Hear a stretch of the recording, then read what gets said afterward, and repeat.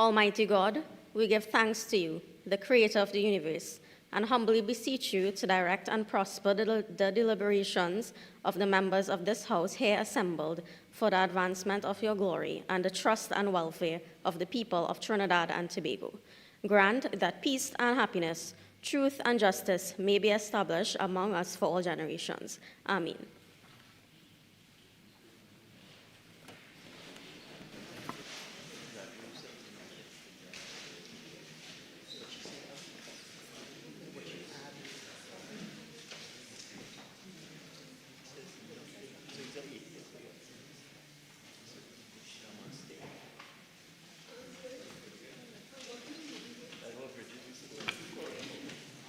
Members.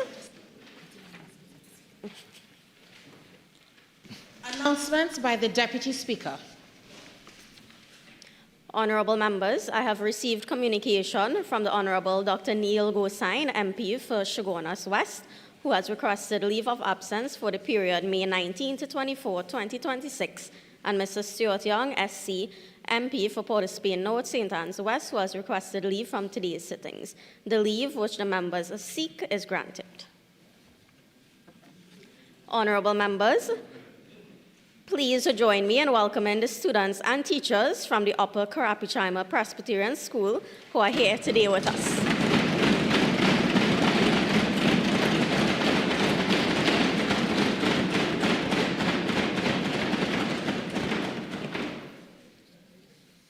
Bills brought from the Senate, the Victims' Rights Bill 2026, in the name of the Minister of Justice. Petitions, papers.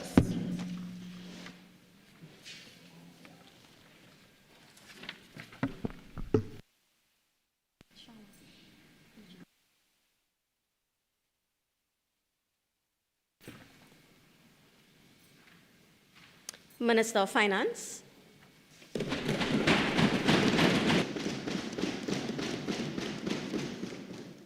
Thank you, Madam Deputy Speaker.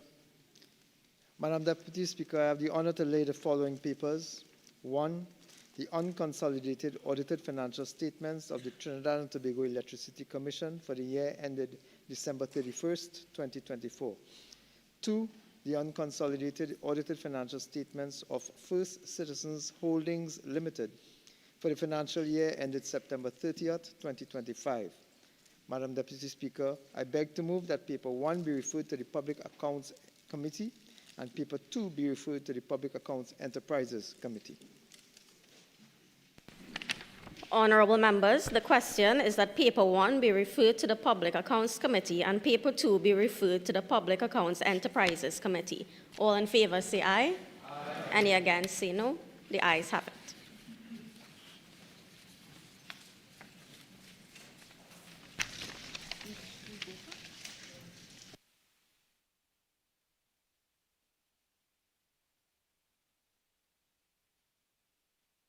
Announcements by the Speaker. Honourable members, correspondence has been received from the President of the Senate dated May 14, 2026. It states as followed. Dear Mr. Speaker, regarding adoption of the special report of the Joint Select Committee on National Security, First Session 13 Parliament, reference is made to the subject at caption. At a sitting held on Tuesday, May 12, 2026, the Senate agreed to the following resolution. Be it resolved that the Senate adopt the National Report for the Joint Select Committee on National Security, First Session 13 Parliament, on the concerns of the committee to the continued membership of a member. In the aforementioned report, the committee's sole recommendation was that Mrs. Janelle John Bates not serve as a member of the Joint Select Committee on National Security. Consequently, with the adoption of the Special Report Committee by the Senate, Mrs. Janelle John Bates has ceased to be a member of the Joint Select Committee on National Security. Accordingly, having regard to the joint composition of the committee, I respectfully request that the House of Representatives be informed of this decision at the earliest convenience, please. Thank you. Respectfully, Senator the Honourable Wade Mark, President of the Senate.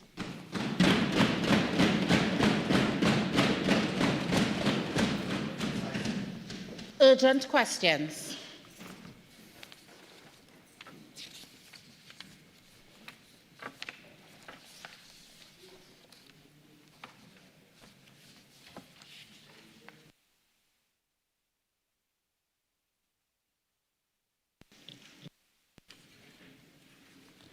Member for St. Anne's East.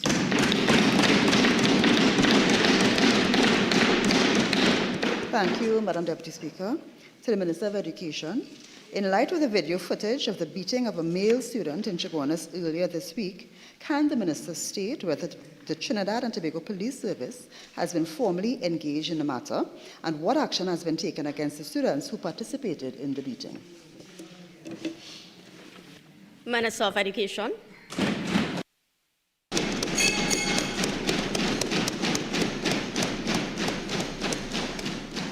Madam Deputy Speaker, I thank the honourable member for the question. Madam Deputy Speaker, the Ministry of Education has received a preliminary report from Chaguanas South Secondary School on the incident shown in the video footage. I'm advised that the school has formally engaged the Chaguanas Community Police. Excuse me. And the matter is therefore before the police for their attention and investigation. With respect to the students who participated in the beating, the school has commenced its internal disciplinary process. Written statements have been obtained from the students involved and from eyewitnesses, and the parents of the students involved have been contacted for a conference at the school. The school has also been directed to convene disciplinary hearings in accordance with the Ministry's policies and National School Code of Conduct, following which appropriate disciplinary action will be taken. The Ministry will continue to monitor the matter to ensure that the disciplinary process is completed and the school continues to cooperate with the Trinidad and Tobago Police Service. I thank you, Madam Deputy Speaker. Member for St. Anne's East, supplemental question. Thank you, Madam Deputy Speaker. Minister, was medical assistance and counselling initiated for the victim and his parents? Member, that's an entirely different question. Would you like to ask another supplemental? Sure. Thank you, Madam Deputy Speaker. Minister, what additional measures are being implemented by the Ministry of Education to address the escalating levels of school violence and bullying and gang-related violence that we are noticing happening in our secondary schools? Minister of Education.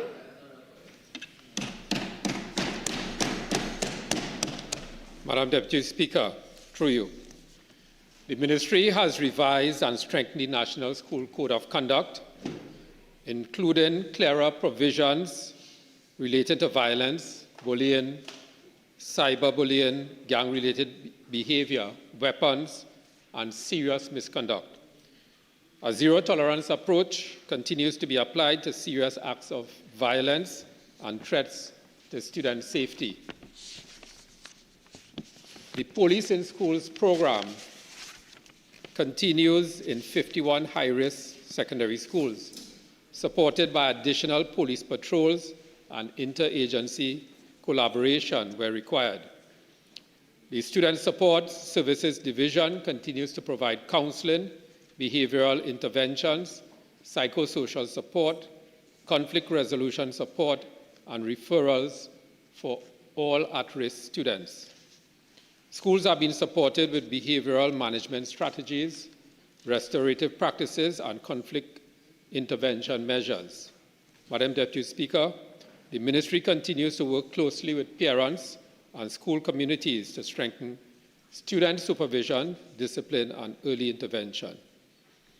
Data on student indiscipline and suspensions continue to be monitored to guide interventions and deployment of support services. Madam Deputy Speaker, the Ministry is also advancing broader student support initiatives aimed at improving student engagement, school climate, and student well-being. Thank you.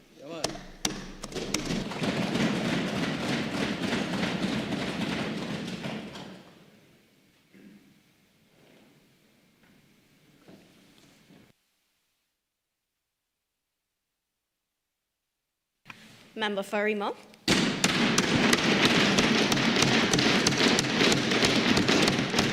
Thank you very much, Madam Deputy Speaker. To the Minister of Works and Infrastructure, given the recent reports of the disruption of cargo transport services between Trinidad and Tobago due to plumbing issues, can the Minister inform when the plumbing and toilet on the MV Blue Wave Harmony cargo vessel would be fully functional, returning the vessel to full service on the sea bridge? Thank you, Madam Deputy Speaker.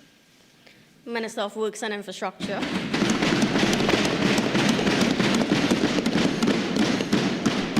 Thank you, Madam Deputy Speaker. There was no disruption of the cargo services from the Blue Wave Harmony, if the member is referring to Friday, the 15th of May.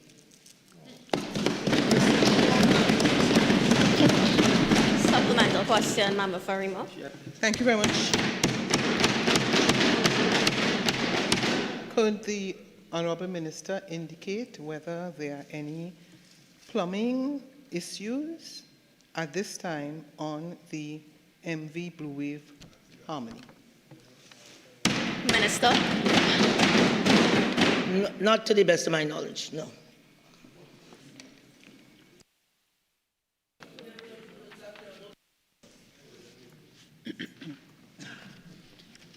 Statements by ministers. Minister of the People, Social Development and Family Services.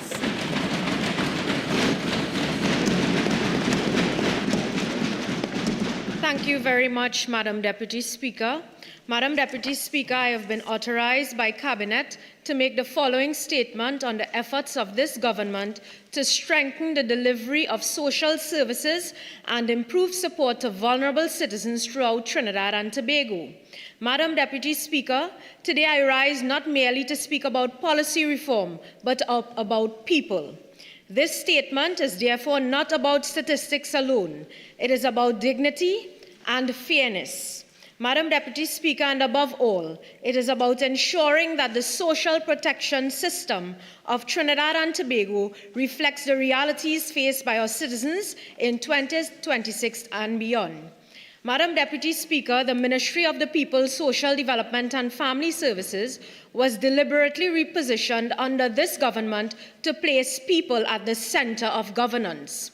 For far too long, many vulnerable citizens felt alienated by systems that appear rigid, outdated, and disconnected from the realities of inflation, rising living costs, and changing social conditions. This government made a commitment to change that. Madam Deputy Speaker, in March 2018, the Standard Means Test, commonly referred to as the SMT, was introduced to standardize eligibility criteria for several social assistance programs, including the Food Support Program, the Public Assistance Grant, the SEED Program, and the Selected General Assistance Grants. However, while the framework itself remained important, the poverty line underpinning the system had not been substantively updated since 2016. That meant that for almost a decade, vulnerable families were being assessed using benchmarks established before dramatic increases in food prices, transportation costs, housing expenses, utilities, and healthcare burdens, and most importantly, the effects of the COVID-19 pandemic. And that is the uncomfortable truth. Madam Deputy Speaker, a system designed to protect the vulnerable cannot remain frozen in time while the cost of survival continues to rise. Therefore, by Cabinet Minute 536 of July 31st, 2025, an interministerial committee was established to comprehensively review the Standard Means Test. Madam Deputy Speaker, this was not a superficial exercise. It was a deeply technical and evidence-based review process involving economists, statisticians, social policy specialists, health experts, planning professionals, and representatives from several ministries and institutions, including the University of the West Indies. Importantly, although the committee was given 6 months to complete its work, the final report was submitted in only 4 months. Madam Deputy Speaker, today I am proud to state that Cabinet approved the committee's recommendation in February 2026. Madam Deputy Speaker, one of the most significant reforms approved under the revised SMT framework is the updating of the poverty indicators themselves. The poverty line has moved from TT $1,439.02 to $2,044.23 per adult, equivalent per month, an increase of 42.1%. The indigence line has increased from $553.47 to $783.23. The vulnerability line has increased from $1,798.78 to $2,555.29. Madam Deputy Speaker, these figures acknowledge the painful reality that life has become more expensive for ordinary citizens. And most importantly, these revised thresholds mean that more genuinely vulnerable households will now qualify for assistance instead of being unfairly excluded under outdated criteria. This is not merely policy reform. This is social justice in action. Madam Deputy Speaker, another transformative reform approved by Cabinet is the introduction of a weighted income contribution model. Previously, household income calculations often overestimated the true financial capacity of families. Under the revised framework, the highest income earner contributes 100% of income to the assessment. The second highest earner contributes 75%, and all other earners contribute 50%. Why is this important? Because real households do not function like mathematical spreadsheets. This reform recognizes the realities of dependency within households and allows assessments to better reflect actual living conditions. Madam Deputy Speaker, another progressive reform emerging from this review is the introduction of an internet connectivity deduction of up to $316 per household per month. Some may ask, why internet? Madam Deputy Speaker, because in 2026, internet access is no longer a luxury, it is a necessity. Children require connectivity for education, citizens require internet access for employment opportunities, healthcare information, government services, banking, and communication. This reform acknowledges modern poverty in a digital age. Importantly, for a single income household assessed at the revised poverty threshold, the combined effect of the updated poverty line and internet deduction may result in up to $921.21 in additional disposable income when determining eligibility. That adjustment alone may now allow a vulnerable family to qualify for the public assistance grant where previously they would have been excluded. Madam Deputy Speaker, the committee also retained important housing and health deductions because essential expenditures must be recognized when assessing vulnerability. A family paying rent cannot simply redirect those funds to food. A patient requiring recurring medication cannot simply ignore medical expenses in order to survive. Madam Deputy Speaker, implementation is equally critical. That is why the ministry recently conducted intensive training exercises involving approximately 85 officers from key service delivery divisions to ensure consistency, accountability, and proper application of the revised SMT framework. The revised SMT is scheduled to take effect from June 1st, 2026. Further, Madam Deputy Speaker, as part of the implementation of the revised standard means test, the ministry developed an in-house standard means test digital calculator, an electronic tool specifically designed to compute the revised SMT with greater speed, precision, and consistency. This simple yet transformative innovation significantly reduces the possibility of human error while eliminating much of the subjectivity that can inadvertently arise in manual calculations and determinations. The introduction of this digital calculator therefore promotes greater impartiality, transparency, and uniformity across the ministry's service delivery network. Importantly, this practical technological advancement was conceptualized and developed internally by dedicated officers of the ministry without imposing any significant burden to the coffers of the state. It stands as a powerful example that meaning transformation does not always require extravagant expenditure, but rather vision, commitment, and innovation within the public service. Madam Deputy Speaker, compassion is measured by action. The government established review, assembled the technical expertise, modernized the poverty thresholds, recognized digital inclusion as a necessity, and this government moved the rhetoric to implementation in record time. That is the record. Madam Deputy Speaker, social protection is not charity, it is nation building. Madam Deputy Speaker, as Minister of the People, I reaffirm today that under this government, social development will never be treated as an afterthought. The poor and vulnerable will never be invisible, and the people of Trinidad and Tobago will always remain at the center of national development. I thank you, Madam Deputy Speaker.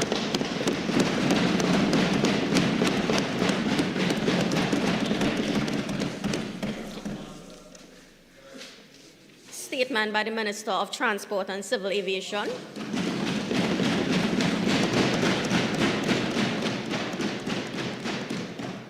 Thank you, Madam Deputy Speaker. I am authorized by the Cabinet of Trinidad and Tobago to make the following statement. Caribbean Airlines remains committed to connecting with the Caribbean and supporting economic, social, and cultural ties that unite our region. In 2023, under the direction of the previous Board of Directors and with the support of the then government, the airline embarked on an expansion into the Eastern Caribbean.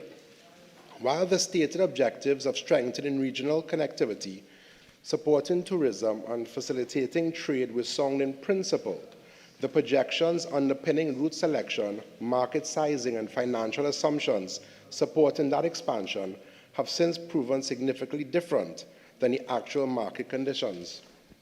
Recognizing the need to safeguard the long-term viability of the carrier, the current Board of Directors, acting responsibly, established a Route Oversight Committee in 2025 to conduct a comprehensive review of route performance, profitability, and strategic alignment. That review has confirmed that several routes launched under the 2023 expansion program were introduced without adequate commercial justification and have generated sustained financial losses for the company since inception. As part of the airline's ongoing network improvement program, several adjustments have already been implemented. These include the discontinuation of the following routes: Jamaica to Fort Lauderdale from November 2, 2025, which generated US $7.2 million in losses; Trinidad to Puerto Rico from January 10, 2026, which generated $4.92 million in losses. To stem the ongoing losses, several other adjustments to the network are scheduled to take effect from June 1, 2026.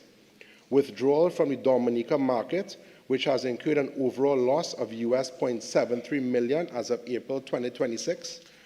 Withdrawal from the St. Kitts market, which has incurred an overall loss of US $1.65 million as of April 2026. Discontinuation of the non-stop Guyana to Suriname service, which has incurred an overall loss of US $1.24 million as of April 2026. Finally, service frequencies to Martinique and Guadeloupe are to be reduced from 4 weekly flights to 2. These routes generated losses of US $1.23 million Martinique and US $1.86 million Guadeloupe, respectively.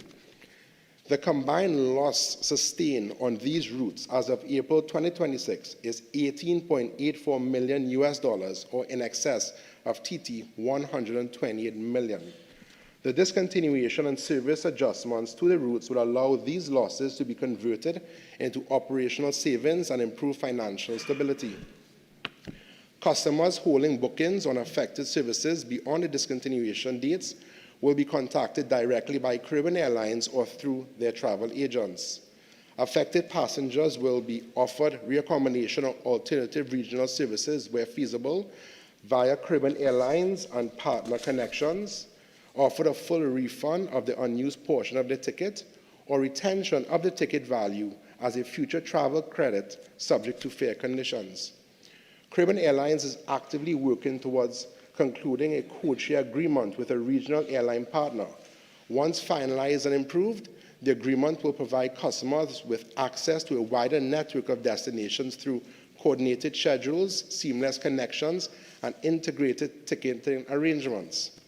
With the prior network decisions now under structured review, Caribbean Airlines is positioned to rebuild on a stronger commercial foundation.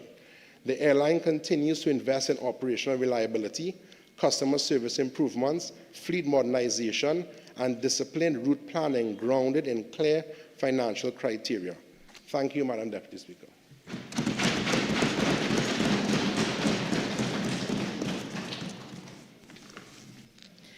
Bills brought from the Senate. The Victims' Rights Bill 2026 in the name of the Minister of Justice. Minister of Justice.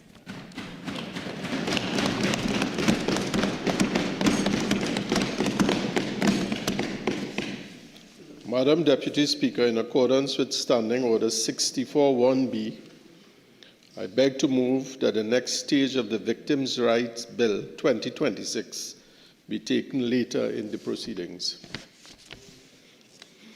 Honourable members, the question is that the next stage of the Victims' Rights Bill 2026 be now taken later in the proceedings. All in favour say aye. Aye. Any against say no. The ayes have it. Motions relating to the business or sittings of the House and moved by a minister. Leader of the House.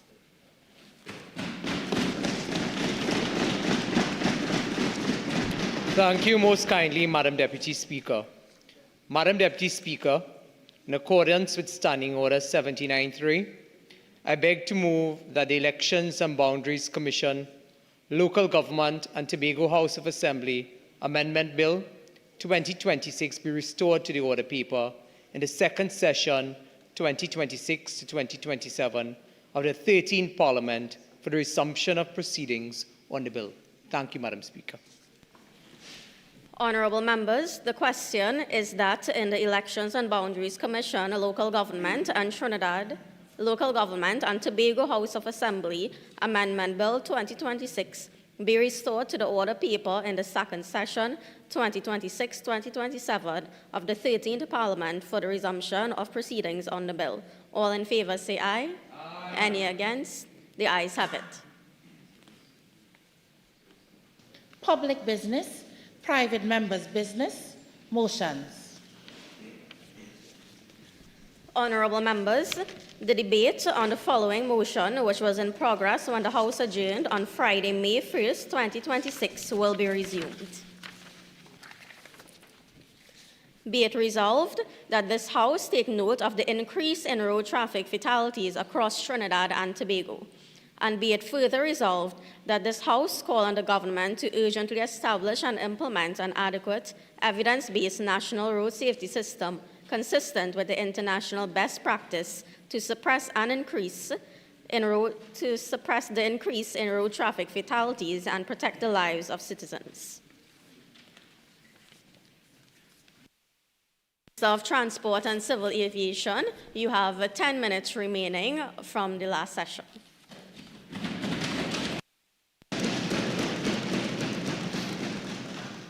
Thank you, Madam Deputy Speaker. Madam Deputy Speaker, I am going to continue exactly where I left off on the first day of this private motion brought by the Member of Parliament for Ruka Lupino. But before I do so, I just want to highlight what I would have already mentioned, what we have done in the Ministry of Transport and Civil Aviation for road safety. I would have mentioned the rehabilitation program, the speed devices, which was launched just about 2 weeks ago, the fixed penalty warning, the increase in fines, the demerit point system. I shared correct data and statistics, unlike the Member of Parliament for Laventille East Mover that was sharing wrong data. And the great work the Honourable Minister of Public Utilities have done in changing the bulbs, the lights along the highway. I left off the great work the traffic management team was doing. I would now like to move into the other things we have done. Madam Deputy Speaker, in December, in a 3-week period, VEMCOT fixed 52 police vehicles.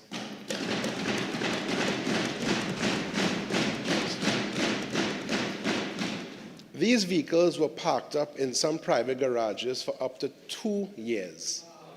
One vehicle that was parked up for 1 year took 1 hour to fix, and a vehicle that was parked up for 2 years took about a little over an hour to fix. I know the Member of Parliament for Ruka Lopino is very jealous about this because when he was on the board of directors of VEMCOT all those years, they never did anything like this. And when I get an opportunity at the mid-year review, I'll tell you exactly what was going on in VEMCOT when that member was on the board of directors. Madam Deputy Speaker, on the 5th of January 2025, this government would have expanded the vehicle inspection framework, which allowed vehicles, public service vehicles, as per Section 2 of the Act, under 2,270 kilograms, to go to any one of 87 inspection stations, including VEMCOT. And vehicles over, public service vehicles over 3,200 could go to VEMCOT alone.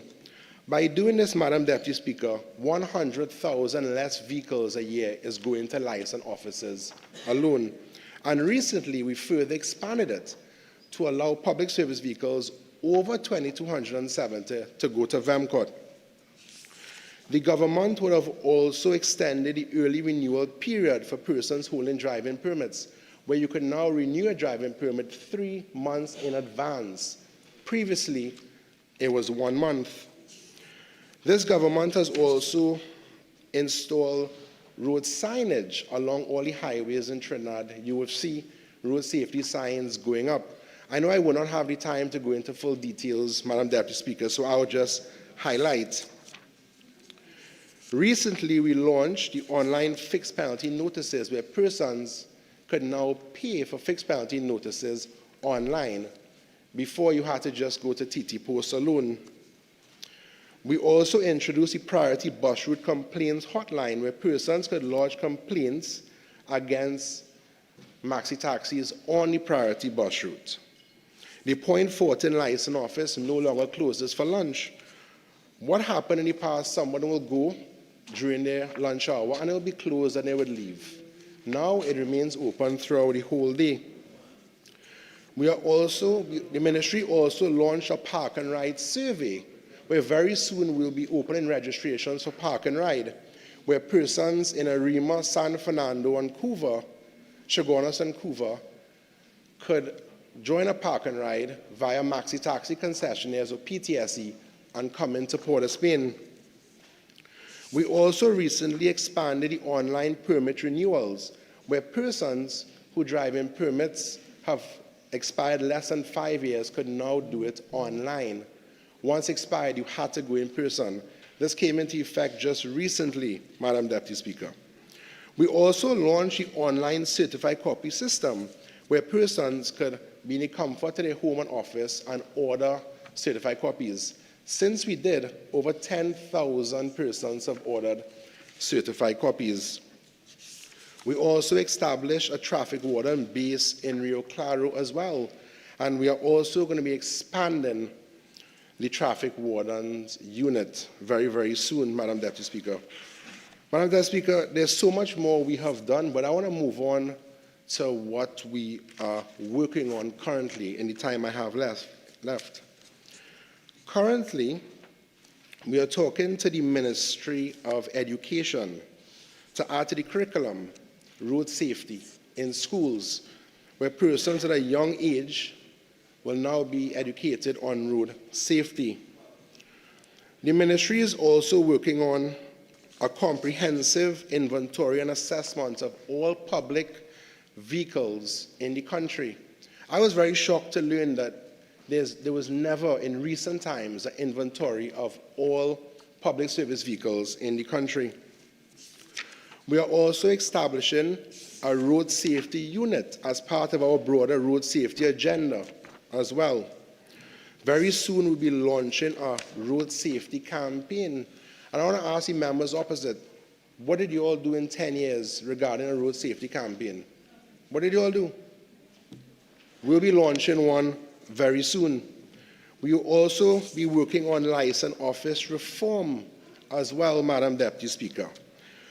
We are working on the red light enforcement. Very soon we'll be launching the secure license plates. We are also working on a checkered ban system. This initiative is to introduce a checkered ban maxi taxi system aimed at providing regulated public transportation services to underserved rural communities. We are also working tirelessly to fix the public transport system, PTSE, and I've been very vocal about what we inherited regarding PTSE. Very soon we'll be launching a road assessment program. Under this initiative, approximately 2,000 kilometers of roadway across TNT will be assessed to identify high-risk areas and support targeted safety improvements, aims at better protecting all road users. This has never been done in the history of Trinidad and Tobago, Madam Deputy Speaker. Madam Deputy Speaker, I know I just have a few minutes left. In closing, road safety is not a single policy, a single system, or a single intervention. It is a comprehensive, coordinated effort that requires discipline, compliance, and sustained action. Throughout this contribution, I have outlined the steps this government has taken to strengthen enforcement, improve roadworthiness, enhance traffic management, and adopt a more data-driven and proactive approach to protecting lives on our roads. We are moving beyond reactive responses to a system that anticipates risk, promotes responsible behavior, and ensures accountability across all road users. Madam Deputy Speaker, the difference is clear. While others relied on measures that were ineffective, this government is implementing practical, fair, and evidence-based solutions that deliver real results. But road safety is not the responsibility of government alone. To the people of Trinidad and Tobago, I say this: every driver, every passenger, every pedestrian has a role to play. We must all take responsibility for our actions on the road, obey the law, and look out for one another. This is not about rhetoric. It is about responsibility. It is about restoring order on our roads, strengthening compliance, and more importantly, saving lives. That is our commitment, and it must be shared commitment by all. I thank you, Madam Deputy Speaker.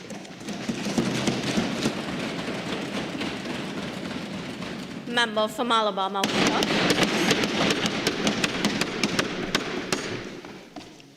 Thank you, Madam Deputy Speaker. And I am pleased to lend support to my colleague, mover of this motion, the member for Aruka Lopino, on what is a very important motion. Madam Deputy Speaker. Madam Deputy Speaker, on the last day, the 1st of May, when this motion was first piloted, I was not in the chamber. But in preparing for this debate, I had occasion to look at the proceedings on that day on the Parliament channel. And I must say that there were times when I thought, in listening to the contributions of members opposite, that I was looking at an episode of Amateur Night at the Apollo. A serious matter.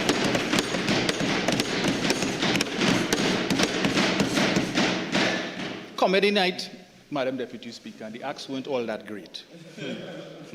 A serious matter reduced to jokes and laughter and all of that. Madam Deputy Speaker, this particular motion is dear to me because on the 29th of March of this year, I lost a very good friend of mine in a most unfortunate accident. Many persons would have seen video footage of that accident that took place on the highway in the vicinity of the Monroe Road flyover, where a pickup being driven by a 22-year-old who lost control of the vehicle, crossed the median, and slammed into a vehicle, an oncoming vehicle, Madam Deputy Speaker. And that was a longtime friend of mine, a friend of 18 years, Mr. Michael King. As a result of that accident, Madam Deputy Speaker, Mr. King died on the spot, and his wife suffered critical injuries. She had to undergo several surgeries, Mr. Speaker, Madam Deputy Speaker, and is still in recovery. And Mr. King, and the media would have reported on that extensively, and we would have heard that Mr. King was a young businessman from Lupino. But there's another side of that the media didn't capture. That Mr. King was the father of 4, Madam Deputy Speaker, 4 children. Twin boys, 19 years old, who just got their first job. And for them, their father was their sounding board for any major decisions that they had to make in their lives. He was also the father of a 16-year-old boy, who many people say was his twin. Oftentimes we would tell him he made himself. And this young man is currently doing the CAPE exams, Madam Deputy Speaker, and he also had an 11-year-old daughter who just wrote the SE exam. All of them, all 4 children, Madam Deputy Speaker, pivotal moments in their lives, milestone moments. And when the results of some of these pivotal moments come out later this year, unfortunately, their father will not be around to celebrate with them.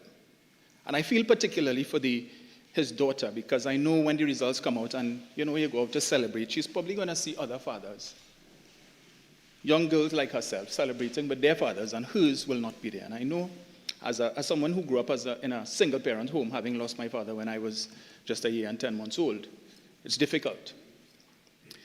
And so we take road safety very seriously, Madam Deputy Speaker.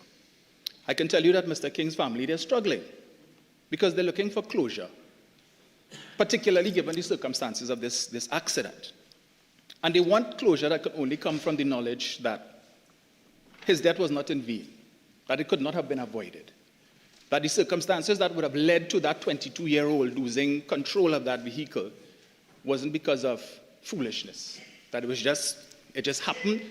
And as devout Jehovah's Witnesses, I know they find comfort in the scriptures, Ecclesiastes, that talks about time and circumstance befalling us all. But still, Mr. Speaker, they're looking for that closure, Madam Deputy Speaker, that closure that may very well never come. And there's so many other situations like that, Madam Deputy Speaker. When these accidents take place, that is the side of it that we don't see. And these people struggle for years. And those who sometimes cause the accidents, they move on. I'm sure that 22-year-old, because he and the other person who was in the vehicle with him, they were both discharged from the health center the same day, probably back out on the road. I'm not casting any aspersions. I don't know what were the circumstances that led to him losing control of the vehicle. But, there's talk out there. And so that is why it is very, very important, Madam Deputy Speaker, that when it comes to road safety, as parliamentarians, as legislators, we need to get it right. This is not a subject that we should be bickering over. This calls for a bipartisan approach so that we can ensure that we get the best policies in place to reduce the number of road traffic accidents. Madam Deputy Speaker, both the member for Oropuch East and the Minister of Transport and Civil Aviation gave us some statistics. In fact, the member for Oropuch East would have chastised the mover of the motion for not providing data and statistics to support the claim of an increase in the number of road fatalities.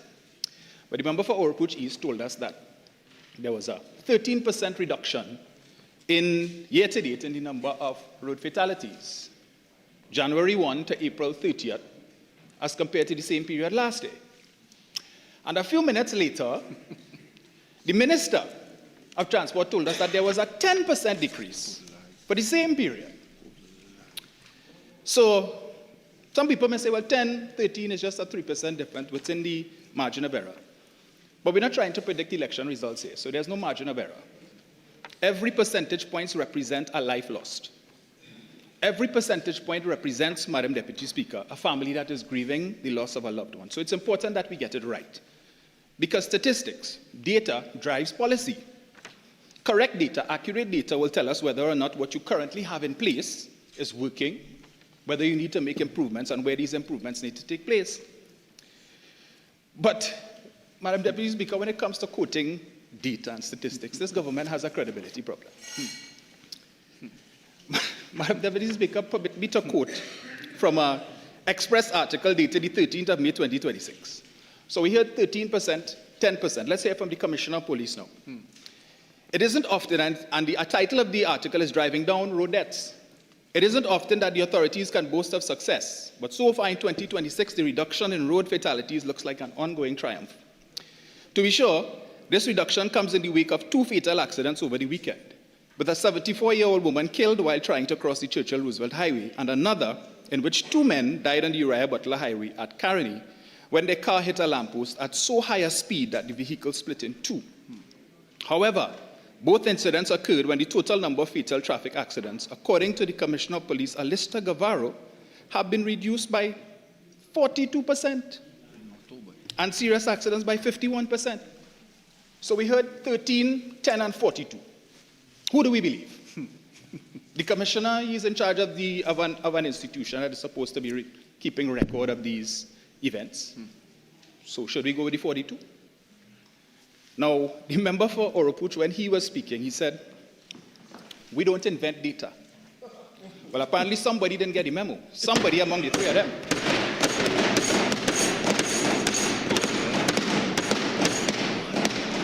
Right now, Madam Deputy Speaker, the lie detector test looking at those 3 gentlemen with kuya mouth.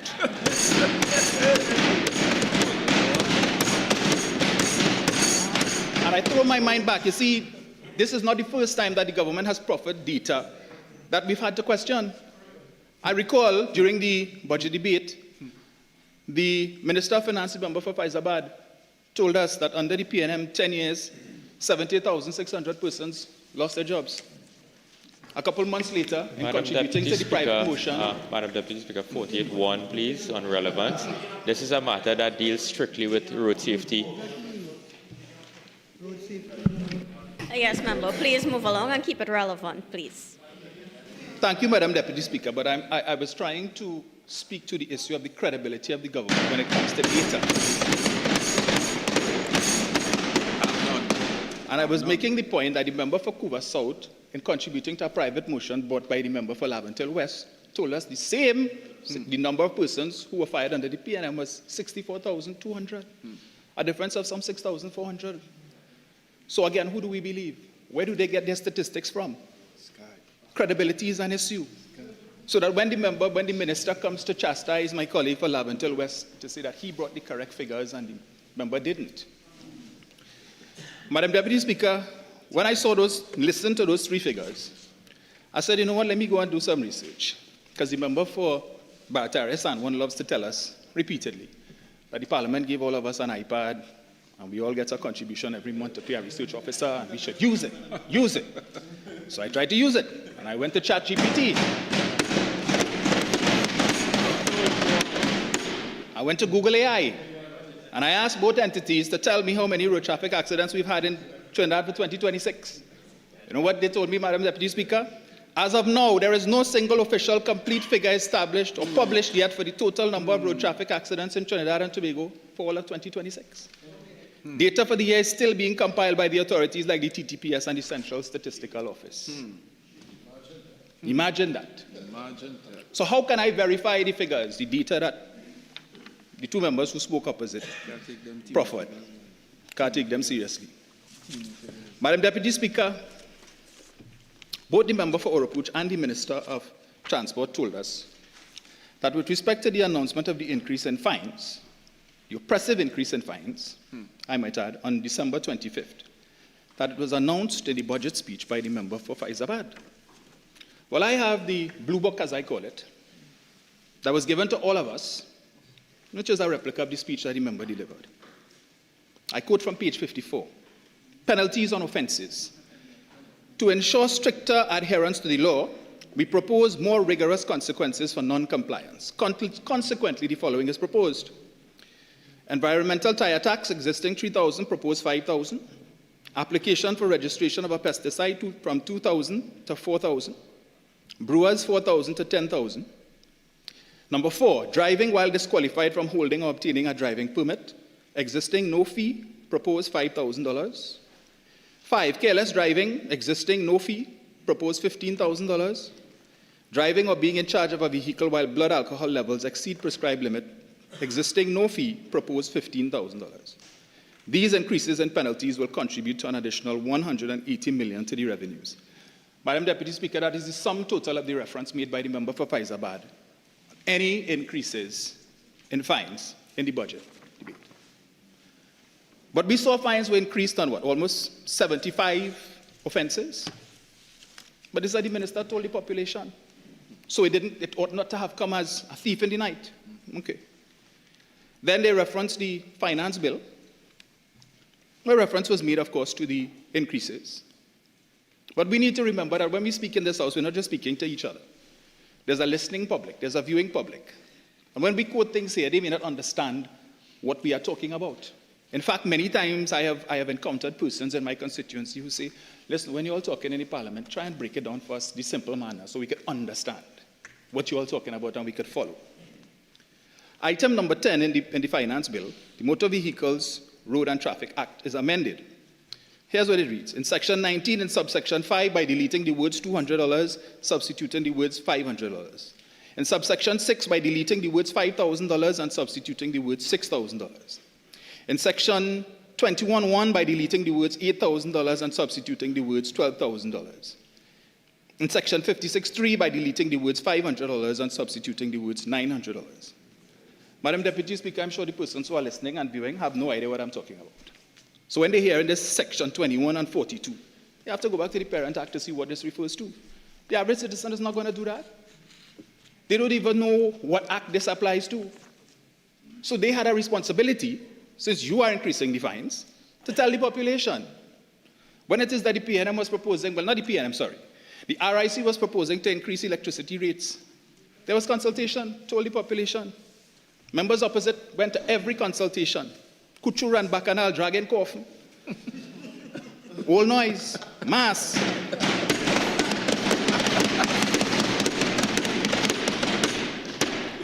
But 100 and 150% increase in fines, no consultation. But they love the population, Madam Deputy Speaker. Madam Deputy Speaker, the merit point system has featured prominently in this debate, and I think rightly so. Because it was just one of several measures that the last administration would have implemented to treat with the issue of road safety. The member for Oropoch East quite correctly stated in his contribution that when it comes to road use, we have a lot of citizens who are hardened, indisciplined. And the purpose of the merit point system, primarily, Madam Deputy Speaker, was to treat with those persons who have shown themselves to be unrepentant when it comes to recklessness on the road.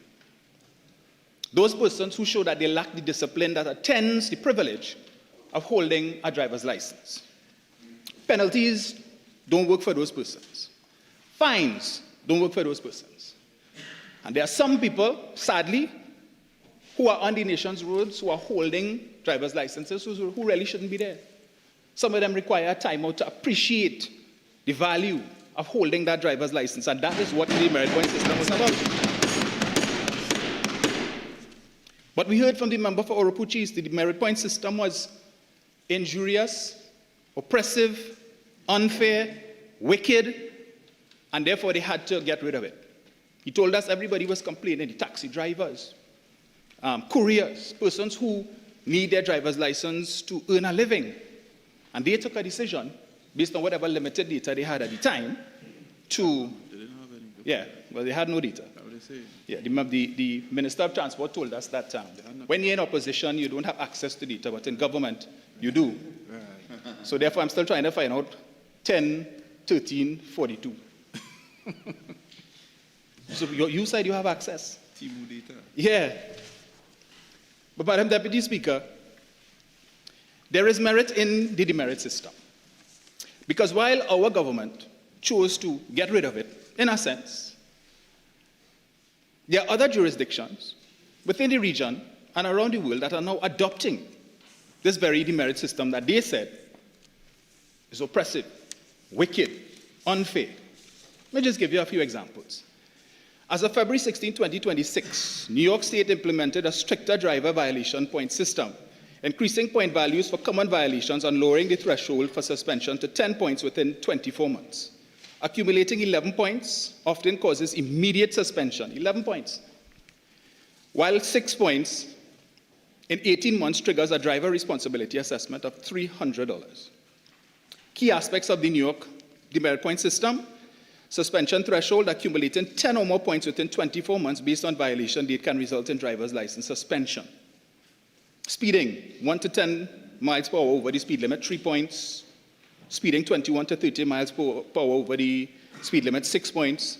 Speeding 40 miles per hour over the speed limit, 11 points. And one of the similar features, Madam Deputy Speaker, as was with the case with our demerit point system, is that you pay a fine and you get demerit points. But they said that that was unfair, double jeopardy, being punished twice. Some people need that. Correct. They recognize that. And I don't believe for one moment, Madam Deputy Speaker, that they generally and really believe that the demerit point system wasn't good. But they recognize that it was a populist, a good decision to make in order to get votes. Correct. Because people were complaining about it. And what was required was for you to fix the system, not to get rid of it altogether.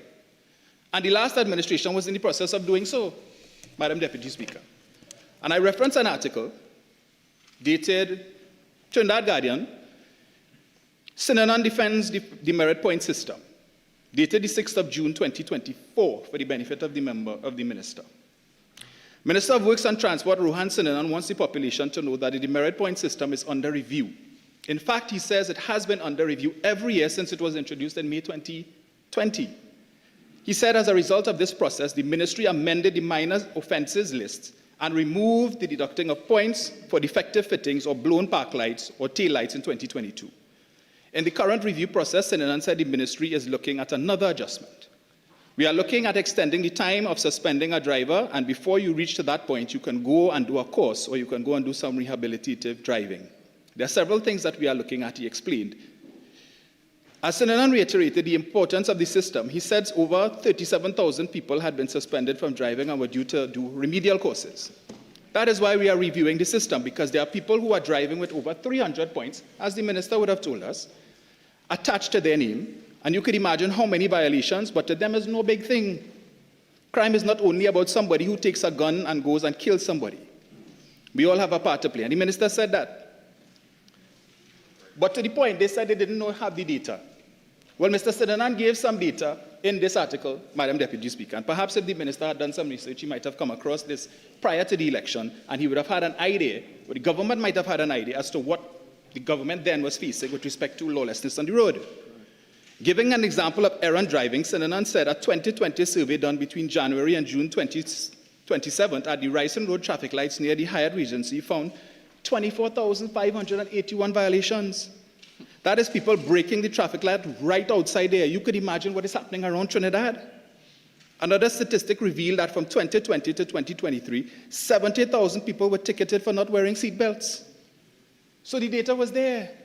So when they say they didn't know and we didn't know, this is what the last administration was treating with.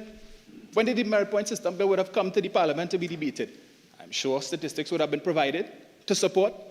Were they asleep? Madam Deputy Speaker? But they say they weren't aware. When they announced to the population, put us in office and we will get rid of that dreaded, wicked, injurious demerit point system. Yes, that's what they wanted to see. Promise made, promise kept. Yes, and you all were able to see that. Wonderful. But at the same time, Madam Deputy Speaker, while people were complaining about the demerit point system, there were persons who were in support of it. When it was announced that the government was going to follow through on that ridiculous promise, that populist promise, there are people who were saying, listen, there is some value in it. So relook it. See how you could fix it. Look at what obtains in other jurisdictions and see if you could bring it in line, because it is needed, Madam Deputy Speaker. Now, the minister and both the member for Oropouche as well, Oropouche East, would have told us about some 1,809 persons, I think, whose licenses were suspended. What was the interesting thing about that? I am no attorney, but I would want to put a spin on the fruit of the poison tree doctrine. I think that's what you all call it.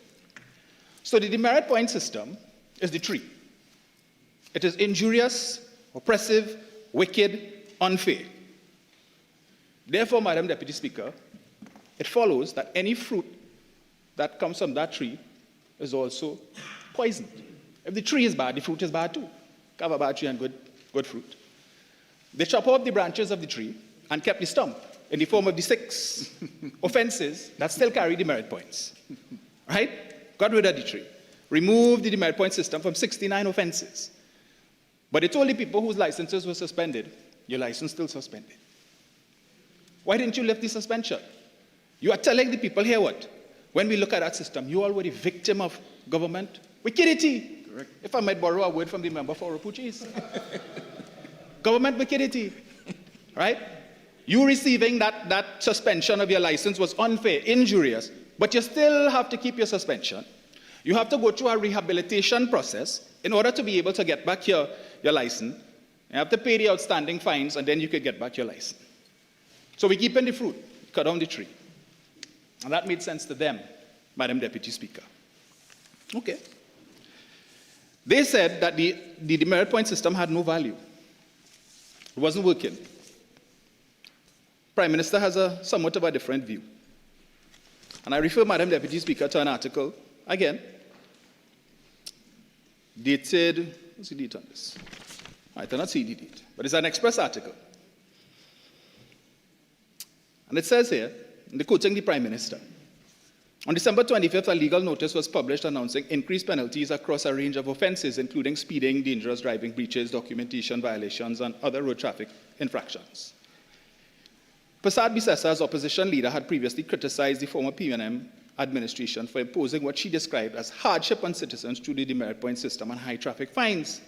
However, responding to questions from the Sunday Express yesterday, the Prime Minister said her government removed the demerit system. Yet, reckless road behavior continued, causing deaths and endangering lives.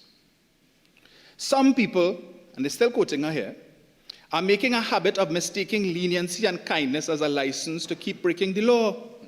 We removed the traffic demerit point system, and some persons took that as a permit to abuse leniency and break the law on the roads. So the Prime Minister was effectively saying, in this last statement here, that the demerit point system had been effective in causing some persons to exercise restraint and a little more discipline on the nation's roads because they were afraid of losing their licenses. And as soon as that system was removed, according to the Prime Minister, some persons took that as a permit to abuse leniency, and Madam Deputy Speaker, they let loose, breaking the law on the roads, causing the Prime Minister to label Trinidad and Tobago a lawless dump. Lawless dump. Now, Madam Deputy Speaker, if it is that you want to get buy-in policy of this nature, you need sometimes to use what we call moral suasion. People are upset, you increase the fines 100%. They're complaining, just as they complained about the demerit point system. Perhaps complain even more, I would say, Madam Deputy Speaker. But you would think the Prime Minister would want to take the citizens into her confidence and talk to them nicely and say, listen, this is the situation and we are working in your best interest. Here's what the Prime Minister had to say. If any citizen wants to break the law and drive recklessly and kill themselves on the road, that's fine by me. No problem.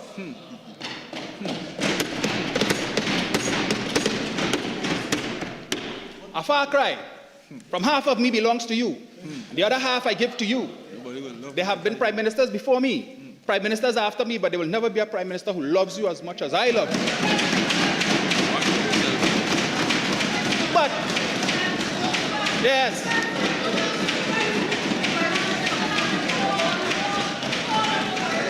But if you want to drive recklessly and kill yourself, fine by me. That's how she loves, Madam Deputy Speaker. Yeah, that's how we show love. Go and kill yourself. You can imagine a parent telling the child that. A child tell you, stop driving recklessly, but you know, if you want to drive recklessly and kill yourself, go right ahead. A parent saying that to the child. That's love UNC style, Madam Deputy Speaker. Madam Deputy Speaker, permit me to give just a couple more examples of countries where the demerit point system is working well, has been embraced by the authorities there. Just over yonder, Guyana. Traffic Chief Assistant Commissioner of Police Mahendra Singh has confirmed that Guyana's demerit point system will soon be rolled out, calling it a key measure to strengthening road safety and improve driver compliance. According to him, the measure is intended to encourage drivers to comply with traffic laws voluntarily, and where that fails, to ensure compliance through strict enforcement. He added that continued violations could result in permanent penalties, explaining that it speaks to a first occasion, second occasion, and thereafter what can happen where you are disqualified permanently. New Zealand. In New Zealand, the demerit point system penalizes unsafe driving with 100 or more points accumulated within a 2-year period, resulting in a mandatory 3-month license suspension. Points are issued for speeding, mobile phone use, and traffic offences remaining active for 2 years from the offence. Key aspects of the New Zealand demerit point system: suspension threshold, warning letter. The New Zealand Transport Agency sends a warning letter when you reach 50 points. Validity period: points remain active for 2 years from the date of the traffic offence. On offences, demerits are issued for a number of offences: not wearing seatbelts, breaching license conditions, L plates, passenger restrictions, and some alcohol-related offences. Speed cameras, note that safe speed camera infringement notices do not carry demerit points. So, Madam Deputy Speaker, all they simply had to do was to look at the system, amend it, as I said before, look at what exists. 2 more minutes of original speaking time. Would you like your additional 15 minutes? Yes, Madam Deputy Speaker, thank you so much. As I was saying, so just look at the existing system and fix it. Because road safety is an issue that requires a multi-pronged approach. And increased fines alone, Madam Deputy Speaker, and the member for Oroput said it, it is the prudent use of punitive policy to bring about behavioral change. Madam Deputy Speaker, I have seen some behavior on the road that has me wondering sometimes. I'll give you an example. The member for Oroput gave us some examples of, former ministers under the previous PNM administration who got charges for DUI, who knocked down somebody with a golf cart, and all of that. A few weeks ago, Madam Deputy Speaker, we finished here very late, and I'm heading up the highway, going at between 95 and 100. Because with these increased fines, you always have to be focused on your speedometer. Right? Because you don't want to get having to pay serious fines based on just going 1 kilometer over. So it's about 99, 100 thereabout. And as I was approaching the Grand Bazaar interchange, the ramp to go over to the south, beautiful blue Volvo passed me, whoosh, rocked my car. I said, wow, boy, he's in a hurry to get home. Afterwards, I recognized it was the vehicle belonging to the member for Oroput East. Now, I don't know if he was driving or if he was being driven. Madam Deputy Speaker, but I tell you, if I was going at 99 or 100, clearly the speed at which he passed me, he was over the speed limit. You say? What? Yes. What? But permit me, Madam Deputy Speaker, to give you another example of more recent vintage. What? Madam Deputy Speaker, permit me to rise respectfully on 48.6 because this cannot be, you cannot use it as fact. This is his opinion. We don't know if this actually occurred. This cannot be entered as Hansard. If you can bring what the Minister of Transport told us about was facts in existing records. This is a hearsay, them say, she say. We cannot allow this. The member just has to rise on a point of order. He is not entering the debate. He has an opportunity, but he cannot give an editorial. What point of order are you rising on?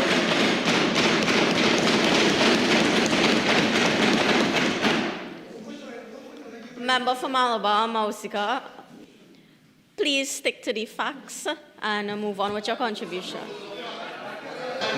Madam Deputy Speaker, I rise on 48.6. Is the member taking ownership for the statement that the blue Volvo that he observed is the member for Oroput East is the owner of that vehicle? Is he taking ownership of that statement? Member for Malabar, Mausika, if you wish, you may clarify and move on. Madam Deputy Speaker, I said I don't know if the member was driving the vehicle or if he was being driven. Madam Speaker, I rise on 48.6 as well. Because what the honourable member is alleging without fact, is that a member on this side was breaking the law. If he is unable to so prove, he should apologize and withdraw, Madam Speaker. Member for Malabar, Mausika, I will give you two options. You either withdraw and apologize or stand by your statement. Madam Deputy Speaker, I stand by my statement. Madam Deputy Speaker. Madam Deputy Speaker. I adhere to the advice that you have provided to the member for Mausika. However, Madam Deputy Speaker, this is a serious imputation on the member for Urupuch East regarding breaking the laws of the Republic of Trinidad and Tobago. Speaker, is this a point of order? Madam Deputy Speaker, if it is, what is the point of order? This is an abuse of the House. What is the point of order? And therefore I raise 48.6. The member must apologize and withdraw the statement.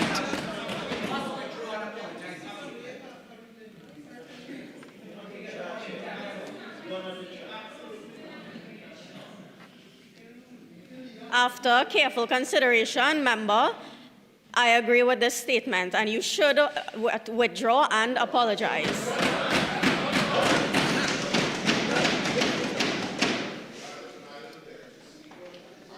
On Standing Order 48.6.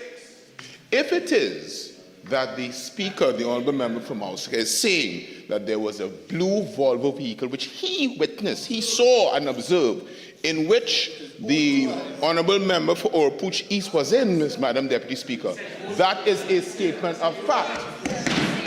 And he is entitled to stand. Thank you, Port of Spain South.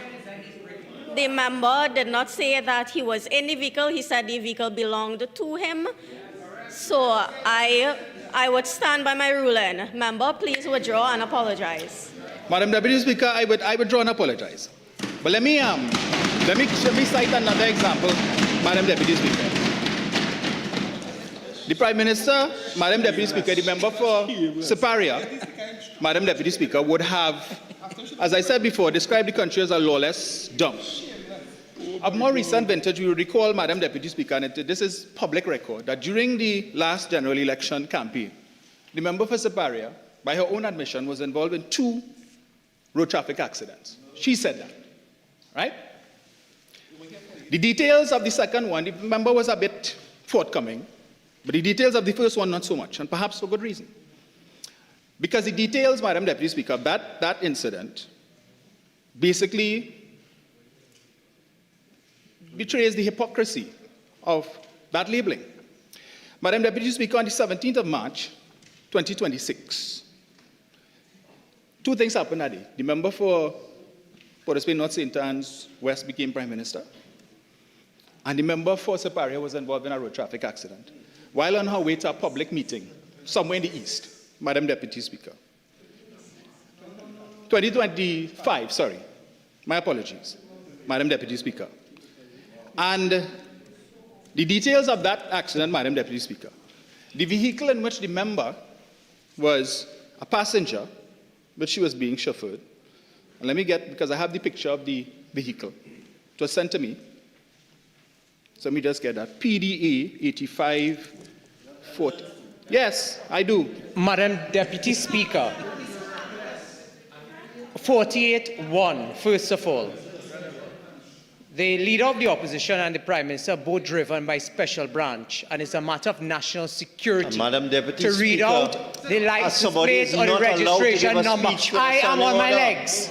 48. You're not allowed to do that. I am on my legs. Member Fedego Martin, are you raising on a point of order? This is a matter of national security, putting the safety not only of the Prime Minister, but also that of who sits in the vehicle assigned by the special branch, in this instance, a then Leader of the Opposition. This is highly irresponsible and reprehensible, Madam Deputy Speaker, and should not be allowed to continue. Point of order is 48.1. Deputy Speaker, yes. The member has raised a point of order. It is not his responsibility to give an editorial, Madam Deputy Speaker. It is, and that is what he has to do. The standing order said, Madam Deputy, you raise a point of order and you... Member, what is your point of order? Can you tell me what is your point of order? What is Madam your Deputy point Speaker, of order, I'm saying, Madam, the point of order is that the member... What is your point The point of order, Madam Deputy Speaker, is that the member is not allowed to editorialize, Madam Deputy Speaker. He just has to raise a point of order. No point of order. I request that you resume your seat. Please Please resume your seat. I am on my legs. And if you continue, I would have to ask you to please take a break.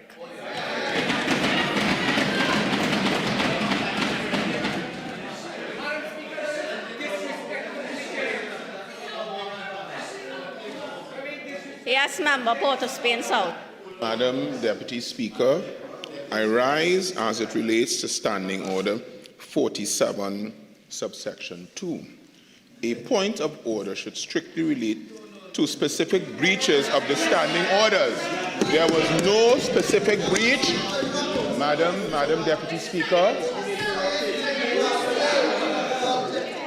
Madam Deputy Speaker, Madam Deputy Speaker, may I continue, please? Consequently, the Honourable Member for Cuba South cannot just stand up and have a soliloquy. He must stand in the order. Thank you, Port of Spain South, for raising that point of order. I would rule that the member for Cuba South was within the standing orders, completely within the standing orders. Member for Malabar Mausika, I would again ask you to withdraw that statement. Withdraw the statement of providing information which should not be said. I got the number incorrect anyway, so, right? I was looking to get the correct number, so I won't quote it. Madam Deputy Speaker, I will simply give the details of the accident. The vehicle in which the member was being driven... Madam Deputy Speaker, 48-1. Member, you have a couple minutes remaining.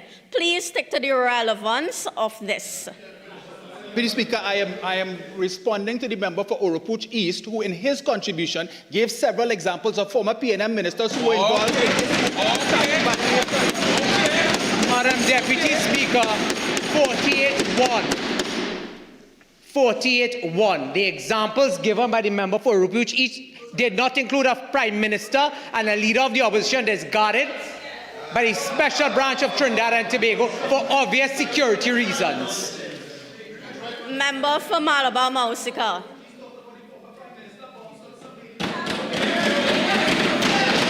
Madam Deputy Speaker,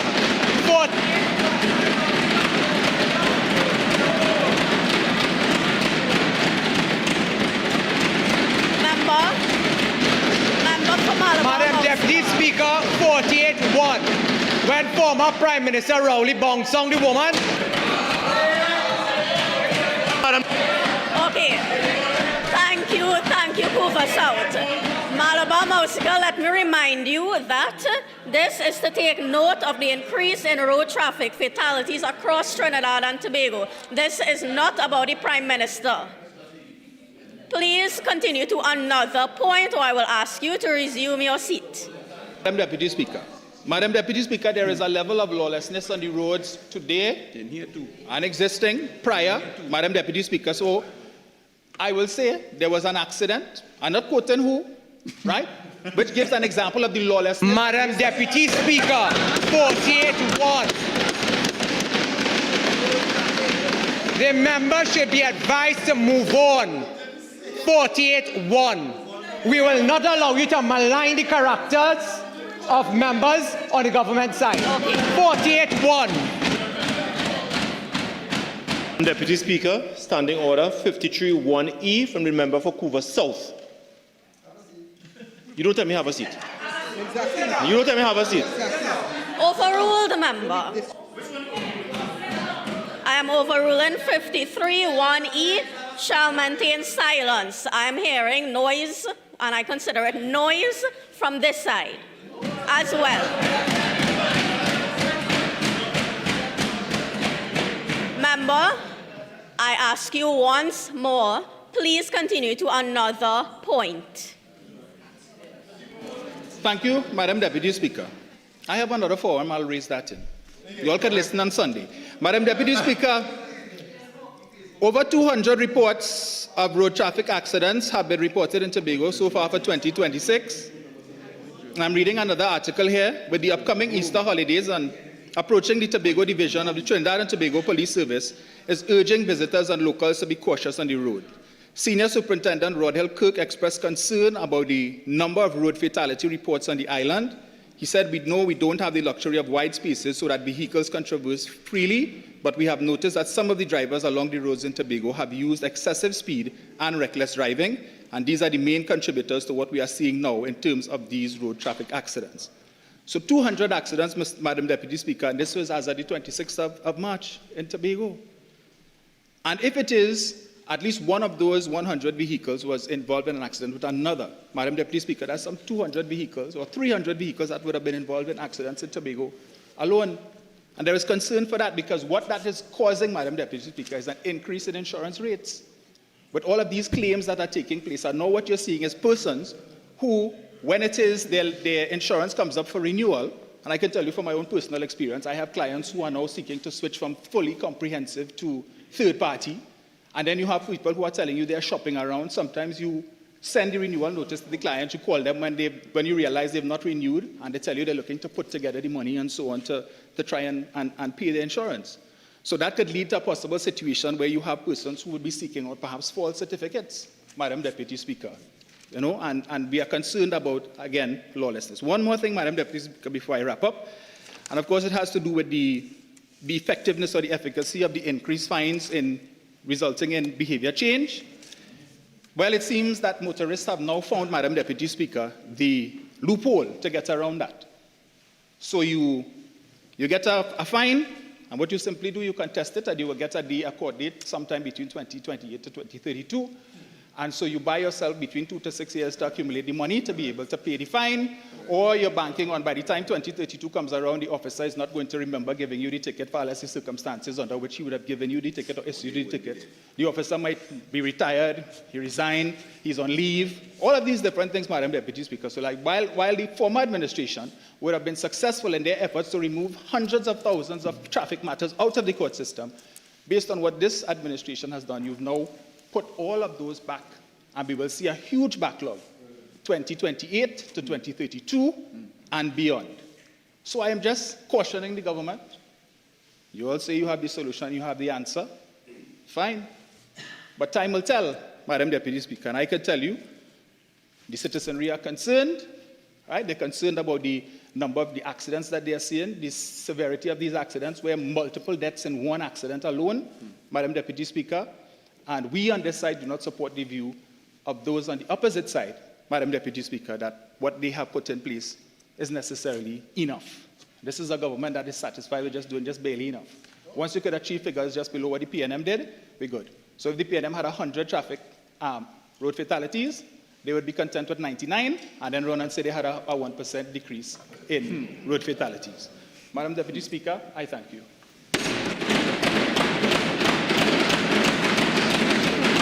Member for Caroni East.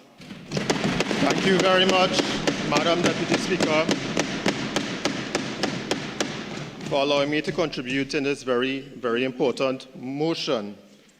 And Madam Deputy Speaker, to begin, I'd like to first say that I was deeply, deeply disturbed by the contribution for the member from Malabar, Mausika, Madam Deputy Speaker. And it can best be described as political mischief. Yeah.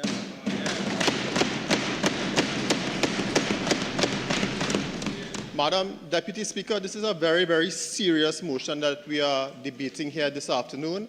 And the ability of the member to politicize such events was very, very disturbing to me. And his willingness to attack political opponents when we are debating such a very, very important motion. Madam Deputy Speaker, I rise not because road safety is unimportant, but to say that as the member for Caroni, I oppose this motion and all iterations of this motion.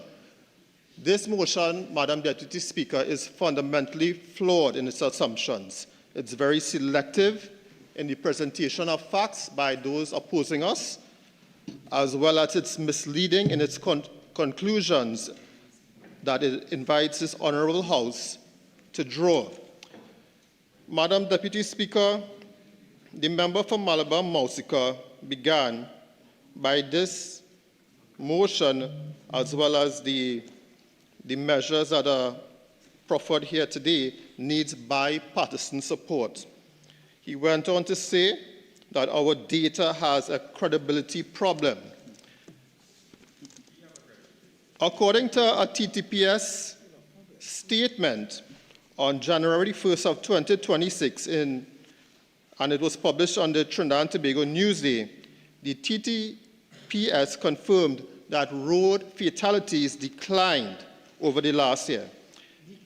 Declined. In 2024, there were 124 deaths, and in 2025, there were now 109 deaths. That's 12% reduction in fatalities year on year. That is TTPS data.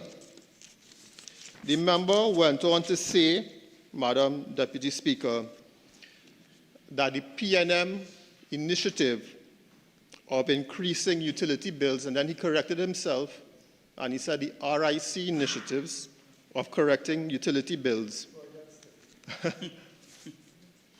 We on this side railed up against that. But I'd like to tell this honorable House that when you increase utility bills, the citizens of Trinidad and Tobago would have to pay that month after month, year after year. What we have done with fines, increasing fines, they apply only to those who break the law.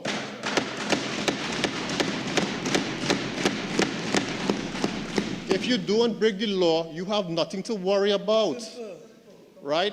You cannot compare that to raising utility bills in which everyone has to use, all families.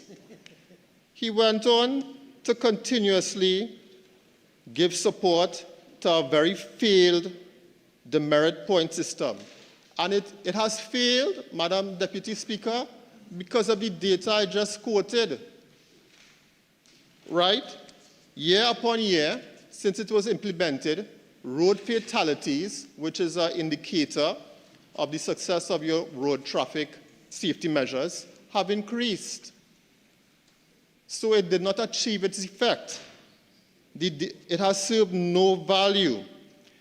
1,809 disqualifications, yet deaths on the road rose, as well as it was double jeopardy. Madam Deputy Speaker, he went on to say that the Prime Minister said, reckless road behavior continues. And behavior modification takes time. You have to allow these measures that we have implemented some time to work, right? It's a public health measure, and I'll get more into that later into my debate.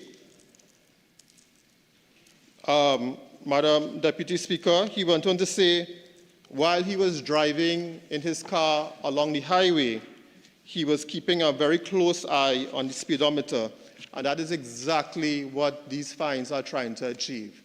Persons having to adhere to the law and to stay within the speed limit, Madam Deputy Speaker. So, Madam Deputy Speaker, those on the opposing side have been very selective in the facts that they have tried to give to this honorable House, and they have been very misleading in their conclusions. I'd like to thank the Prime Minister for all the measures that she has implemented through the Minister of Finance and the Finance Bill with regards to road safety. And I'd also like to make mention of the contributions made thus far on this side by the Minister of Energy and Energy Industries, as well as the very stellar contribution by the Minister of Transport and Civil Aviation. What Minister Eli Zakour has done in 1 year, right, has outdone what the PNM has done in the previous 10 years before that. And it exemplifies 1 year of stellar performance of this UNC government. And Madam Deputy Speaker, let me make it clear. Every single death on our roads is a tragedy. Every life deserves compassion, accountability, and action. And road safety is indeed a national concern. But no responsible member on this House could deny that. But, Madam Madam Deputy Speaker, with the measures that have been implemented by the Minister of Finance, better days are coming.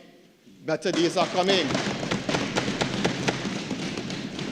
So, Madam Deputy Speaker, we cannot support an attempt to distort the public discourse. Incomplete statistics, partisan storytelling, as well as selective outrage. Madam Deputy Speaker, the PNM, they are not supporting our measures, Madam Deputy Speaker, and it tells of how out of touch of reality that they are. They cannot recover from the serious licking they got in April of 2025. And apparently they are going to make the same mistakes again. They are adverse to a law-abiding society, Madam Deputy Speaker. Crime and criminality, blood in the streets. We are bringing back order to Trinidad and Tobago, Madam Deputy Speaker. If they were still in power, nothing would have changed. Nothing would have changed. I sat on that side for 5 years in opposition, pleading with them, giving them ideas. All of us on that side gave them ideas when we were on that side, and they never listened, never listened. In 1 year, we have decreased the murder rate. In 1 year, we have decreased the road fatality rate. That is performance, Madam Deputy Speaker.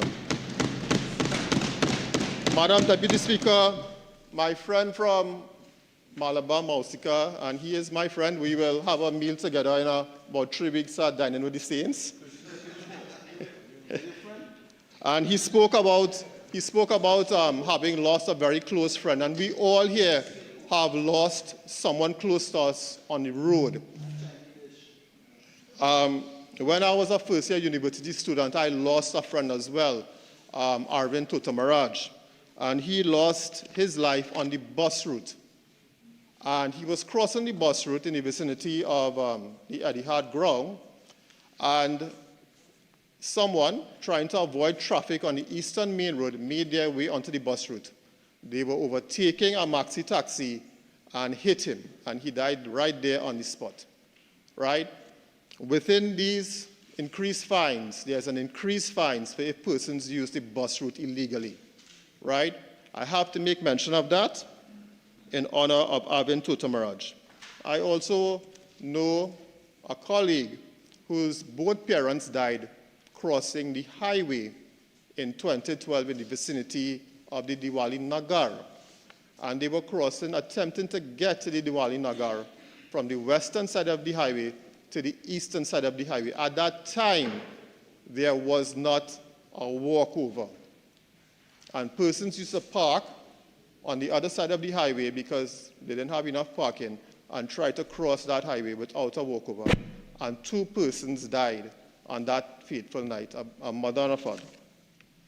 As well as I have 2 friends while I was in Mount Hope Dental School that also died soon after graduating from their medical and dental program. Dr. Adrian Bagan in 2004, as well as Dr. Rajiv Bahal in 2018.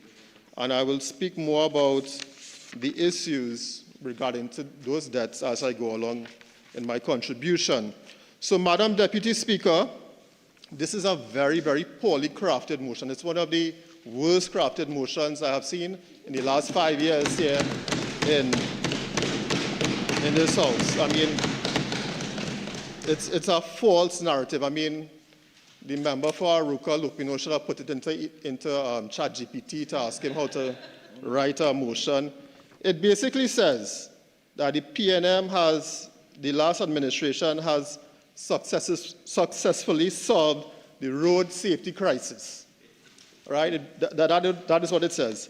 And then it says that we, the current government, has dismantled effective systems, and that road fatalities has increased because of those decisions, despite the fact that they have decreased, and that we, the government, lack a coherent road safety strategy.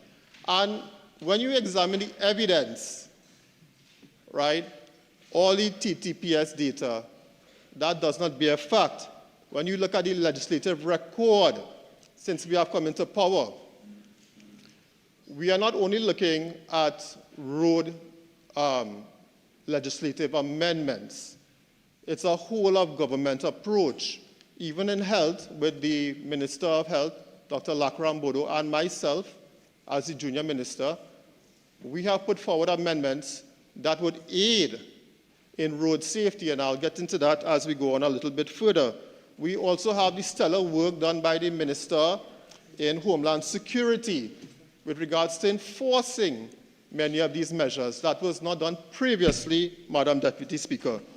And we have numerous media reports, right, that would discount what they on that side are saying. So thus the central premise of this motion would thus collapse. Madam Deputy Speaker, the opposition is claiming an increase in road traffic fatalities. And as I said before, there is documented evidence that there is a 12% reduction in fatalities year on year. Madam Deputy Speaker, this is not a political talking point. This is reported by our National Law Enforcement Authority, and I need to make that fact. This motion is based on an increase in deaths when there is a documented decrease in deaths.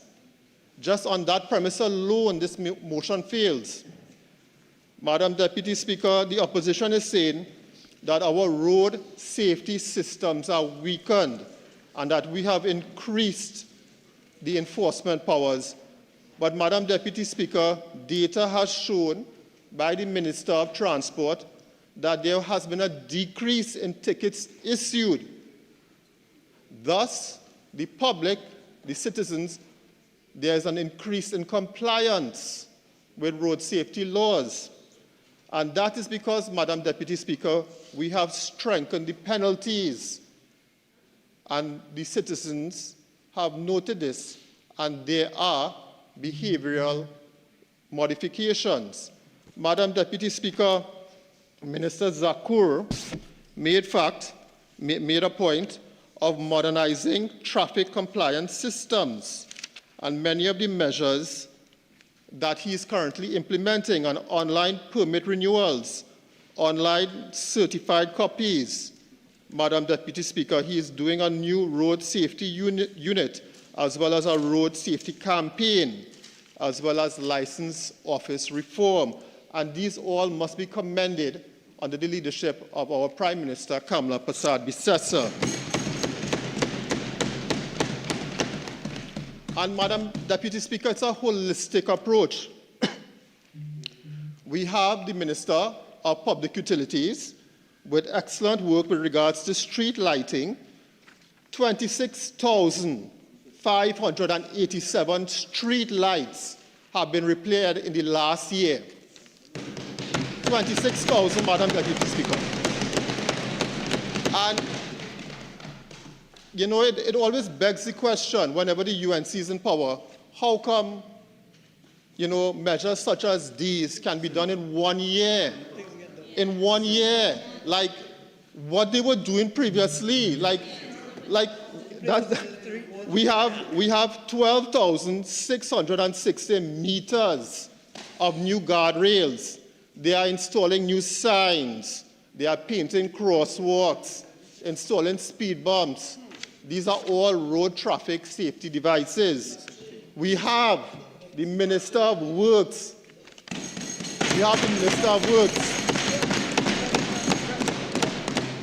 You know, I invited the Minister of Works into my constituency to view Caroni East.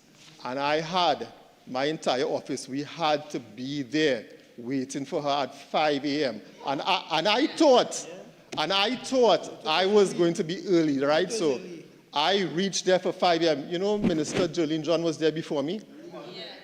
Could you believe that? By the time the tour was finished, around 8:30 that morning, it was now time to get doubles. That's how early we were. Right? She is doing a stellar job across the entire country. Thousands and thousands and thousands of potholes are being chucked. She's going to pave Welcome Road in Caroni East next week. Thank you very much, Minister. Welcome Road was not welcoming under the PNM. Madam Deputy Speaker, we on this side in one short year have expanded legislative reform. There are penalties for late permit renewals, penalties for defective vehicle fittings. I mean, who doesn't want that? Why don't you want to drive on a road with safer vehicles? How could you argue against that?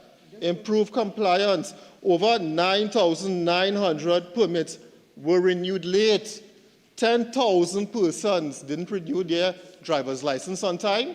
And if someone with basically an invalid, expired driver's license hits you, how are you going to get compensation through the insurance? How are you going to do that? Right? In terms of monetary compensation, in terms of physical compensation, if something happens to you in terms of your health or well-being, how are you going to get compensation? And they are arguing against this. This motion is less concerned with road safety and more concerned with manufacturing some political narrative that they are about, Madam Deputy Speaker.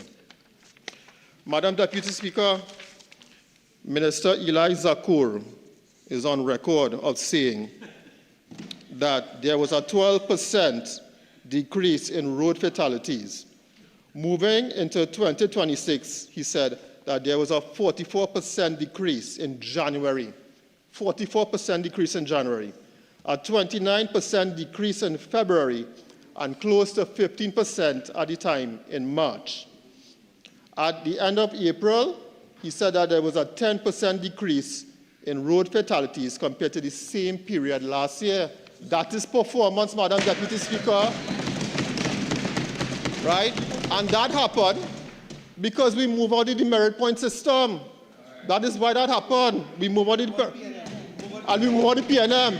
Madam Deputy Speaker, that the merit point system, they don't realize that they were under the merit point system and they get so much points that they lose their license to govern. Madam Deputy Speaker, the total number of fixed penalty notices that were issued from January 1st, 2025 to April 2025, 43,684 fixed penalty notices. Right? That was in the previous year in 2025. If you look at the period from January 1st, 2026 to April 2026, 32,129 fixed penalty notices. That is 11,555 less tickets that were issued for the corresponding period last year. So how can this be a revenue-generating scheme on our side when we collected $10 million less? How can it be? Madam Deputy Speaker, in January of 2026, 3,789 persons renewed their driving permit late. In February, we had 1,184 persons renewing late. In March, 2,269 persons. And in April, 1,962. 9,900 persons renewing their driving permits late for the year, right? So you had over 8,500 persons on the road driving with licenses expired for close to 6 months, right? Over 1,000 of these permits, right, were expired between 3 years to 5 years, right? That is what we were dealing with. It was lawless. It was lawless. Prime Minister was right. It was lawless. But, Madam Speaker, what had upset me when the filer of this motion presented this motion, right? My very good friend from Aruka, Lopino, yes. And, you know, what he did was, what he said on Hansard, he said at the time, he said, Mr. Speaker, it does not look good upon us as a country when bodies are strewn all over our roads and our highways and our pavements, just because it speaks deeply to who we are as a country. And, Madam Deputy Speaker, this is an attempt to politicize fatalities. He's not debating the motion, right? Fatalities should never become instruments of partisan warfare, exploiting fatalities to attack political opponents, right? That is sensationalism, right? Bring the evidence, bring the evidence. Road safety deserves seriousness, not theater, like on that side. And Madam Deputy Speaker, what he did too, right, in moving the motion is he poured cold water on our frontline personnel, and they deserve respect for the human service that they do to Trinidad and Tobago. The TTPS, the Traffic and Highway Patrol, the emergency responders, our firefighters that have to react to these incidents, our paramedics in the Ministry of Health, our healthcare workers that are in the hospitals and have to see these persons when they come in, they confront traumatic collisions like this. And what he did there was a disservice to them. And they deserve our national support and not political games, Madam Deputy Speaker. Madam Deputy Speaker, we on this side are balancing enforcement with fairness, and that is what was done in the Motor Vehicles and Road Traffic Amendment Act. Grace periods for minor administrative infractions, right? If you're missing if your headlight is out, you're given a grace period that's minor, right? You have a chance to comply and not be fined. And this reflects proportionality as well as administrative justice. And it's not overwhelming the courts as well as our citizens with what you would call punitive penalties. And it encourages compliance with correction and preserving sanctions for much more dangerous conduct, Madam Deputy Speaker. And the motion also speaks about international best practice. Madam Deputy Speaker, what we are doing is international best practice. We are focusing on the high-risk behavior, right? We are reducing unnecessary court congestion. We are improving public cooperation, as well as encouraging voluntary compliance.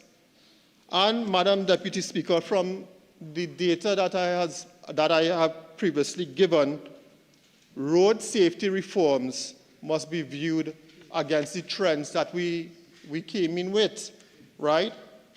We inherited a trajectory of fatalities that was going up, Madam Deputy Speaker, and we were able, in just one short year, to bring it down, right? And it'll go down further in this year, Madam Deputy Speaker. Our interventions are contributing positively. But, Madam Deputy Speaker, what I would say about the other side is that they are very, very good at political storytelling, right? And, you know, a lot of the data that they want to give this House, you know, they always hark back to 2018, 2019, 2020, 2021, and then act like, you know, when you come forward, there's a big jump now in the data. But that was during COVID. They quoted COVID-19 data. The entire country was in a lockdown. All public servants were working virtually. There were hardly anyone on the road. So how could they get into an accident, right? That is how misleading that it could be with their data. Madam Deputy Speaker, what we are doing on this side is that we are implementing policy directions and producing observable results. And the reduction in fatalities, that is not by accident. It's because of coordinated interventions, legislation, enforcement, infrastructure, as well as public education. The Minister of Transport spoke today about an initiative to introduce road safety education within our schools. And that is something that has happened in North America and will prove beneficial here in Trinidad and Tobago. So, Madam Deputy Speaker, the Kamla Persad-Bissessar government in her second term has demonstrated the political willingness to modernize our very, very archaic traffic laws. Our commitment to stronger enforcement, our recognition of international best practices, investment in compliance systems, support for technological monitoring, as well as responsiveness to road safety data, Madam Deputy Speaker. And Madam Deputy Speaker, I just want to make this point before I get into the substantial part of my contribution, that we were faced with severe lawlessness here in Trinidad and Tobago and an alarming incidence of lawlessness.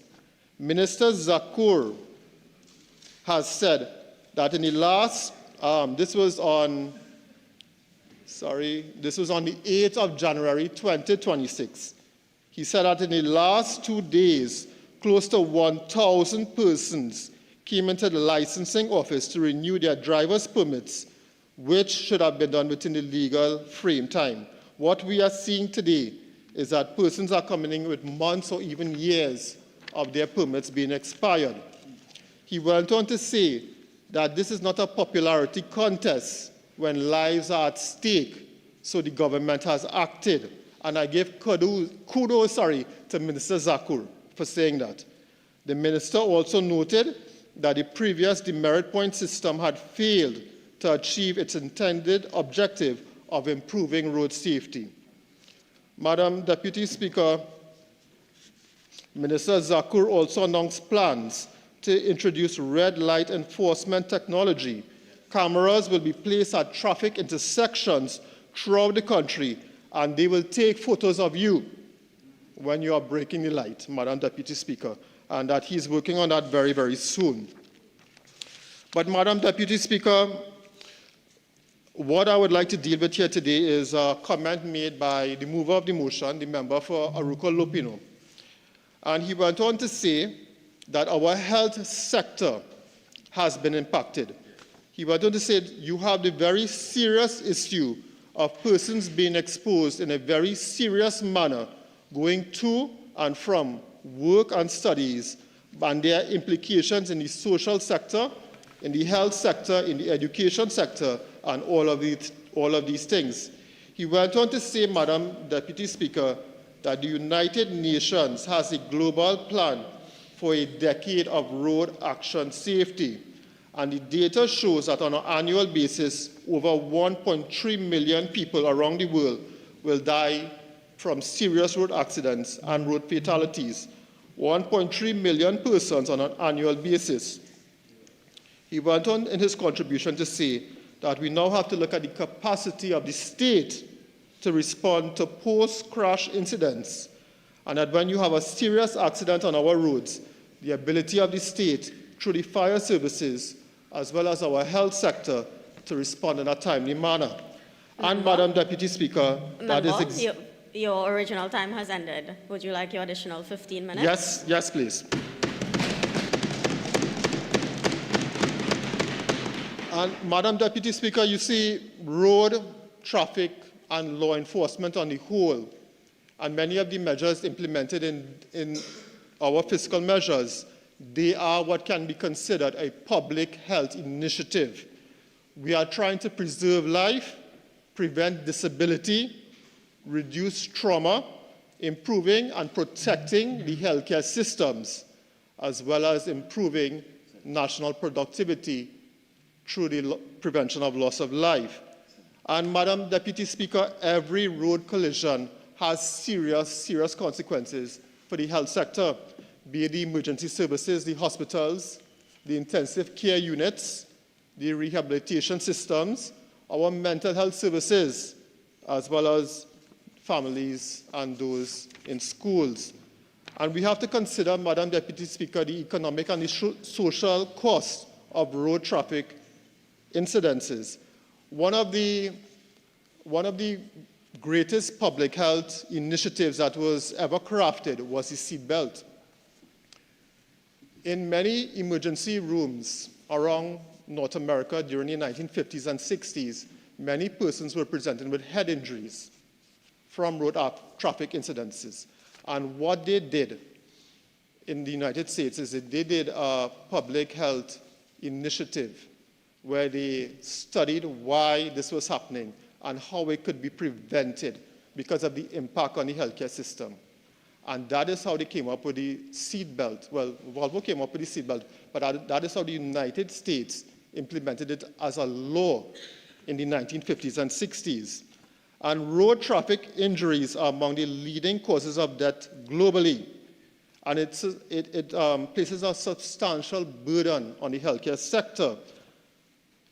What we are trying to do with preventative health interventions is reduce mortality, reduce injury severity, improve behavioral compliance, as well as to just simply reduce pressure on the healthcare system.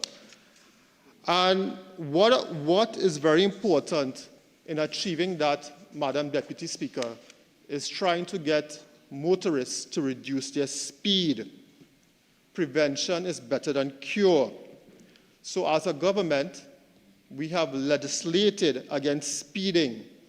We have legislated against impaired driving, against distracted driving, against reckless overtaking, against the non-use of seatbelts, as well as the non-use of motorcycle helmets. And these are many of the measures in which fines were increased in order, as a public health protection, to reduce trauma as well as to save lives, Madam Deputy Speaker. You don't have to be a rocket scientist to figure out higher speeds increase collisions likelihood. Higher speeds would also increase severity, and higher speeds would reduce your ability to survive an accident. These are what these amendments are based upon, and it ties in directly into injury prevention. This, Madam Deputy Speaker, is not really a fiscal measure. It is a public health intervention. And as well, these reforms included updated the fixed penalty systems, increasing traffic fines, but as well enhanced enforcement mechanisms. Madam Deputy Speaker, I would like to also move very quickly on to another statement that the member said while moving the motion. And what he said, Madam Deputy Speaker, was that persons, when they are returning home from fetes, usually get into accidents, and in some cases, they are dead persons on our roads. And Madam Deputy Speaker, that falls directly into my next contribution here today. What we are looking at here today is the use of alcohol in Trinidad and Tobago. And what we have found at the Ministry of Health is that we have here in Trinidad and Tobago very significant alcohol use. There is worldwide evidence, Madam Deputy Speaker, that higher taxes on alcohol has been shown to significantly reduce road traffic accidents by decreasing consumption as well as drunk driving. Evidence indicates that a 10% increase in alcohol prices can reduce drinking by as much as 5%, and lowering drinking and driving by up to 8%, with even greater effects among younger drivers. Large-scale studies have also shown that doubling alcohol taxes can and will reduce traffic fatalities by approximately 11%. And that is what the Minister of Finance did. He didn't double the taxes, but he increased the taxes on alcohol. These findings show and demonstrate a clear inverse relationship between alcohol pricing and road fatalities, making taxation an effective policy and tool for improving road safety and reducing alcohol-related harm. References: And Madam Deputy Speaker, we have many studies around the world to show this. This is international best practice. We have New Zealand, where they increased their excise duty as well as their GST, their goods and service tax. And it was estimated that a 4.3% reduction in pure alcohol consumption substantially reduced transport injuries and crash-related social costs. The same can be said for Finland, where studies found alcohol price increases were associated with fewer alcohol-related fatal motor vehicle accidents during the period 2000 to 2016. As well as Sweden as well, Madam Deputy Speaker, they have increased their excise duty, and they have shown that high-risk drivers are most likely to not get into accident. Madam Deputy Speaker, here in Trinidad and Tobago, we have something called the MICS, the Multiple Indicator Cluster Survey, and this was done in 2022. And what that survey found was that 42.1% of women aged 15 to 49 had consumed at least one alcoholic drink in the past month, while 7.3% reported initiating alcohol use before the age of 15. So what this shows is that we have an alcohol issue here in Trinidad and Tobago, and this ties in directly with our road traffic incidents. We have as well in the Ministry of Health something called the STEP surveys in 2011, and one was done in 2024. And these are standardized population-based surveys developed by the WHO to track NCD risk factors. But very, very interestingly, what they have found, in 2011, persons who are lifetime abstainers from alcohol among females and males, was 29.7% in 2011. In 2024, that has reduced to 15.4%. So it has basically been sliced in half. Persons who currently drink alcohol in the last 30 days in 2011 was found to be 40%, and in 2024, 51%. And persons who engage in binge drinking, that is 6 or more units of alcohol at a time, in 2011, it was 5%, Madam Deputy Speaker.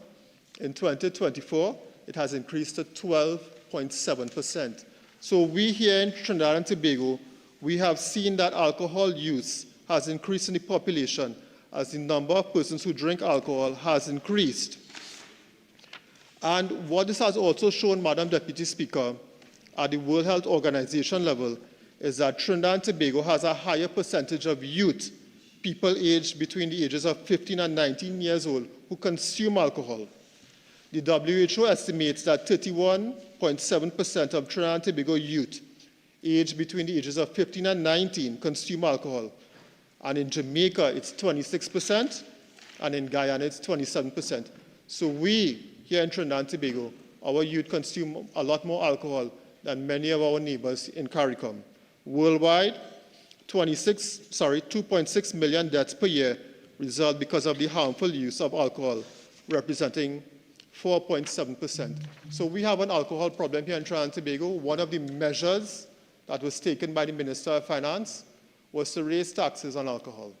And that is a public health care measure, and that will impact beneficially with regards to road traffic safety here in Trinidad and Tobago. Madam Deputy Speaker, when drivers comply, there will be fewer collisions, fewer traumatic injuries, fewer deaths, as well as fewer hospital admissions. I'd like to quickly speak about impaired driving, because here in Trinidad and Tobago, we don't only have an alcohol abuse issue, we also have persons may be on a prescription drug. Person may be on a drug that may not necessarily be a prescription drug, but that may be a drug, be it some sort of ecstasy, or perhaps it may even be cannabis. We currently don't have a mechanism in order to test if someone is high on marijuana. And that is something that the Minister Zakour, I spoke to him earlier this afternoon, he's looking actively into doing that, Madam Deputy Speaker. So we have the issues of impaired driving legislation and alcohol affecting the youth here in Trinidad and Tobago with regards to judgment, coordination, reaction time, and risk perception, Madam Deputy Speaker. I would also like to quickly speak about the driving culture here in Trinidad and Tobago and our national driving culture. And road users here in Trinidad, we tend to glorify speeding. It's a fast and furious society. And they treat highways like racetracks. And they drive very aggressively and they disregard the traffic laws. Madam Deputy Speaker, many of the fines that were imposed here today, not here today, but on January 1st, seeks to modify that behavior, Madam Deputy Speaker. These are deeply entrenched behavioral norms. Many of the norms that we have here in Trinidad and Tobago, they are not applicable in a North American country. Many persons here, we don't adhere to first stop, first go. In many instances, persons, they increase speed going into an intersection, whereas in North America, that is illegal to do. You actually have to slow down as you approach an intersection. We have pedestrians on our highways. In North America, you're not allowed to have pedestrians on your highways, as well as we have a serious issue of jaywalking here in Trinidad and Tobago. We also have to look at the issue, Madam Deputy Speaker, of vulnerable persons and how we can treat and safeguard those persons as they use our roadways as well as our sidewalks, Madam Deputy Speaker. So, Madam Deputy Speaker, I would like to state that, these increased fines are an excellent first step by the government of Trinidad and Tobago. They only adhere to persons who are errant drivers. And Madam Deputy Speaker, global assessment of fines for traffic violations suggests that an increases of less than 100% of fines are less effective in changing motorist behavior. Madam Deputy Speaker, having said that, I would also like to say that we are a very responsible government. We are working on road safety with regards to infrastructure, with regards to driver behavior, with regards to our emergency response capacity, with regards to law enforcement, with regards to public compliance, as well as vehicle conditions.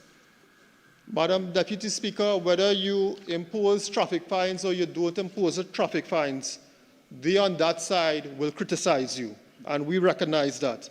But we recognize that stronger penalties serve as behavioral deterrents, and mild consequences no longer discourage reckless drivers. Deterrence only works when consequences are meaningful. And Madam Deputy Speaker, we here on this side, we are meaningful government under the leadership of Kamala Prasad-Bissessar. So, having said that, Madam Deputy Speaker, we are on the right direction. Road safety is too important to be reduced to partisan simplification. The people in Trinidad and Tobago, they deserve an honest debate and not what was given previously by those on that side. They deserve evidence-based policy making. They deserve responsible leadership. And this motion falls horribly short of all those parameters. Therefore, Madam Deputy Speaker, I cannot support this motion. It distorts the factual record. It ignores recent legislative reforms. It overlooks strengthened enforcement measures. And it politicizes public tragedy for partisan advantage. Madam Deputy Speaker, I thank you very much. Member for Diego Martin, East West. Madam Deputy Speaker, I rise in this House under the leadership of the Honorable Member for Romain, who will stand one day as the next Prime Minister of this beautiful country of Trinidad and Tobago. This motion is one that should be taken extremely seriously because road safety affects each and every one of us. It is how we get from point A to point B in Trinidad and Tobago. It does not just affect drivers, it affects children, it affects pedestrians, it affects every single one of us that exists in this country. And there's a tangled web that those on the other side weave when they tend to deceive. So the member for Carney East, he stood up in this house and he said, the increase in fines, it is effective and it is working and so on. I go to an article from the 23rd of April 2024 in the Newsday, now closed down, by Yvonne Webb. The article states a specific individual speaking advocated for investment in training programs to promote safer driving habits and equip drivers with skills to navigate the roads responsibly.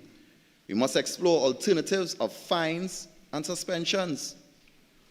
The speaker that she's quoting is saying, we must explore alternatives to fines and suspensions. Who will feed their families when they can't earn a living? Arguing at the point in time that traffic fines are too high. She promised, hear the word, she promised. Our UNC government will reduce traffic fines across the board and implement state-sponsored driver education programs instead.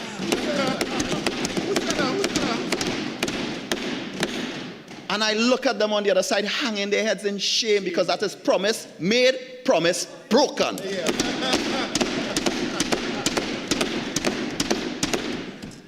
Here's what the speaker further went on to say. What is publicly presented as a mission for public safety is really a scheme for government revenue collection. We cannot ignore the licensing authority heavy-handed tactics which have turned our roads into battlegrounds of daily roadblocks and traffic jams. This is not about road safety. It is yet another tax drive by the government using the licensing authority to raise revenue.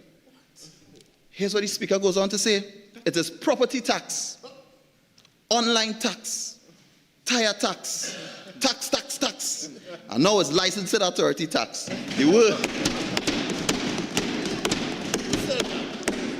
The words of the honorable member from Seecheran. So when we look at road safety, we understand that we are in the UN decade of road safety, and the aim globally is to reduce road fatalities by 50%. That is true. Now, I actually have a landmark article here. Baratara Sarah, he raised his head there. Landmark Road Safety Initiative launched in Trinidad and Tobago by proclamation under the hand of Her Excellency, President of the Republic of Trinidad and Tobago. Amendments to the Motor Vehicle and Road Traffic Act were brought into effect on May 26, 2020. This proclamation allows for implementation of demerit point systems, new traffic ticketing systems, and red light camera enforcement systems in Trinidad and Tobago. Yet, the member for Carneys stood up in this house and said, we are legislating for red light camera enforcement system. It's already there. But you're coming to tell the house that you're legislating for it. That's not true. And it is important that we are factual in our approach when it comes to road safety. And again, they mention that they have legislated for this and that in terms of road traffic and road safety. You have not legislated. All you have simply done is increase fines. That's what it is. Let us call it for what it is. Right? We look at so many things in terms of what fines do. Let's look at a little bit of what the past administration did, what we did, the People's National Movement, when in government. Expanded digital enforcement, automated camera systems, legislative upgrades, and infrastructure improvements. For example, the program for upgrading road efficiency, PURE, and the traffic management branch conduct continuous stop stabilization, road marking, and traffic calming measures, like rumble strips and pedestrian crossings nationwide. The People's National Movement, when in government, we had a plan for road safety. The improving of roads is critical because what we often see, especially in my constituency and surrounding constituencies, for example, Western Main Road, St. Lucian Road, Mount Coco Road, all roads, well, in Sando East as well, but all roads that the member for Couva North came to the house and told us they would be repaired. Now, these roads are not repaired, and what we have seen on countless occasions in our constituencies is people swerving from potholes and almost causing accidents. Countless times. There are countless posts about it on social media. And again, we urge the government, as part of their way of improving road safety, to repair the roads. It is a crucial part of improving road safety. Madam Deputy Speaker, I'm being disturbed by Barataria Sawa. I know I mentioned the landmark road safety initiative. On call for member, please continue.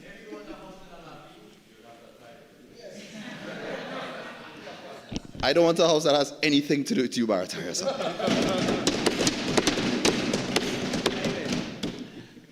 So, another thing that was mentioned is persons applying for their license late, 8,500 applying for their licenses, the renewing of their licenses late, 8,500 people.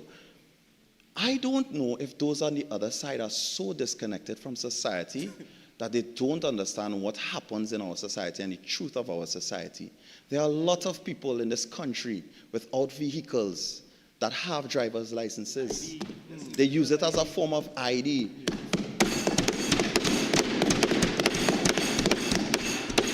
And instead of them being able to renew their license for the standard figure, they now have to pay double that figure to renew.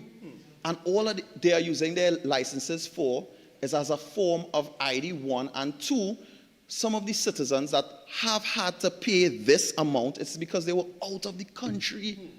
So in other words, we are penalizing citizens who are not using their license at the point in time to actively drive on the nation's roads.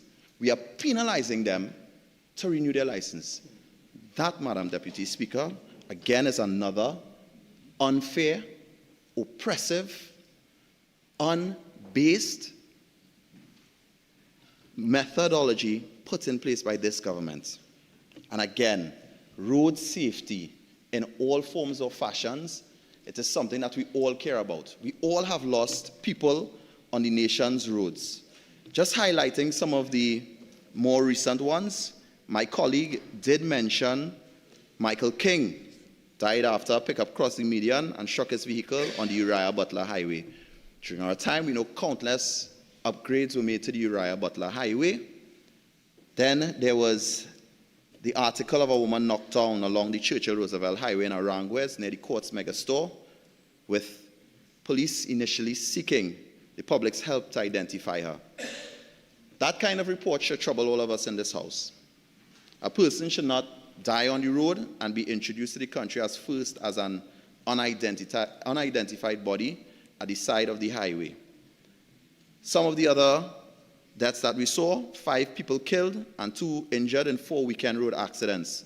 One of those incidents involved 47-year-old Habib John, who was walking along Rishad Road in Pinal with a 68-year-old woman when they were both struck by a vehicle. Mr. John died at the scene, and the woman was left critically injured.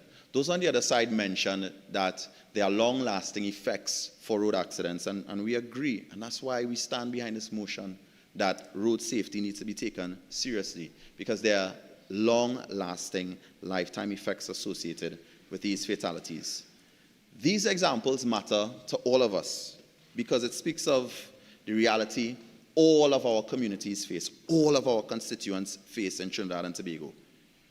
People walk along the roadway, and it has to be safe for walking. And again, I go back a little bit to upgrades of roads and infrastructure surrounding roads. For example, some of the main roads in our country, the grass is so high, as highlighted by Diego Martin Northeast in one of the motions he brought into this house, that pedestrians often have to step into the road because there's not enough room on the sidewalk or on the verges of these main roads and highways. So again, we ask for the government in terms of improving road safety to also improve the surrounding roads. I mentioned disconnected earlier, and there was a question raised by the Minister of Transport about where was the road safety campaign. I do not know if the Minister of Transport does not watch TV, does not pay attention to what is happening in society. The same Sergeant Brent Batson he stood up next to with the cameras is on countless road safety campaign ads. Countless! And he has the audacity, the gall, the disconnection to come into this house and say, where was the road safety campaign?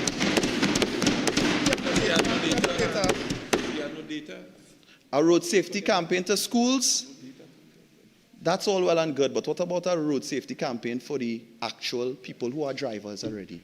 That is something we really need to look at. Now, the demerit points. Let's talk about the demerit points and evidence-based. So, evidence-based, when we look at demerit points in other jurisdictions, the member for Mausika highlighted New Zealand. But when we look at Australia, the state successfully implemented a good behavior incentive for the 1.3 million motorists who had accumulated demerit points by remaining entirely free of traffic infringements for a 12-month period. These are things that could have been done to improve. When we look at Spain, following the introduction of permiso por puntos penalty point system, the country experienced a 14.5% decrease in road traffic deaths just 18 months after implementation. In Ontario, Canada, the province uses demerit points in tandem with mandatory remedial measures. When drivers cross specific thresholds, they are required to attend an interview with the Minister of Transportation. This rehabilitative focus gives offenders a chance to correct their driving habits before facing outright licensing suspensions. In Canada, they achieved a 71% drop in motor vehicle-related fatalities and a 53% decrease in total injuries. Carney East mentioned, when we were talking about the schools and the road safety campaign in schools, he said, yes, in the US, road safety campaigns in schools work. Yes, they found evidence of it. You know what evidence shows in the US? Demerit points work. So how it is the gerrymandering and selective information is something that they continue with. In the United States, like California and New York, they have successfully integrated their point system with defensive driving programs. Drivers who accumulate points have the option to voluntarily complete certified traffic safety courses, allowing them to remove points from their official driving records and avoid heavier insurance penalties. And he mentioned assessment surveys. So the way demerit points works, Madam Deputy Speaker, is we are able to track information in a real way, whereby we can identify what types of vehicles most often break the law. We are able to assess what areas do people most often break the law or in violation, and we know what is happening around us. You don't need surveys for that. What you need is a proper system of recording, and that is one of the many elements of the demerit points system. Increase in traffic fines was mentioned many times by those on the other side. What we have found quite often in different parts of the world is that increasing traffic fines affects unequally the poor and the rich. What happens is, even in our society, you would hear individuals say it, I could afford to pay that fine. And they go ahead with their errant, mischievous, deviant behavior. That is what happens. This is not a fair process. This is a process that affects different people in different ways, unlike the demerit point system, whereby whether I am rich, poor, whether I drive a Benz or a B15, it affects us the same way in terms of points and the way it affects our ability to continue on the nation's roads. I just want to make sure I get some of the other points.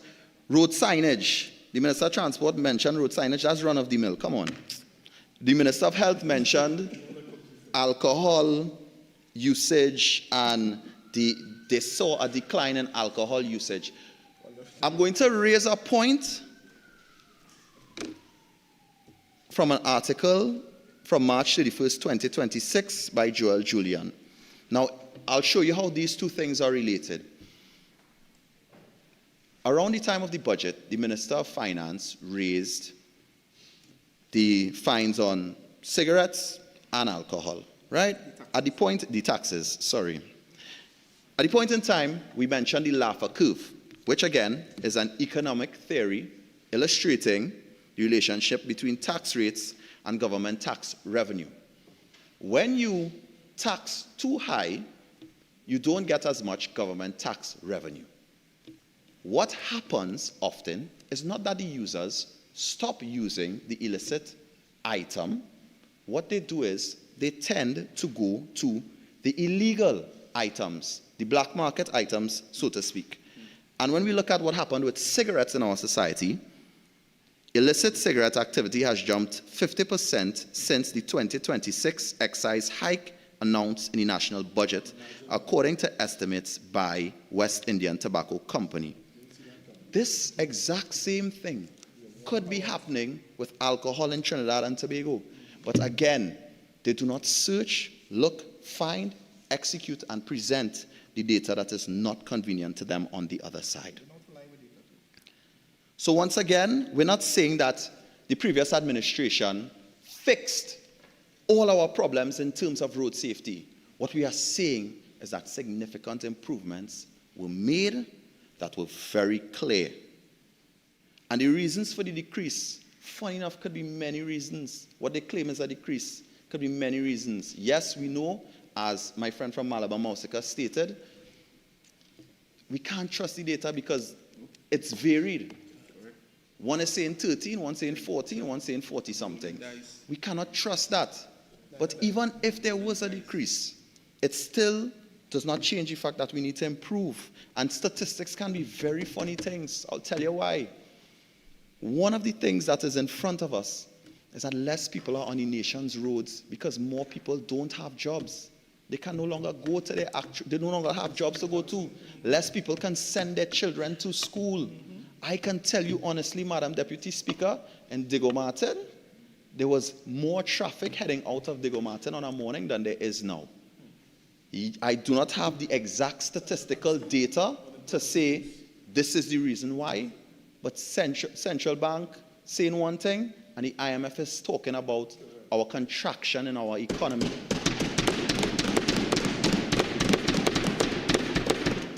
All of these are reasons why there may be a decrease, according to their data.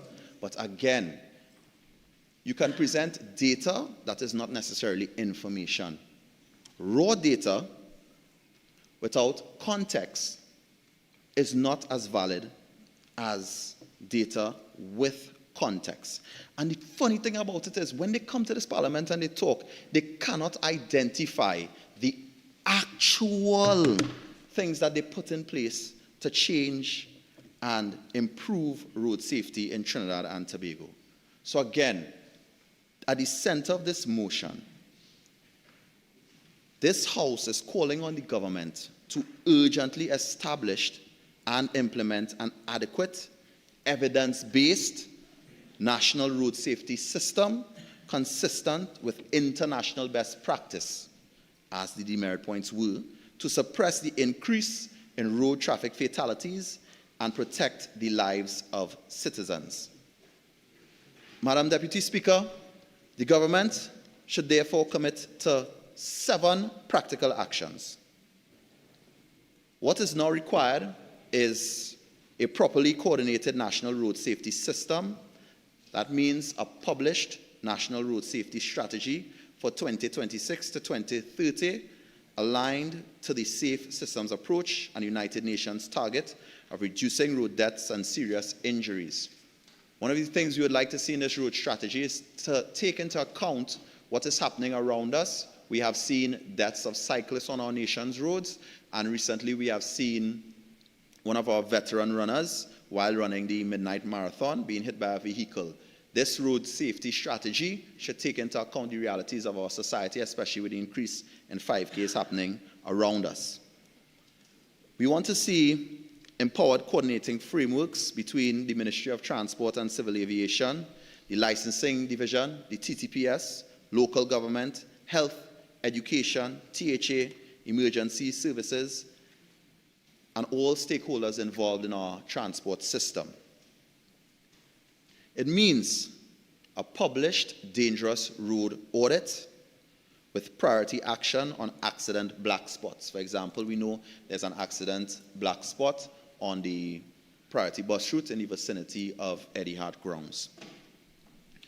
It also means treating pedestrians as a safety priority through safer crossings, lighting sidewalks, traffic calming, disability access, and better transport hubs. It also means sustained public education for different road users, supported by quality public reporting on fatalities. I'll say that again, quality public reporting on fatalities, serious injuries, enforcement, dangerous locations, response times, and progress against targets. We need to set targets to measure where we are in terms of those targets. It's not just coming to the Parliament and saying, we have achieved a reduction. But if the UN goal is 50% reduction, let us know where we are in terms of that, and let us know how we are progressively getting to that point. The opposition, as always, we support all evidence-based, fair, capable of saving lives legislation and initiatives. What we cannot support is drift and guessing and gerrymandering and throwing around figures and words and promises that were broken.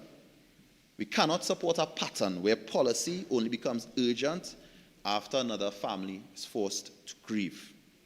There's a point at which repeated tragedy becomes a test of leadership. And in this instance, we ask the government to lead. Mr. Speaker, the roads of Trinidad and Tobago should not continue to be a place where ordinary journeys carry extraordinary risk.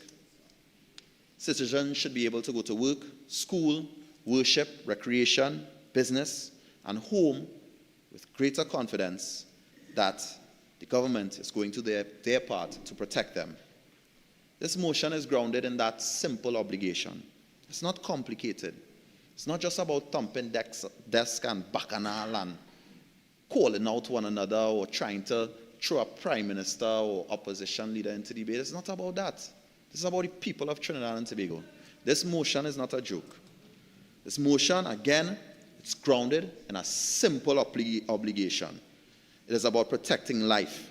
It is about modern governance that understands the changes in our society and the realities of our society. It is about placing evidence above excuse. It is about ensuring that when the state has the tools to prevent avoidable death, it uses them with urgency and competence. For those reasons, Madam Deputy Speaker, I support my leader and I support the member for Aruka Lopino for bringing this motion forward. Madam Deputy Speaker, I thank you. Member for Naparima.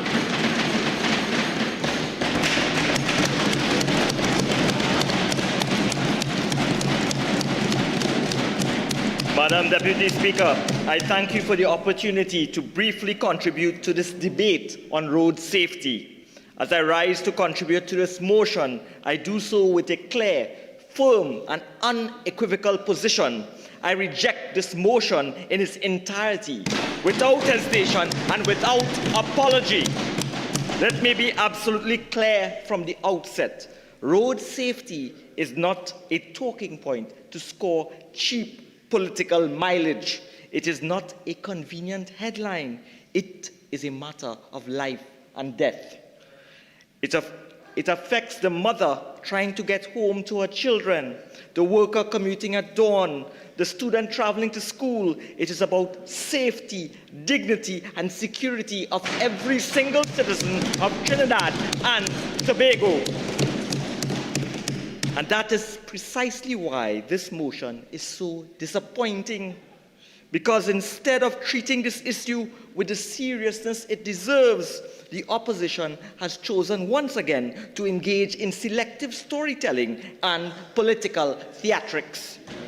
Madam Deputy Speaker, the PNM now comes to this honorable House attempting to rewrite history and present themselves as champions of road safety. That is a stretch so far it borders on fiction. Where was this urgency when they presided over years of inconsistent enforcement? Where was this concern when citizens complained about inadequate road infrastructure, poor lighting, and dangerous road conditions? Where was this so-called commitment when implementation gaps and weak follow-through undermined many of the very policies they now boast about?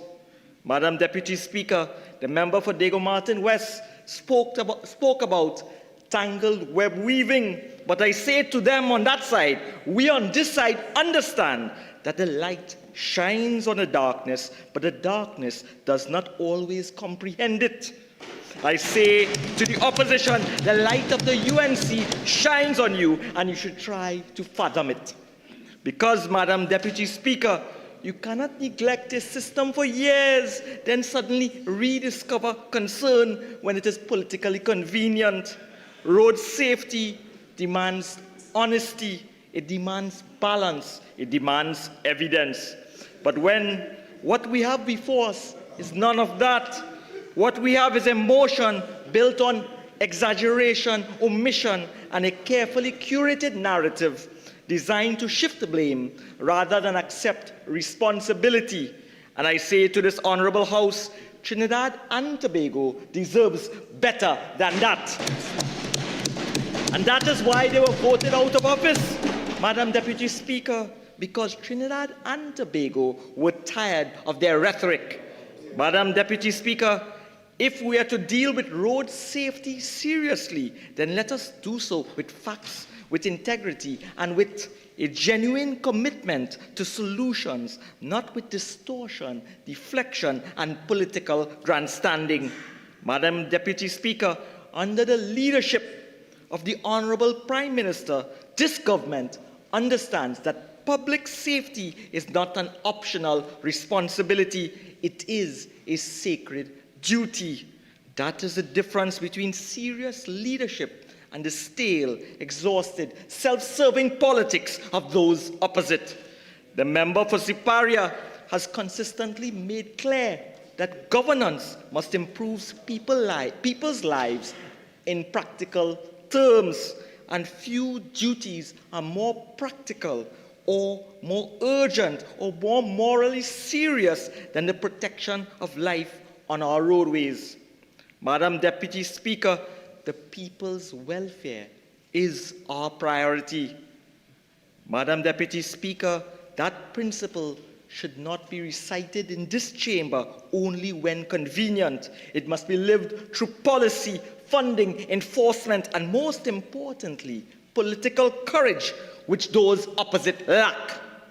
We on this side deal with facts, data, and outcomes, not propaganda dressed up as policy.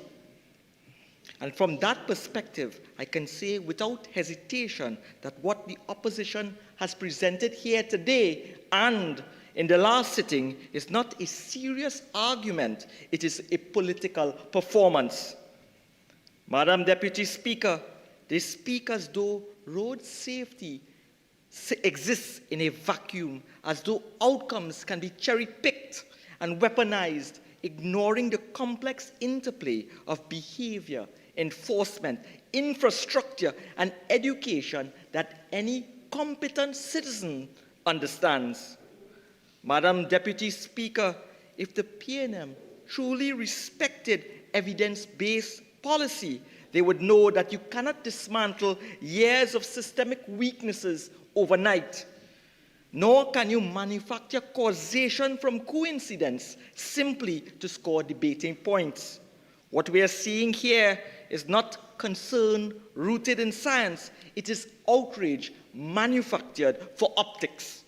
And as someone trained to assess risk, interpret data, and protect lives, I will not lend my voice to emotion that substitutes exaggeration for evidence and politics for public health. Madam Deputy Speaker, road safety is not merely a transport issue. It is a population health issue. Globally, road traffic accidents, as was stated before, among the top 10 causes of death, with approximately 1.35 million lives lost each year. That is a global emergency. Trinidad and Tobago is not exempt as well. Road traffic injuries rank as the 12th leading cause of death in this country. Between 2015 and 2018, over 500 lives were lost on our roadways, with thousands more injured with life-altering injuries. This placed a significant strain on our health system, emergency services, and economy. Madam Deputy Speaker, the opposition now speaks as though road safety has suddenly become a crisis under this government. But this is a long-standing issue that persisted during their tenure as well. It is not new, and it cannot be addressed with selective outrage. The reality is that road traffic injuries are a persistent public health challenge requiring sustained multi-sectoral action. These are largely preventable outcomes driven by human behavior, environment, and systems. That is why the global community, through the Sustainable Development Goals, has set a target of reducing road traffic deaths and injuries by 50%. Achieving this, though, requires more than isolated measures. It demands socio-cultural change, education, and consistent enforcement. Madam Deputy Speaker, road safety is too serious to be reduced to political talking points. This is about lives, the burden on hospitals, long-term disability, and economic impact. This government's approach is grounded in prevention through education, behavior change, and long-term strategy. That is the difference. The opposition focuses on blame. We focus on prevention. Madam Deputy Speaker, this is a serious, long-standing issue that requires evidence-based solutions, not political convenience. The people of our nation deserve nothing less. Madam Deputy Speaker, the opposition claims they implemented internationally recognized measures that reduce fatalities.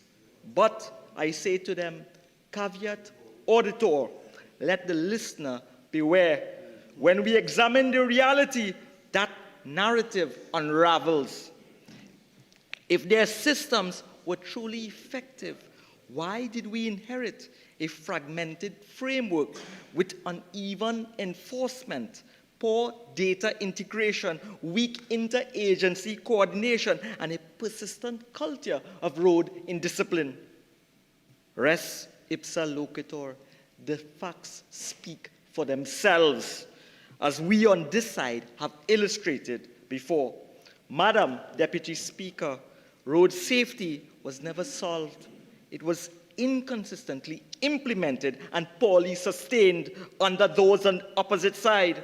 Their attempt to now portray their record as flawless is revisionist at best. The member from Malabar Morsika spoke about statistics, but the data contradicts their claims. Madam Deputy Speaker, a Trinidad Guardian article dated April 18, 2026, reports that fatalities for early 2026 are lower than 2025-18 compared to 27. That is evidence, not rhetoric. Further, Arrive Alive statistics show fatalities increased from 89 in 2023 to 104 in 2024, with deaths rising from 95 to 110, a significant spike under their tenure. The facts do not support the opposition's narrative. Madam Deputy Speaker, road safety is not the achievement of any one administration. It is an ongoing process requiring consistent enforcement, coordination, and political will. This motion is not grounded in evidence, and therefore it cannot and should not stand. Madam Deputy Speaker, road safety cannot be the responsibility of the state alone. It is a shared responsibility, collective in design and personal in execution. We can pass the best legislation, strengthen enforcement, and implement advanced systems, but none of that changes a simple reality. Unsafe roads are driven by unsafe behavior. Speeding, reckless overtaking, and distracted or impaired driving are not policy failures, they are choices.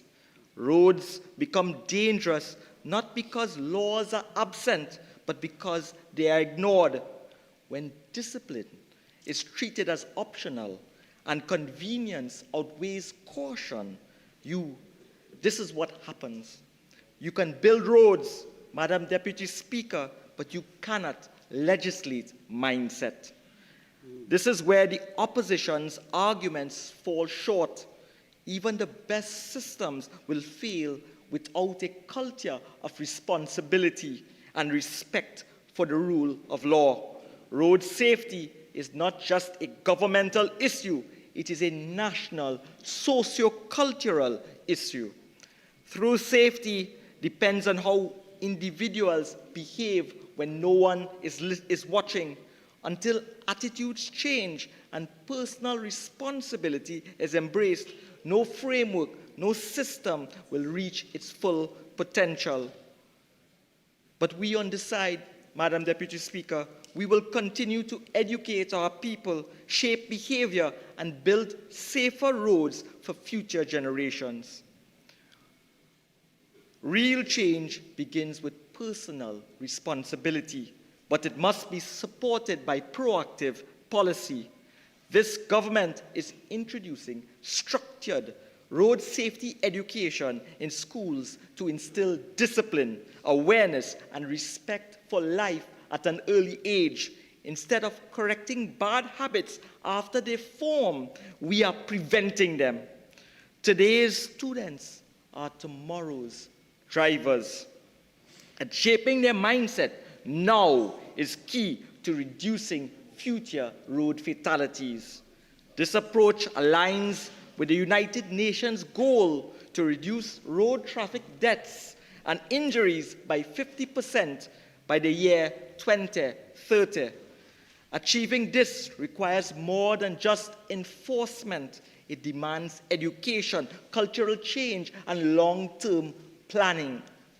Whilst the opposition focuses on the past, we are focused on the future, building systems, investing in education, and delivering real, proactive solutions to save lives.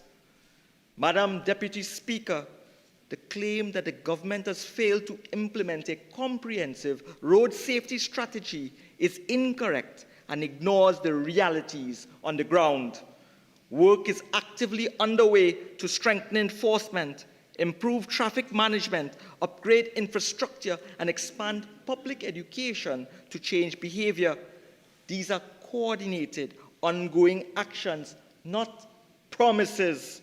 As we know from them on the other side, what PNM stands for, promises never materialize. the Honourable Minister of Transport and Civil Aviation has been on the ground in constituencies, engaging directly and assessing conditions. That is leadership through action, not optics. Because road safety is not solved in press conferences, it is solved on the ground, at junctions, on highways, in licensing offices, in enforcement units, and in communities where people actually experience the system every single day. Now, Madam Deputy Speaker, I want to tell those on the other side that we know strategy. Because you see, Madam Deputy Speaker, what they are really seeing is something that they are not accustomed to. Active governance. Governance that is visible. Governance that is engaged. Governance that is responsive.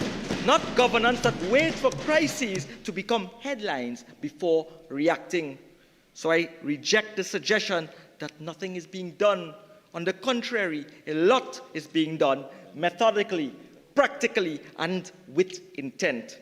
It may not always be packaged for political theater, but it is real work with real impact. And ultimately, Madam Deputy Speaker, ultimately, that is what matters. We will budge the system's inertia, nudge the public's attitudes, trudge our delivery, and judge our results. Madam Deputy Speaker, this motion is most concerning not for what it says, but for what it seeks to do.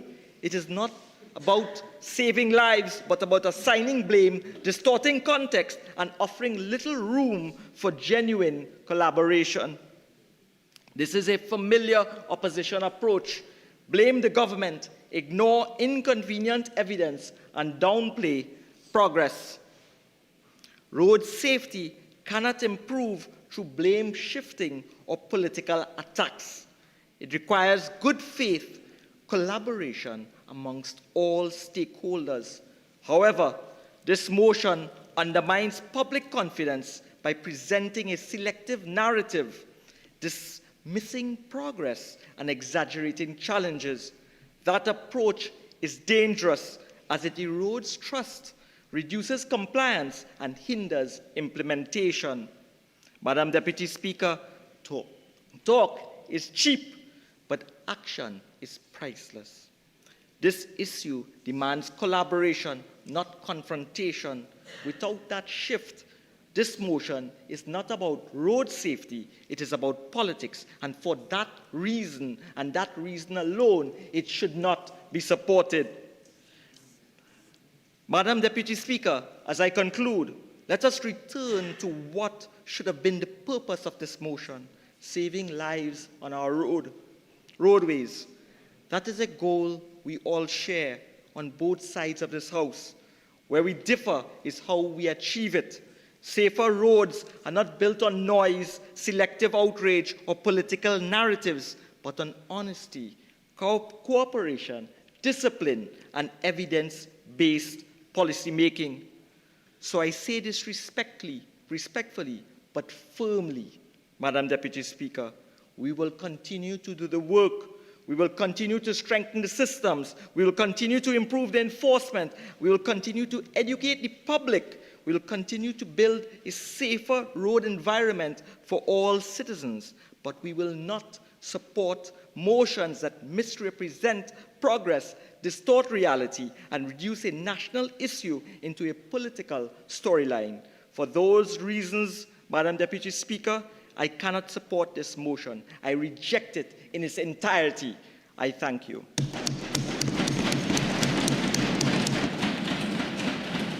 Honorable members, the time is now 4:24 p.m. We will now break for tea, and we will return at 5:10 p.m. This House is now suspended.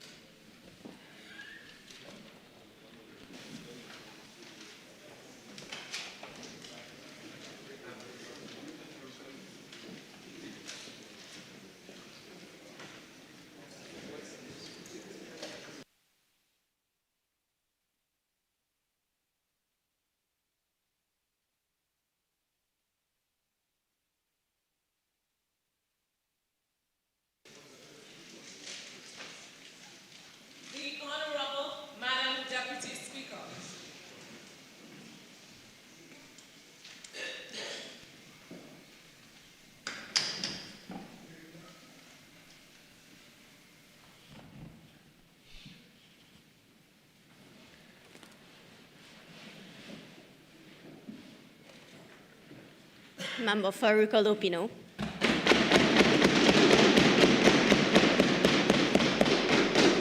Thank you very much.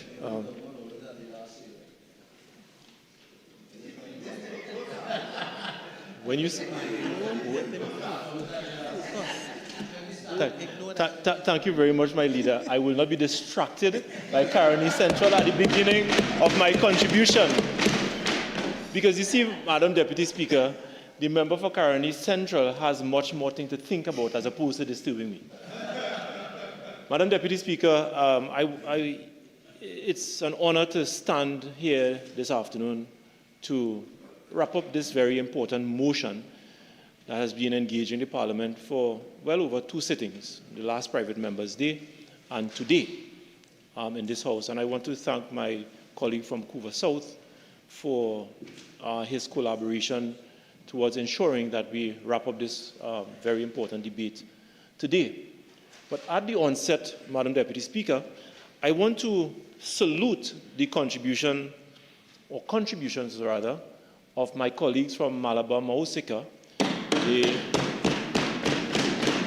I know his contribution would have caused some stir in this House, but it was a good stir. And when members of the government appear to be very restless in one's contribution, it tells you of the depth of what the member is saying, Madam Deputy Speaker. But sometimes the truth offends, you know, this country, the truth offends. So I want to salute the member for Malabar Mausika, the member for Diego Martin West, and the member for Laventille East Mova, who would have contributed in this motion at the last Private Members' Day sitting. A very important discussion, a very important debate relating to the safety of our citizens, Madam Deputy Speaker. And you would recall that on the last occasion, when I opened my contribution, I reminded members that most of us, if not all of us, who came to this Parliament on the last sitting, and even today, we traveled. We use our motor vehicles. Thousands of our students on a daily basis commute using motor vehicles. Thousands of citizens commute using motor vehicles going to and from work. I also reminded the national population and this House, Madam Deputy Speaker, that I recall some years ago, the amount of vehicles that were registered at the licensing division was over 1.2 to 1.3 million vehicles, a population of 1.4 or 1.5 million people. That's the amount of vehicles that we have registered. And perhaps on a daily basis, 700,000 to 800,000 vehicles they traverse on our roads by citizens going about their daily routine. So traveling on a daily basis poses significant threat to the lives of citizens on a daily basis. Not only us here in Trinidad and Tobago, but around the world, because based on statistics, over 1.2 to 1.3 million people annually lose their lives as a result of road accidents, serious road accidents. So this is a very serious debate, Madam Deputy Speaker, very serious. I also reminded the Parliament and the country that in 2008, Trinidad and Tobago had approximately 266 road fatalities per year. That was some of the background information I would have provided in this very important motion. And that over a period of time, we engaged in a number of initiatives that were multi-pronged. Some of it involved legislative interventions, updating our Motor Vehicles and Road Traffic Act. Some of it involved public education. We got our engineers at the Ministry of Local Government, Ministry of Works and Transport to look at the designs of our roadways and our highways, etc., Madam Deputy Speaker. We look at the capacity of our Trinidad and Tobago Fire Services and their ability to respond to reports of road crashes, because your response time and the capacity of the state to respond in real time or on a timely basis can result in whether or not someone survives a road accident. We look at the capacity of the Trinidad and Tobago Police Service and how they manage their road safety plan, their road safety unit, and whether they are equipped to be able to address some of the problems that would have arisen during the debate. The licensing authority was also a very important factor in the transformation process, Madam Deputy Speaker, that took over 15 years or 20 years. It took quite a lot of time, because these are things that you do not fix in 1 year or fix in 2 years. It takes dedicated work, relentless efforts, not only by politicians. As a matter of fact, the less politicians have to do with some of these things is better. And I'll explain a short while ago. But you get all of the agencies that are involved, the public servants and some of the technocrats, in all of them, get them to sit in a room and come up with a comprehensive approach to address this issue, Madam Deputy Speaker. The reform of the licensing division was a critical component, because when we introduced some of these initiatives, one of the things that we recognized in the licensing authority was that it was so outdated in terms of its processes. It was so heavily reliant on paper that you had to undertake some major reforms in the way in which the licensing authority conducts its business.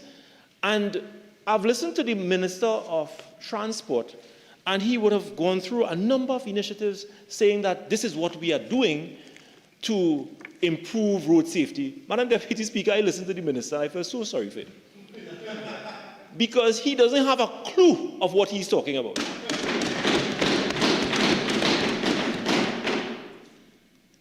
Everything that the minister spoke about started and was completed under a People's National Movement government, Mr. Speaker. Madam Deputy Speaker, let me tell you this.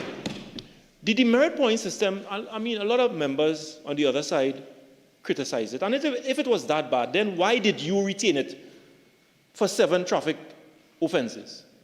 If it was that bad, throw it out. But you retain it for some of the most egregious traffic offenses, but in the same breath, one side of your mouth, it is good to prosecute persons and to apply the merit point system for serious traffic offenses, and on the other side of your mouth, it's that bad that you need to throw it out. Madam Deputy Speaker, that is an example of a government that does not know if it is going or if it is coming. Have an idea. If it is that bad, throw it out. But you can't be saying in one breath that it is good, so therefore you have to retain it. And then when it is politically convenient to you, you throw it out and you bad talk it, and you have the worst thing to say about it. It's an example of what we are talking about. Madam Deputy Speaker, a lot of these initiatives in the licensing authority that the minister spoke about only came about because of a complete digitization of the licensing office that began in 2017. And when these processes were put in place, Madam Deputy Speaker, because what we recognize is that all of these agencies that play a role in enforcing the laws on our roads and road safety, they need to be integrated on a digital platform so that you don't take paper to move from the licensing office to the courts. Because I'll tell you what, there was a time in this country when most of the traffic tickets that were issued they were paper-based tickets. And you know what used to happen? When police officers issue traffic tickets to persons, a lot of these tickets never reach the courts. Many persons never paid their fixed penalty ticketing tickets. And that is because they depended back then on a police officer to take a copy of the ticket and take it to the court, take a copy of that ticket, run down to the licensing office, take a next copy of the ticket, run to some other agency under the Ministry of Works and Transport. And that is what the system was all about.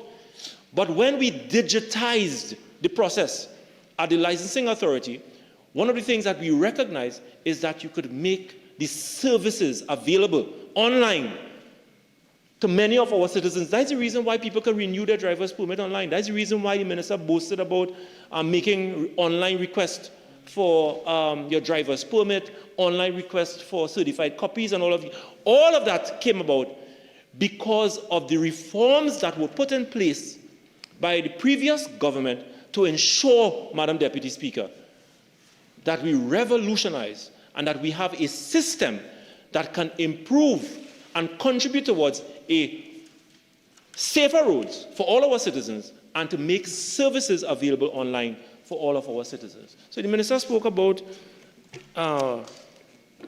inspection centers, removal of driver's permits, online licensing services, online certified copy, and then he said currently we are talking to the Ministry of Education. Currently we are talking to the Ministry of Education?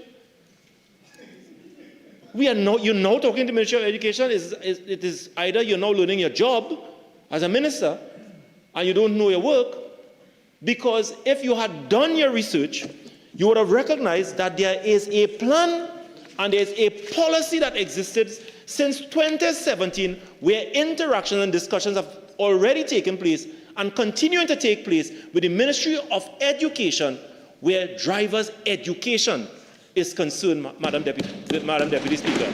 So don't come here and pretend as though it is something new. It is not something new, Madam Deputy Speaker. Now, my colleague from, is it Caroni East, and then Naparima, they entered into the debate, and I didn't plan to spend much time on their contribution because it sounded like ChatGPT. Yeah.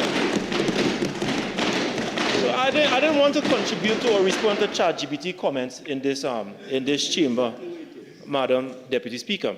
But Naparima, I will leave Caroni East for now. I don't think he doesn't look as though he can take some blows today. But I will reserve some last for Naparima. Naparima talk about politicizing the debate. A political debate. In the parliament, though. I say, but like the Naparima in church. You talking about don't politicize a debate in the parliament of Trinidad and Tobago? The last time I checked, I was the member of parliament for Aruka Lupido, Madam Deputy Speaker. You have enough work in landmark TG to hear about it. But let me not be distracted. Madam Deputy Speaker, Naparima, here Naparima. You're politicizing. I want to remind Naparima what politicizing this issue sounds like. I want to remind him. Because in 2000, and I think it was 2000, and when was it? 2004, the Prime Minister, then leader of the opposition, had some interesting things to say about road safety in Trinidad and Tobago. And I'm reading a Guardian article. 2024. He talked about not politicizing the discussion. But you see, if he had moved away from ChatGPT and anchor his preparation on facts and reality, he would have stumbled upon this.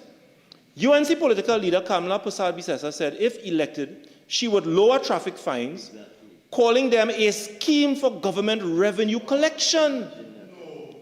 A UNC government will reduce traffic fines across the board and implement state-sponsored driver education program instead. She said, speaking at a UNC Cottage meeting in Princestown yesterday, she said the ticketing and demerit point system is being abused by police and licensing officers. Some of these officers seem to be on a power trip, bullying and abusing citizens regularly, she said. There are many videos on the internet of officers harassing drivers with no basis in law. Nobody said that before. They insult and abuse drivers in front of their families. These officers must be reprimanded for their abusive behaviors towards the public. Carney East said, Madam Deputy Speaker, in this House, that in my contribution, I disrespected public officers. Who disrespected public officers there? Who called public officers abusive? Madam Deputy Speaker, but I said I didn't want to respond too much on Carney East. She added that traffic fines are too high. She said the country must explore alternatives to fines and suspensions, such as training, education, except in cases of dangerous driving, driving under the influence of drugs or alcohol. We cannot ignore the licensing authority heavy-handed tactics which have turned our roads into battlegrounds of daily roadblocks and traffic jam. This is the Member of Parliament and the current Prime Minister of Trinidad and Tobago. This is what the member for Naparima, he drew me into this. I didn't want to conclude the debate on this, my member for Naparima, but I have to remind you, move away from ChatGPT, do your research, and you will not set yourself up like that. Let me remind the country of what a gentleman, I think he's the Minister of Transport, in another Guardian article. Transport and Civil Aviation Minister Eli Zakour says government's decision to impose stiffer road traffic fines was driven by evidence uncovered after taking office. So here's what the Prime Minister again, after she made all these kind of promises. So this is the Minister of Transport is saying that the decision to impose road traffic fines was driven by evidence uncovered after taking office, insisting that the scale of lawlessness on the nation roads was far worse than what was understood during the election campaign. Addressing criticism over why the UNC administration had made an about turn, literally a U-turn, on its pre-election position not to increase traffic fine, Zakour said, once in government, access to detailed reports and enforcement data painted a disturbing picture of widespread indiscipline and weak compliance with basic road laws. On the campaign trail, we did not have access to the operational data. This is a minister of government, not a previous minister, Madam Deputy Speaker, a current minister saying that we took information, we promised this country everything because we didn't have access to official data. The statistical data. But since assuming office, we have access to all the data. And the lawlessness is worse than what we thought. So the government had to act decisively, Zakour said in a media conference at the UNC headquarters in Chaguanas. That's enough of him for now. But it tells you, Madam Speaker, it tells you where we are and why it is dangerous to play politics, because this is what the member for Naparima said. And I want to remind him that that is an example of politicians playing politics with people's lives. Not this motion, Madam Deputy Speaker. Not this motion. Madam Deputy Speaker, the minister, not today, but when he started his contribution in this motion, he has a habit of coming into this House and coming with recycled contribution. And I've been listening to him carefully, and it's painful, nonetheless, to listen to him. But I want to take him on some of the things that he said in this debate. He oftentimes comes and he makes reference to a member on this side who would have done something to increase the speed limit around the savannah. I want to tell you, member, move on from that. Because you have come here on numerous occasions with that same old washout song. And it's making no sense. None whatsoever. He likes to make reference to the Member of Parliament, Madam Deputy Speaker, the Member of Parliament for Aruka Lupino, as being the head of the Legal Department of the Ministry of Works. Let me tell the member, the minister, I am proud of my contribution that I would have made to this country in the public service. He could go wherever he wants, Madam Deputy Speaker. I didn't sit there and waste time. I didn't sit there and waste time because, Madam Deputy Speaker, a lot. Why you all are laughing so? Because, Madam Deputy Speaker, a lot of the work that we did that reduced road fatalities from 266 to the lowest in the history of this country, Madam Deputy Speaker. It is because of work that I did under the Ministry of Works and Transport and previous and successive governments that supported the work. And I am proud of that. But he cannot come to this house or in the upper house, the minister, that is, and boast of anything that he would have done to make life better to the citizens of Trinidad and Tobago. Nothing whatsoever, Madam Deputy Speaker. Nothing. But the member, the minister, that is, he talked about in this contribution that when he became minister, there was some speed gun note in cabinet 2 years. And as a result of that, the PNM has no moral authority to talk about speed guns. Madam Deputy Speaker, let me take that on, because this is not the first time he has come here to talk about that. And I want to put on record what transpired and how the PNM conducted itself when we were in government. I recall it is the minister, the member for Diego Martin Northeast, was a member of the Finance and General Purposes Committee. I was a member of that FGP committee as well. And the police brought a note asking for specific speed guns to be acquired. And we asked the question, then what due diligence did you come up with, did you conduct in making this recommendation? Because in so doing, Madam Deputy Speaker, had we approved it, it meant that the state would have been stuck with this specific device until such time the legal notice is changed to accommodate another brand. Because once you approve a brand, it is placed in the Gazette, and you cannot utilize any other brand other than what is gazetted. So the member for Diego Martin Northeast asked the question, how did you go about coming up with this particular brand that you're asking the cabinet to approve? And none of them could have provided a reasonable response. And our position was that you cannot tell the cabinet what brand you want, but that you have to conduct the necessary due diligence, an open and a transparent process to make these recommendations. And if you cannot satisfy the cabinet that you engage in an open and transparent process, then what you are trying to do is set up the cabinet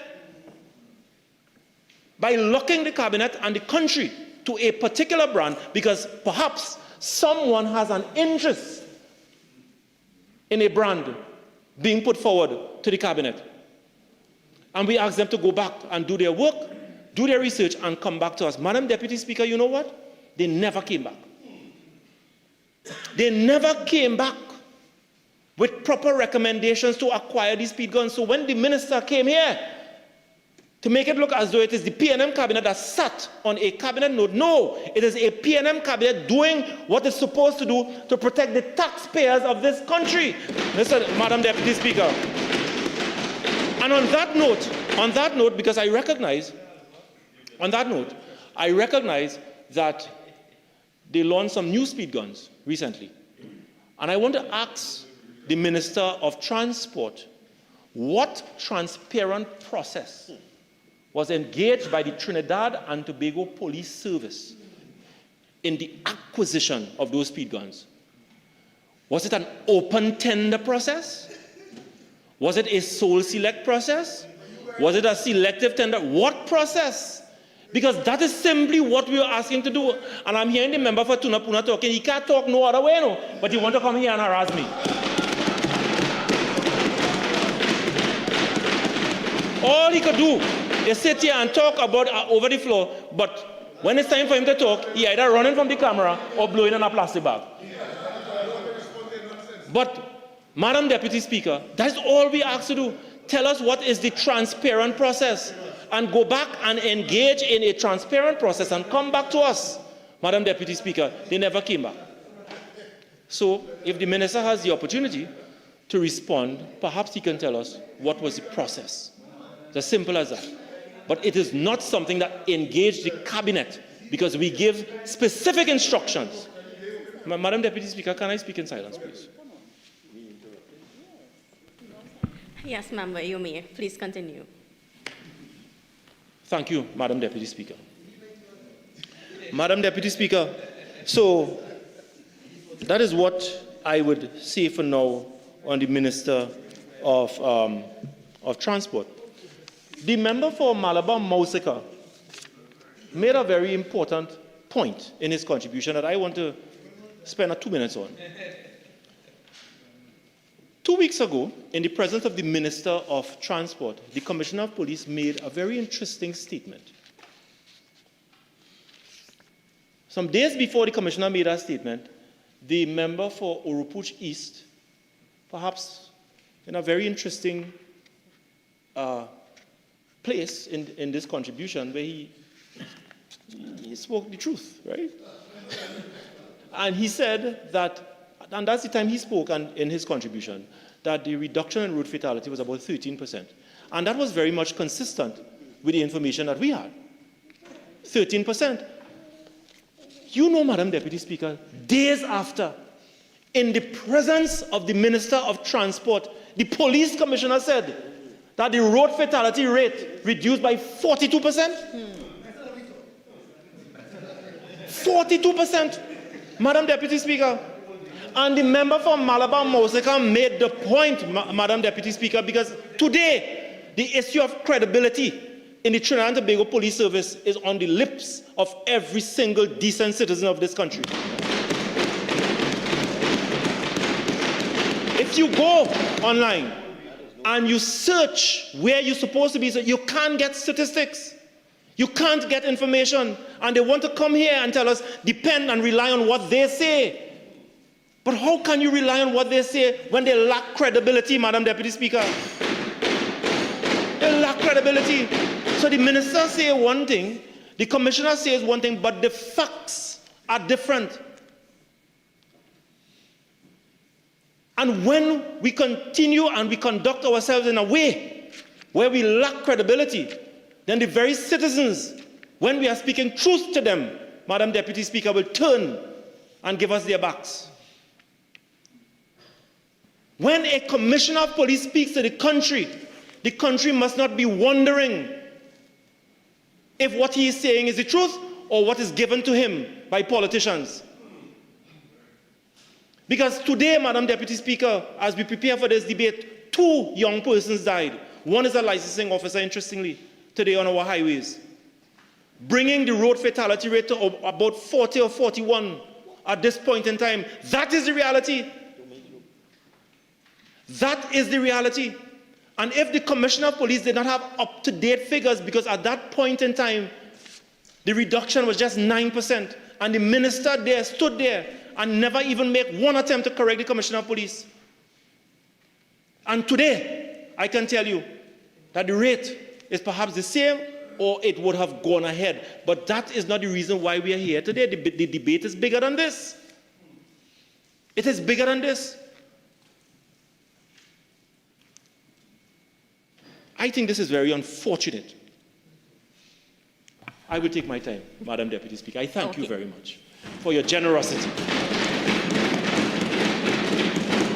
Madam Deputy Speaker, there's another, I was hoping that the minister would have spoken about a decision by this government to increase the age of vehicles entering this country from 4 years, from a 4-year limit, to 8 years. The Minister of Finance, in his budgetary contribution last year, he said that the government has taken a decision to move it from 4 years to 6 years. But by the time they signed the legal order to implement the policy decision, it moved from 6 years to 8 years. 8 years, Madam Deputy Speaker. Madam Deputy Speaker, that single decision alone would open up the doors to thousands of vehicles entering on the streets, and many of them are substandard, Madam Deputy Speaker, making Trinidad and Tobago a literal dumping ground. Or rather, as the member for Superior, say a lawless dump, Madam Deputy Speaker. Thank you, member for St. Anne's. Madam Deputy Speaker, 8 years? A lot of these vehicles that are now entering, and our children are traveling in to go to schools, Madam Deputy Speaker, because you want to lure people as though you are now getting access to cheap vehicles at the cost of your lives. What are we doing? When most countries around the world are turning away from that to ensure that vehicles that are available to our citizens are vehicles that they have modern anti-braking system, modern seatbelt systems, Madam Deputy Speaker, and all of the characteristics that will ensure our safety, especially in the event of a serious accident. In Trinidad and Tobago, you have a government moving the age limit from 4 years to 8 years, literally telling citizens you can buy substandard vehicles, you can buy all vehicles, and opening up Trinidad and Tobago to be a literal dumping ground for all vehicles. That is what I expect the Minister of Transport to be telling us here in this debate. What about increasing fines? And then he boasted about VEMCOT and talk about when next he comes here, he will talk about my appointment as a director on the board of VEMCOT. He could talk about it now. I have nothing to hide. Don't wait on the midterm review. Madam Deputy Speaker, let me read to you a document entitled Trinidad and Tobago National Road Safety Council, 2021 to 2030.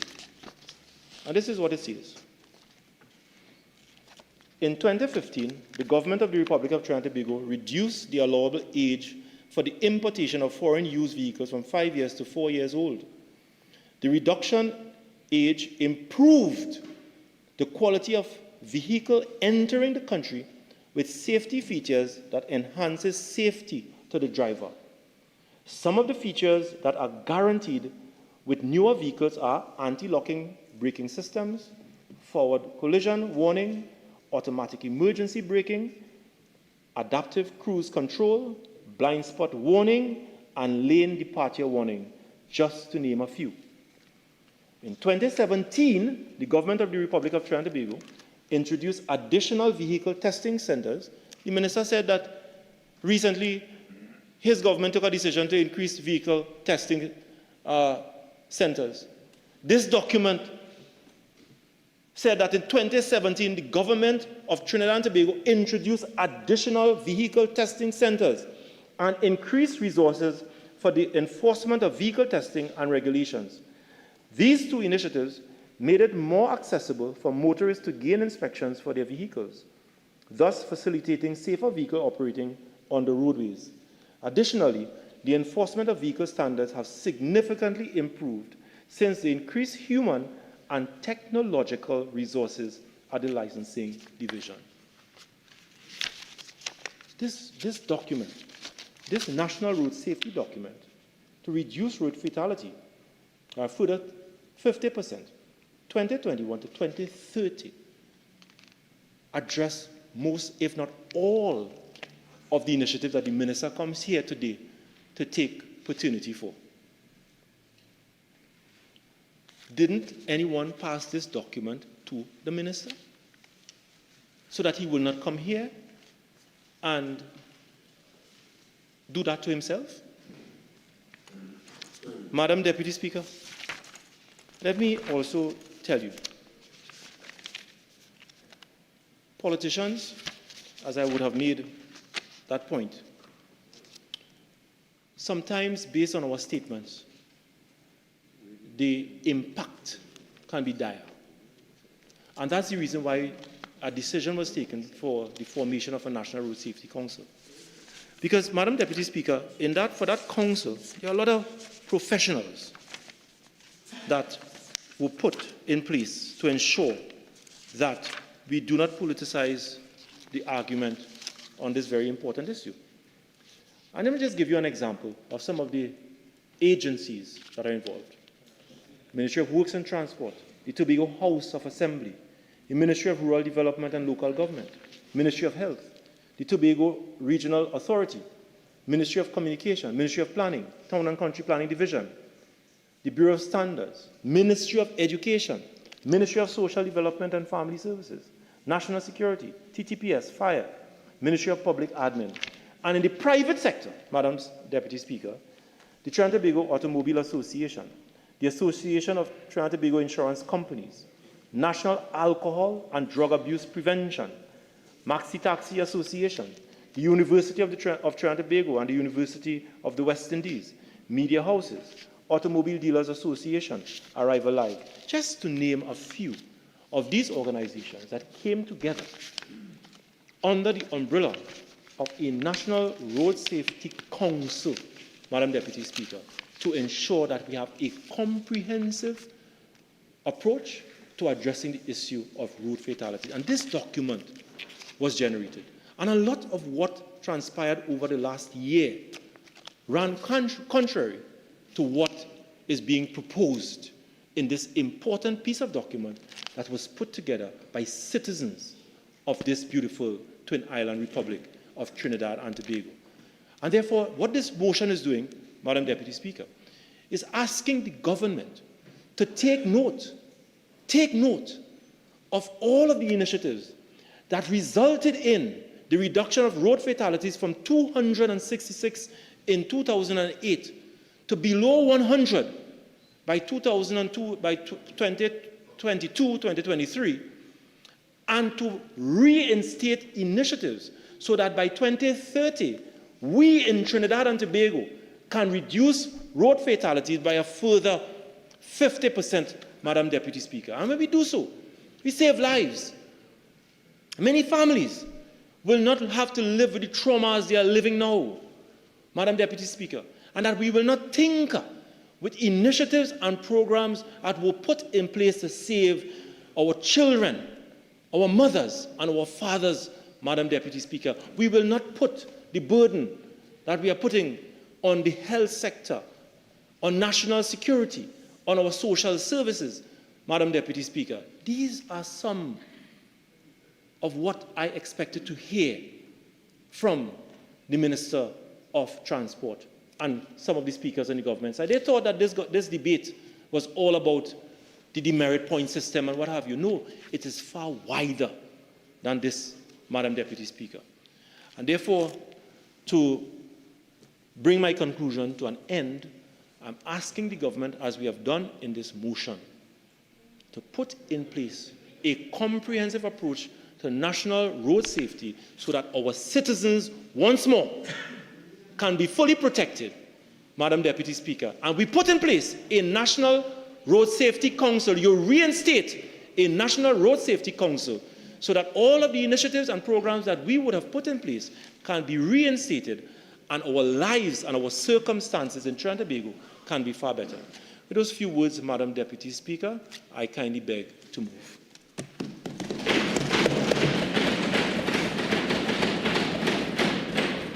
Honourable members, the question is, be it resolved that this House take note of the increase in road traffic fatalities across Trinidad and Tobago, and be it further resolved that this House call on the government to urgently establish and implement an adequate evidence-based national road safety system consistent with international best practice to suppress the increase in road traffic fatalities and protect the lives of citizens. All in favor say aye. Aye. Any against say no. No. I think the noes have it.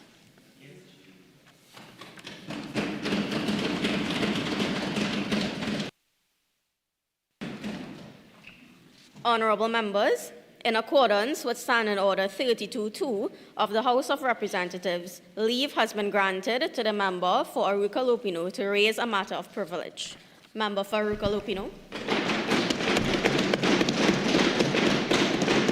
Thank you very much, Madam Deputy Speaker. Madam Deputy Speaker, in accordance with Standing Order 32.2, I seek your leave to raise a matter directly concerning the privileges of the House of Representatives in respect of actions and omissions of the Honourable Jagdeep Singh, Speaker of the House of Representatives, which evidence a breach of the privileges of Parliament and a contempt. The request for leave is premised on the matter set out below.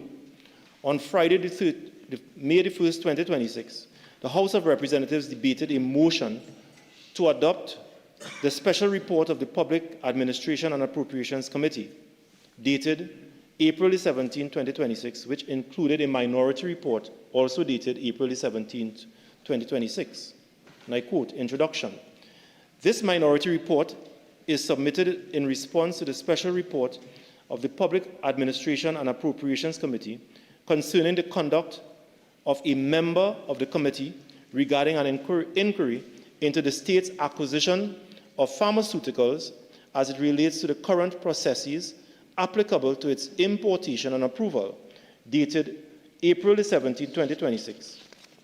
While the majority report focuses on the conduct of a single member, it is a considered view of the undersigned that issues arising cannot be fairly assessed in isolation from the broader conduct, tone, and procedural approach of the committee itself. The minority is compelled to address the wider context within which these events occurred. There has been a clear and troubling erosion of parliamentary standards within this committee under the current chairman. In particular, the introduction of material into the committee by a member in circumstances that plainly blurred the line between the evidence and advocacy was not only permitted, but relied upon.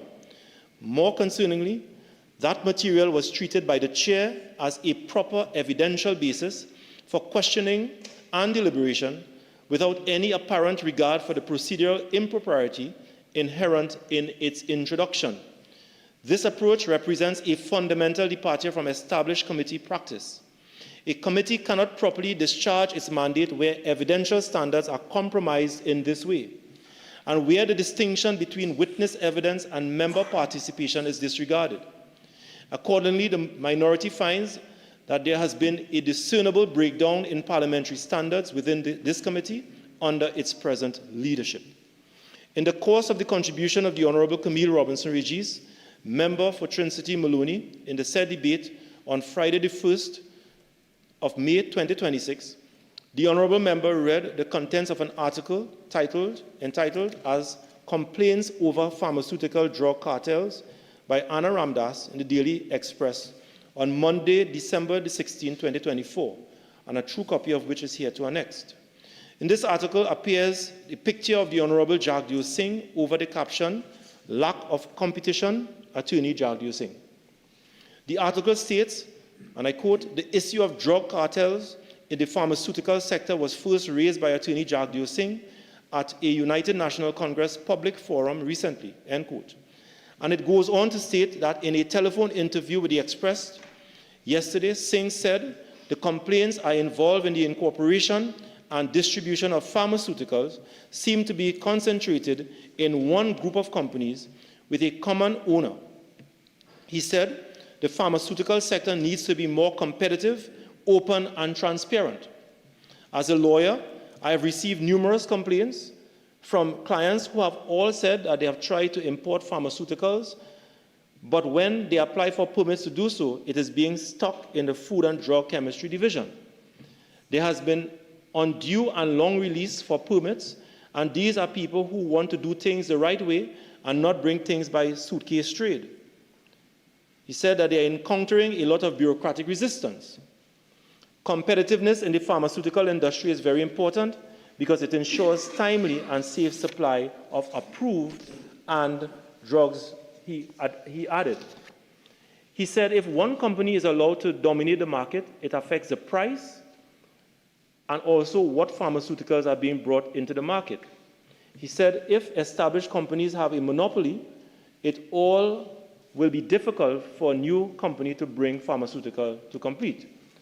Erskine May Parliamentary Practice, 25th edition. Member, I'm to advise you that you were allotted 5 minutes under Standing Order 32.6 to make your Madam Deputy Speaker, you give me permission to read out. According to the standing orders, you only have 5 minutes, and you are aware of this. So, Madam Speaker, that's a point of clarification. Sure. Sure. Thank you very much, Madam Deputy Speaker. So the approved statement that was given, that you would have provided, is it that I don't have the authority to complete? I did not provide you with any approved statement, member. Well, the approval to proceed with the motion, Madam Deputy Speaker. That's what I'm asking. Yes, so I will now rule.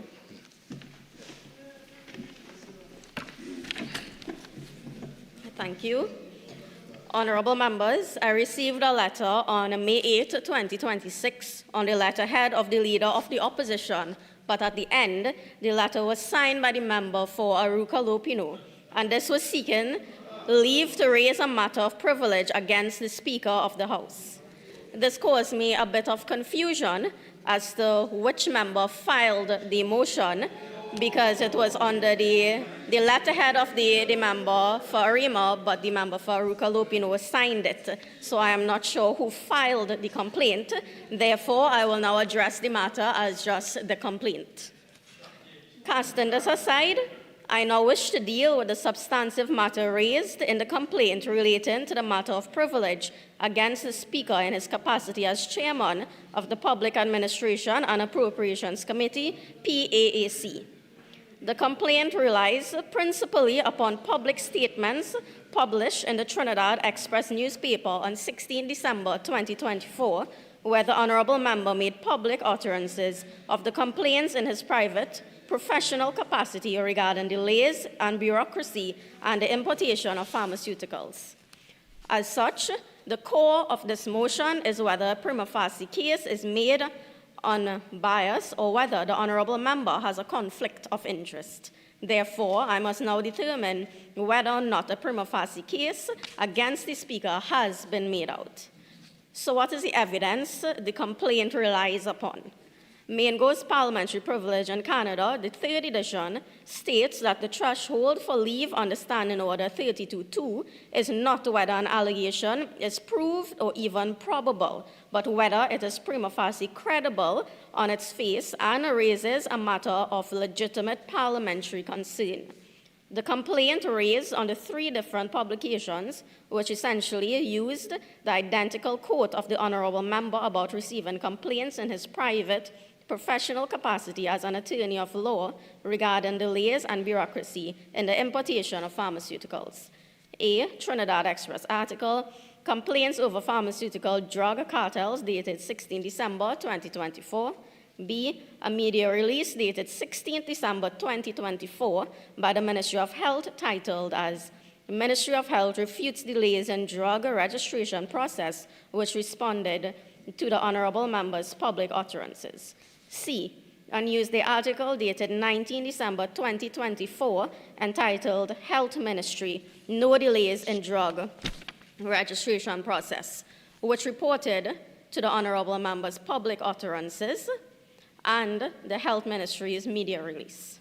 Therefore, we can all take it that since December 2024, the Honourable Member's statement was widely reported, circulated, and published on 2 major newspapers and the media platforms of the Ministry of Health. I now examine the wide publication of the Honourable Member's public statements regarding the pharmaceutical industry in the context of the inquiry of the Public Administration and Appropriations Committee, PAAC.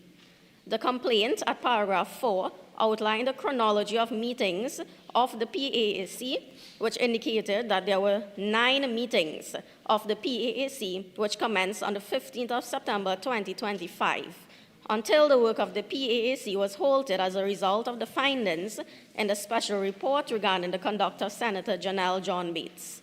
I wish to highlight the timing of complaint of bias against the Honourable Member.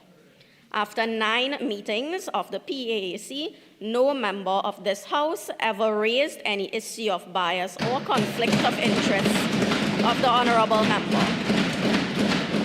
However, only upon debate of the special report on the 1st of May 2025, I received this complaint, the report on the 1st of May 2026, I received this complaint dated 8th May 2026. I must admit the timing of this privileged matter raised my suspicion. Erskine May, Parliamentary Practice, 25th edition at paragraph 5.10 states, a member is required to declare any relevant pecuniary interest or benefit of whatever nature, whatever direct or indirect, that he may have had, may have, or may be expecting to have. Further, it is the responsibility of the member, having regard to the rules of the House, to judge whether a financial interest is sufficiently relevant to require any declaration. The test is whether a financial interest should be declared if it might reasonably be brought to others to influence the member's actions or words.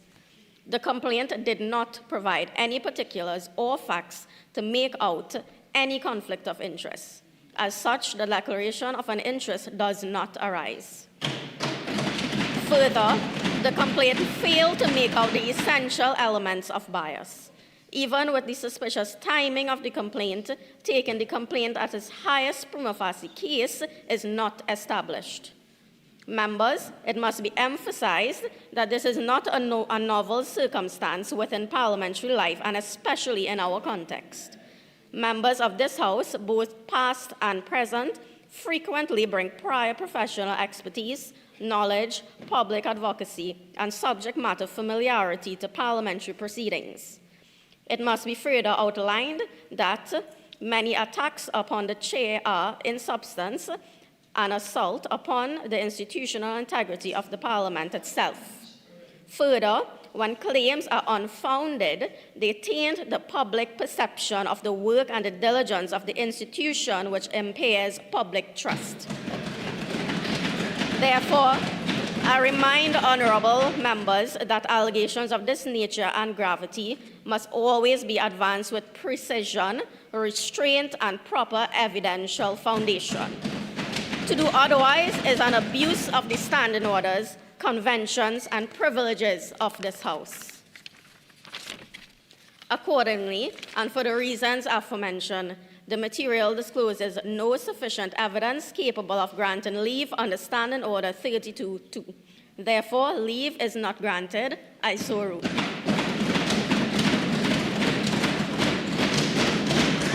Public business, government business, bill second reading. Minister of Justice.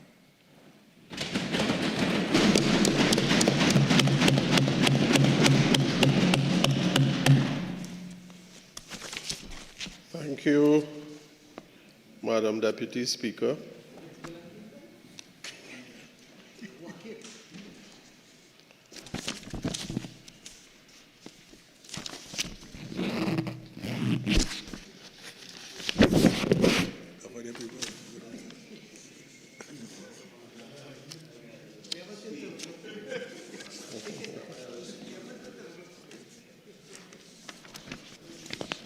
Madam Deputy Speaker, I beg to move that a bill entitled An Act to Provide for the Treatment and Rights of the Victims of Offences be now read a second time.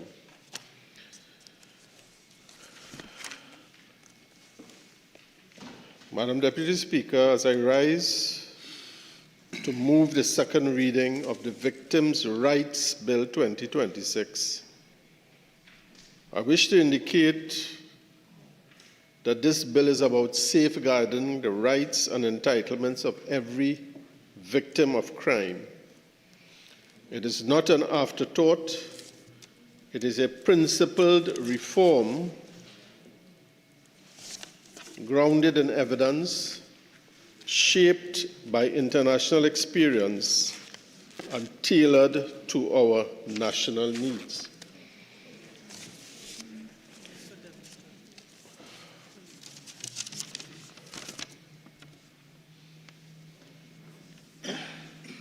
Who's that? What? Uh-huh. Madam Deputy Speaker, when a crime is committed in Trinidad and Tobago, what is triggered is the involvement of the following agencies: the police, the Forensic Science Center sometimes, the DPP and prosecutors,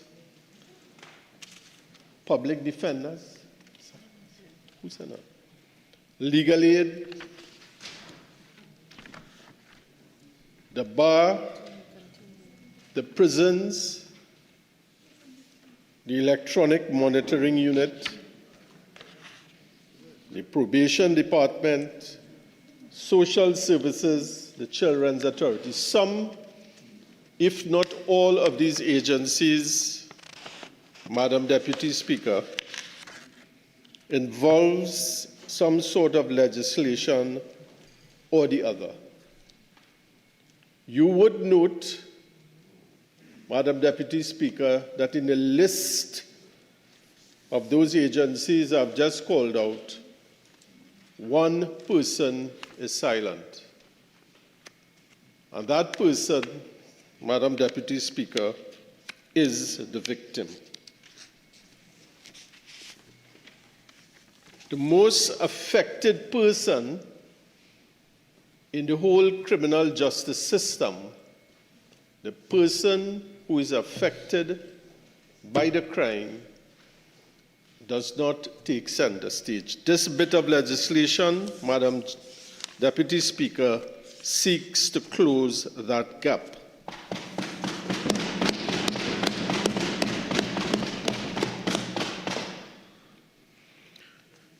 This bill represents a paradigm shift in our criminal justice system.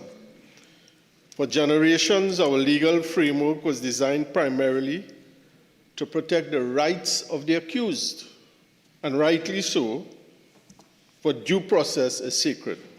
However, in safeguarding the rights of the accused, we overlooked those who had done nothing wrong, those who bore the physical, emotional, and financial scars of wrongdoing and were relegated to the periphery of the purpose of the process that was supposed to have served them.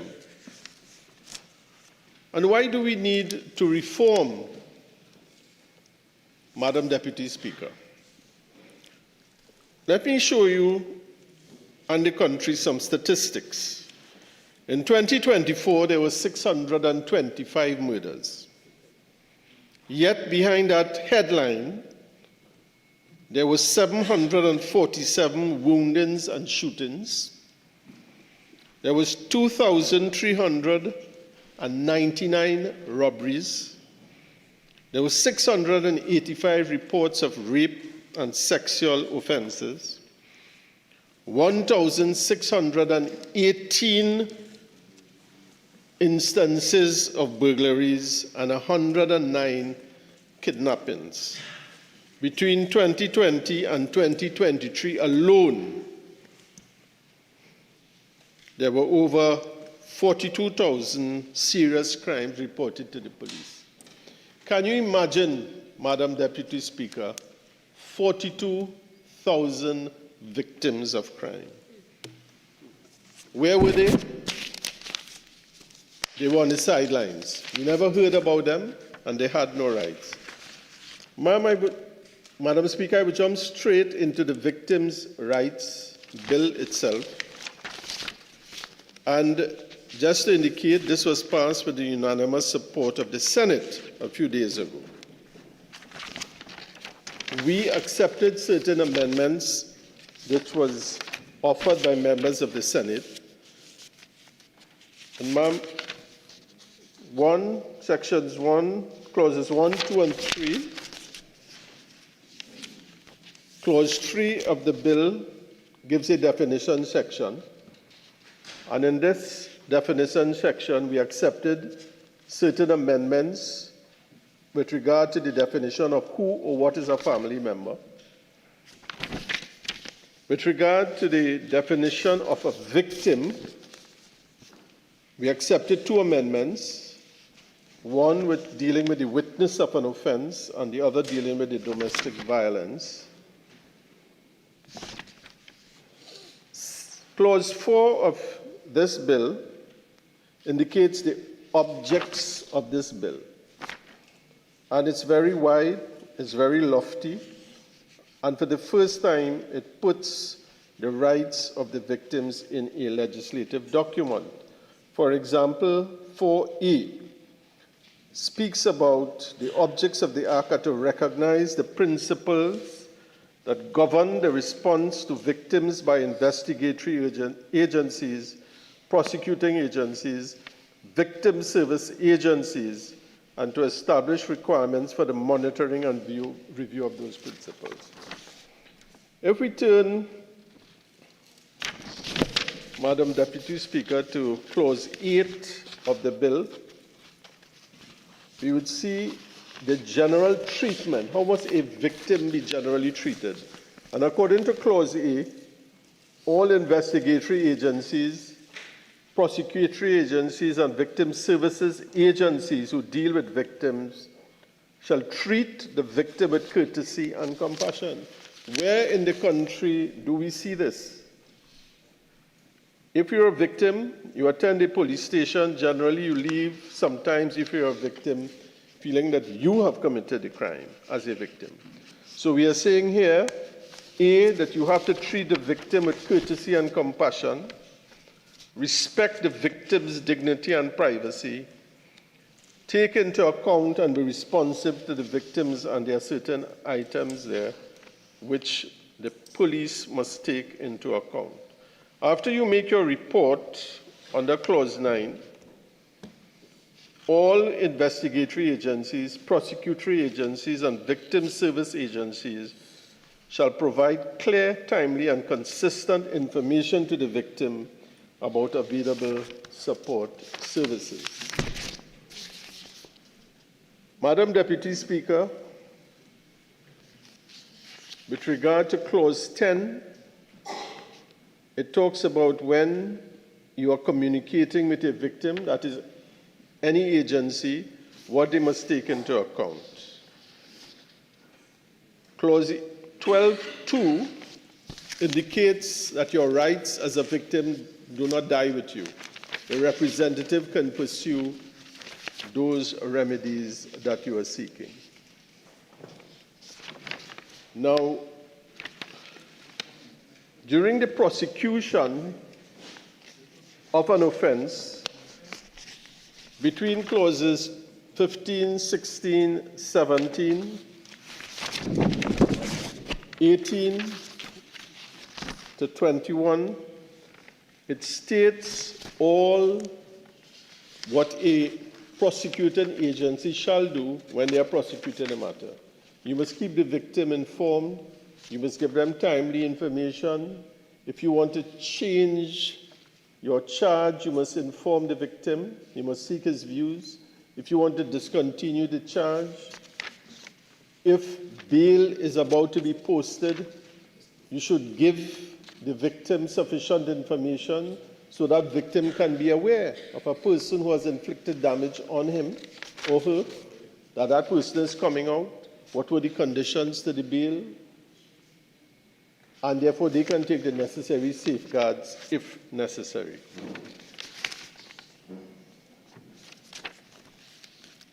Madam Deputy Speaker, after the prosecution of an offense, the rights of the victim after the prosecution of offense are also protected. You can make a victim impact statement. Currently, there are only limited instances where victim impact statement may be made.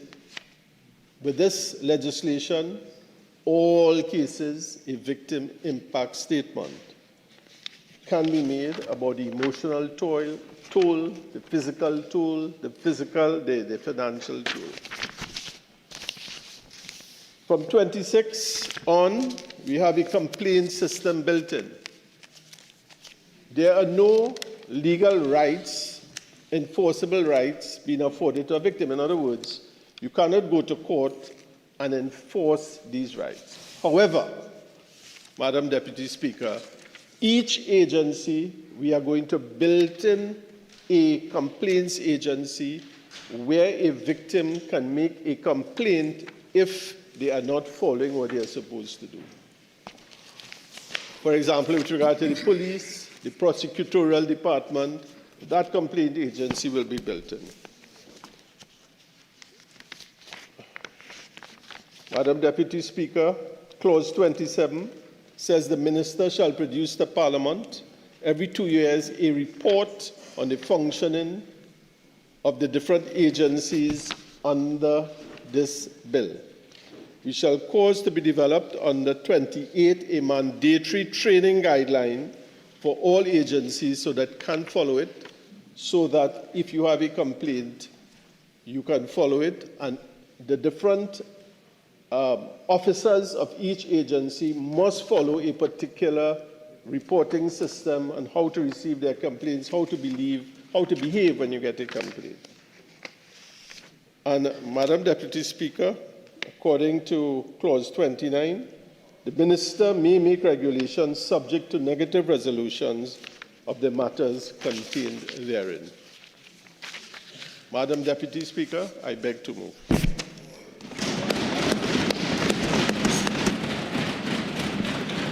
Member for Port of Spain South.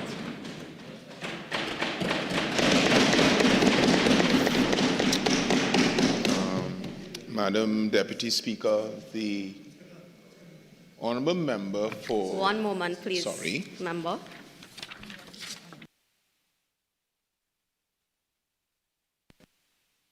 My apologies. Honourable members, I shall now propose the question for debate.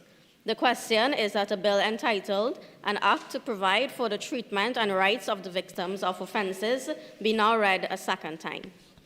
Member for Port of Spain South. Madam Deputy Speaker, the honourable member for Arima has said ad nauseum that if there's legislation that is good for the citizens of Trinidad and Tobago, we on this side will support it. The thing about authenticity and integrity is that it's consistent. And in this regard, we support this piece of legislation because we think that it is good for the citizens of Trinidad and Tobago. And that consistency from the honourable member for Arima has to be commended. The concept of victim rights, Madam Deputy Speaker, is couched from the father of restorative justice, Howard Zer. He is credited for being the main protagonist of restorative justice, and he devised a system that did a comparator of the traditional criminal justice system with a restorative system. And we are warmed to this bill. We think it does not go far enough to give victims exactly what we want to propose, which is justiciable legal rights. We think that the teeth in an amendment like that would give the victims a right to approach a court and say, look, I don't think I've been dealt with fairly. But this is a good start. And we want to make some recommendations. What Zer did was that he analyzed the current traditional criminal justice system. And in Trinidad and Tobago, our system is premised, our criminal justice system is premised on the constitutional guarantee that an offender is innocent until proven guilty. And in sections 4 and 5 of the Constitution, there are enshrined rights, one of which is the right to a fair trial. So as you balance, it's a balancing act, because you balance that constitutional provision of a fair trial and the presumption of innocence with that of the victims.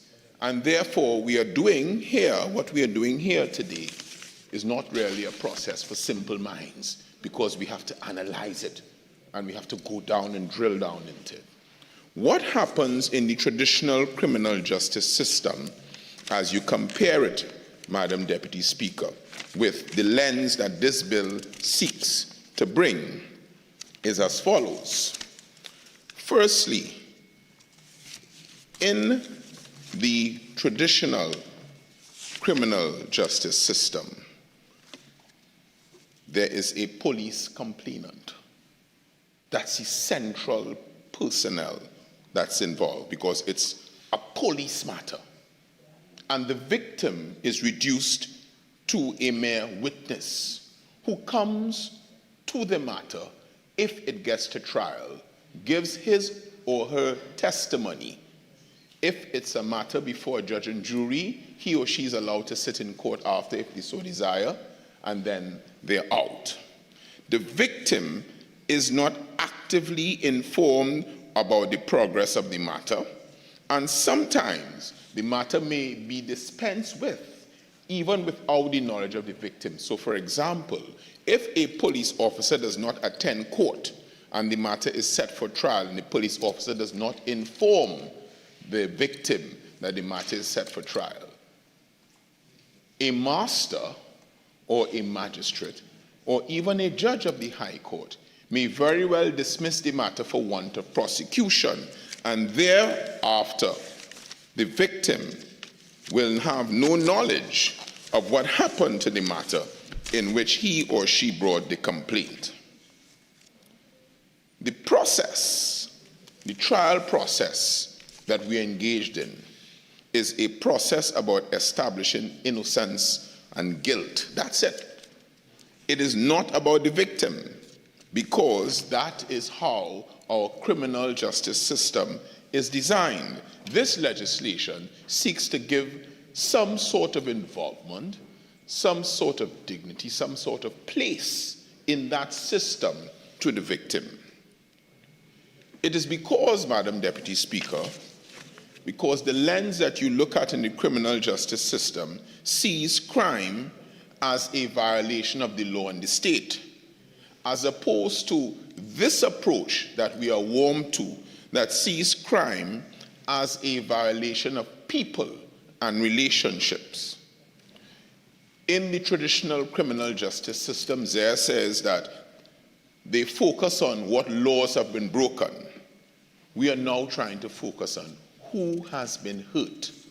And in that regard, we say that this legislation shows some promise, and it still does not go far enough to have any teeth or to give effect to legislation that safeguards the rights of the victims. And we say that there ought to be an amendment that gives the victim a legal right to have a challenge. And that is our first recommendation, to make this bill more palatable and more akin to giving victims real rights. Madam Deputy Speaker, I am happy to see that in the Senate, the definition of family member has been augmented to include spouses, cohabitees, and long-term partners. That meets the reality of Trinidad and Tobago. And we would also ask that that legislation that goes back to family member ensures that persons who are long-term partners are included.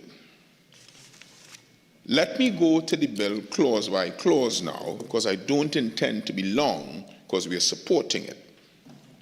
Clause 7 raises one of the most significant concerns within this bill, because whilst the legislation creates a catalogue of rights and obligations, it simultaneously states that these provisions are not intended to create enforceable legal rights or causes of action. That is counterintuitive. Put a right that gives the catalogue of rights teeth. That will make the bill more progressive and it will give more certainty to the rights of the victims, because this is exactly what this bill is trying to do. It is called the Victim Rights Bill. How can you have a victim rights bill without rights for victims? That's a fundamental issue.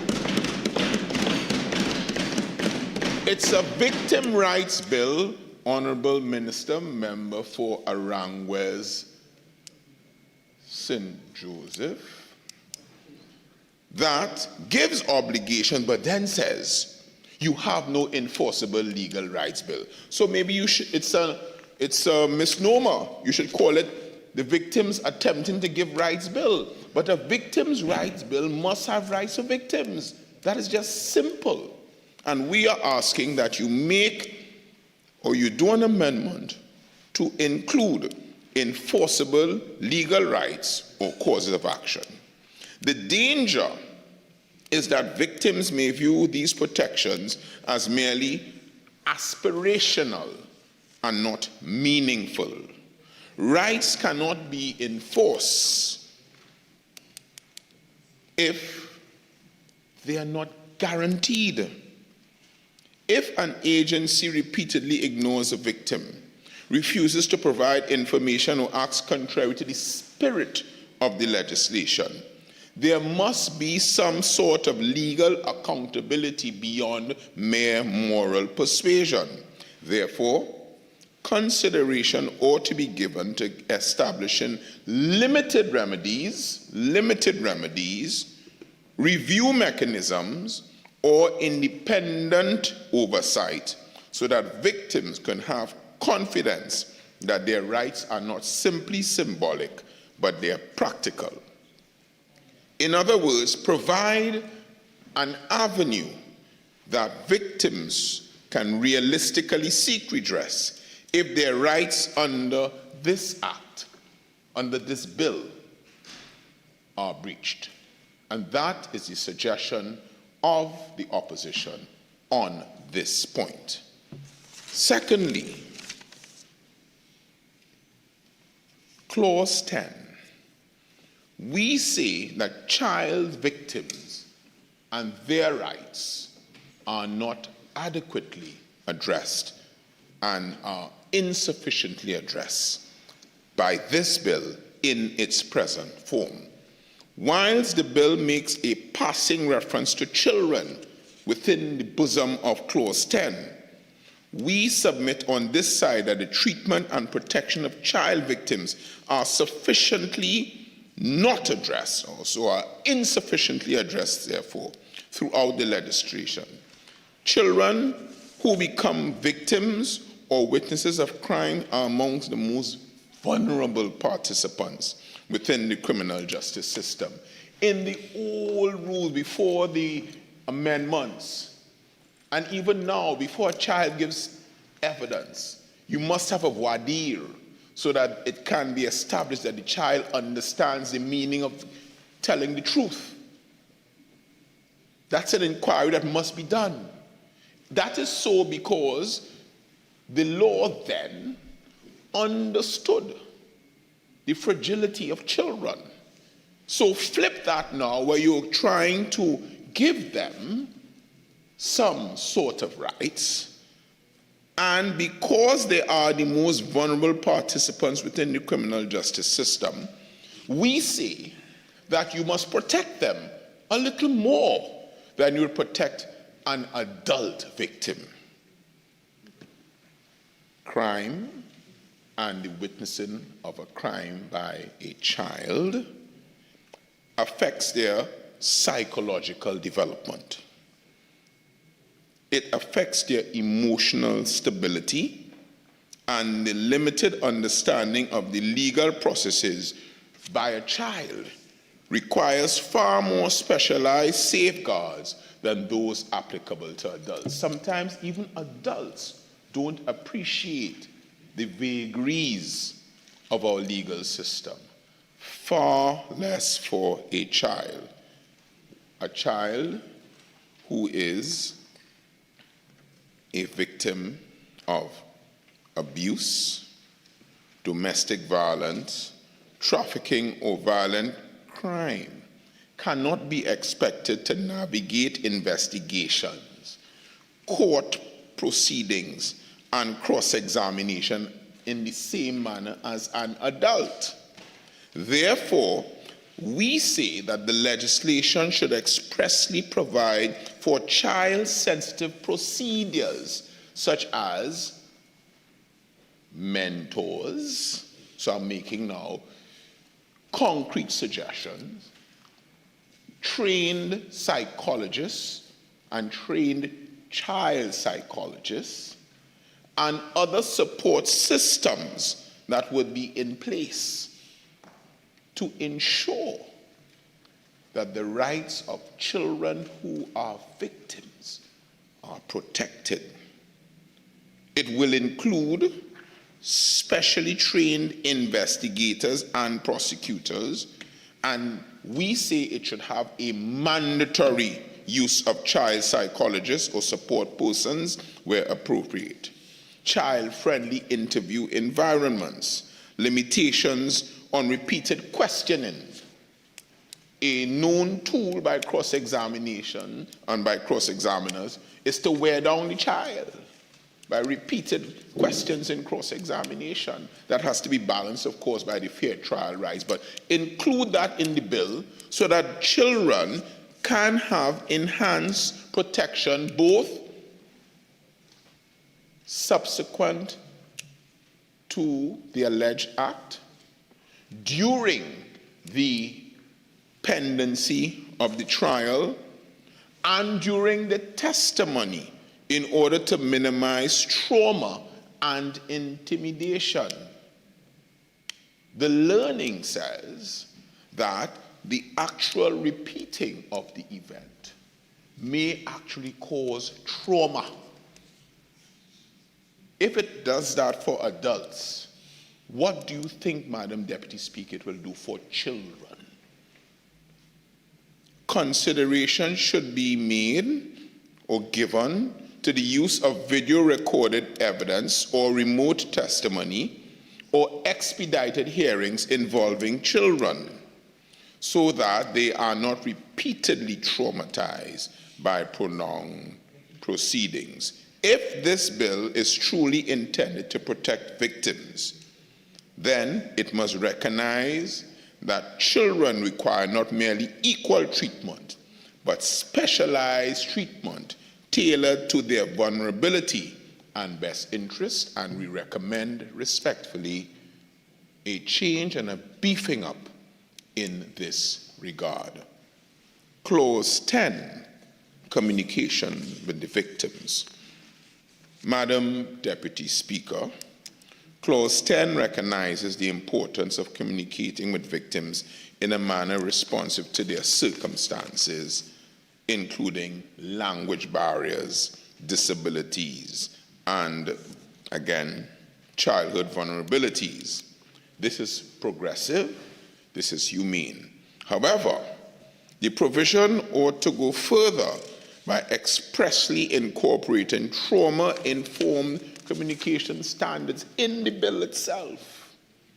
It must ensure that investigators, prosecutors, and support personnel are properly trained to engage with victims in an empathetic and a professional manner.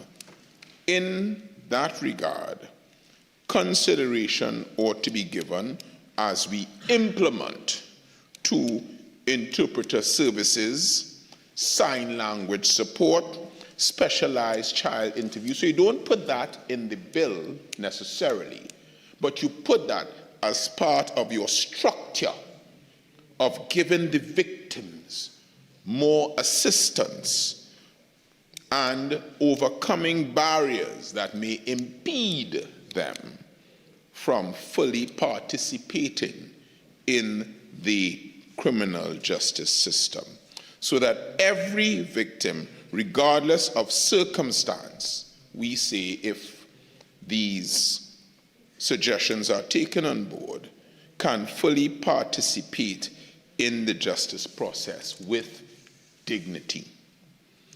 Clause 11, the disclosure of personal information. Madam Deputy Speaker, in the age of modern technology, the disclosure of personal information becomes even more difficult, but even more concerning. You no longer have to go to someone's place of abode in order to interact with them. Once you have a number on WhatsApp or IG or whatever they have, whatever exists out there now, all you need to do is press send. That's a serious challenge because interference now is no longer person to person. The World Wide Web has created a new methodology where victims can be intimidated without the perpetrator being there in person.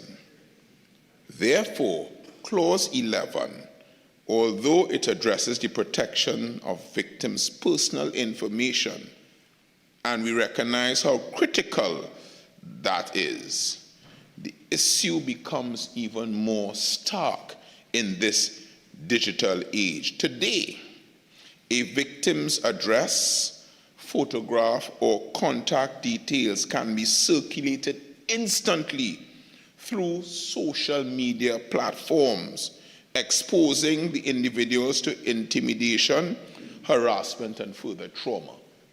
Here's the thing.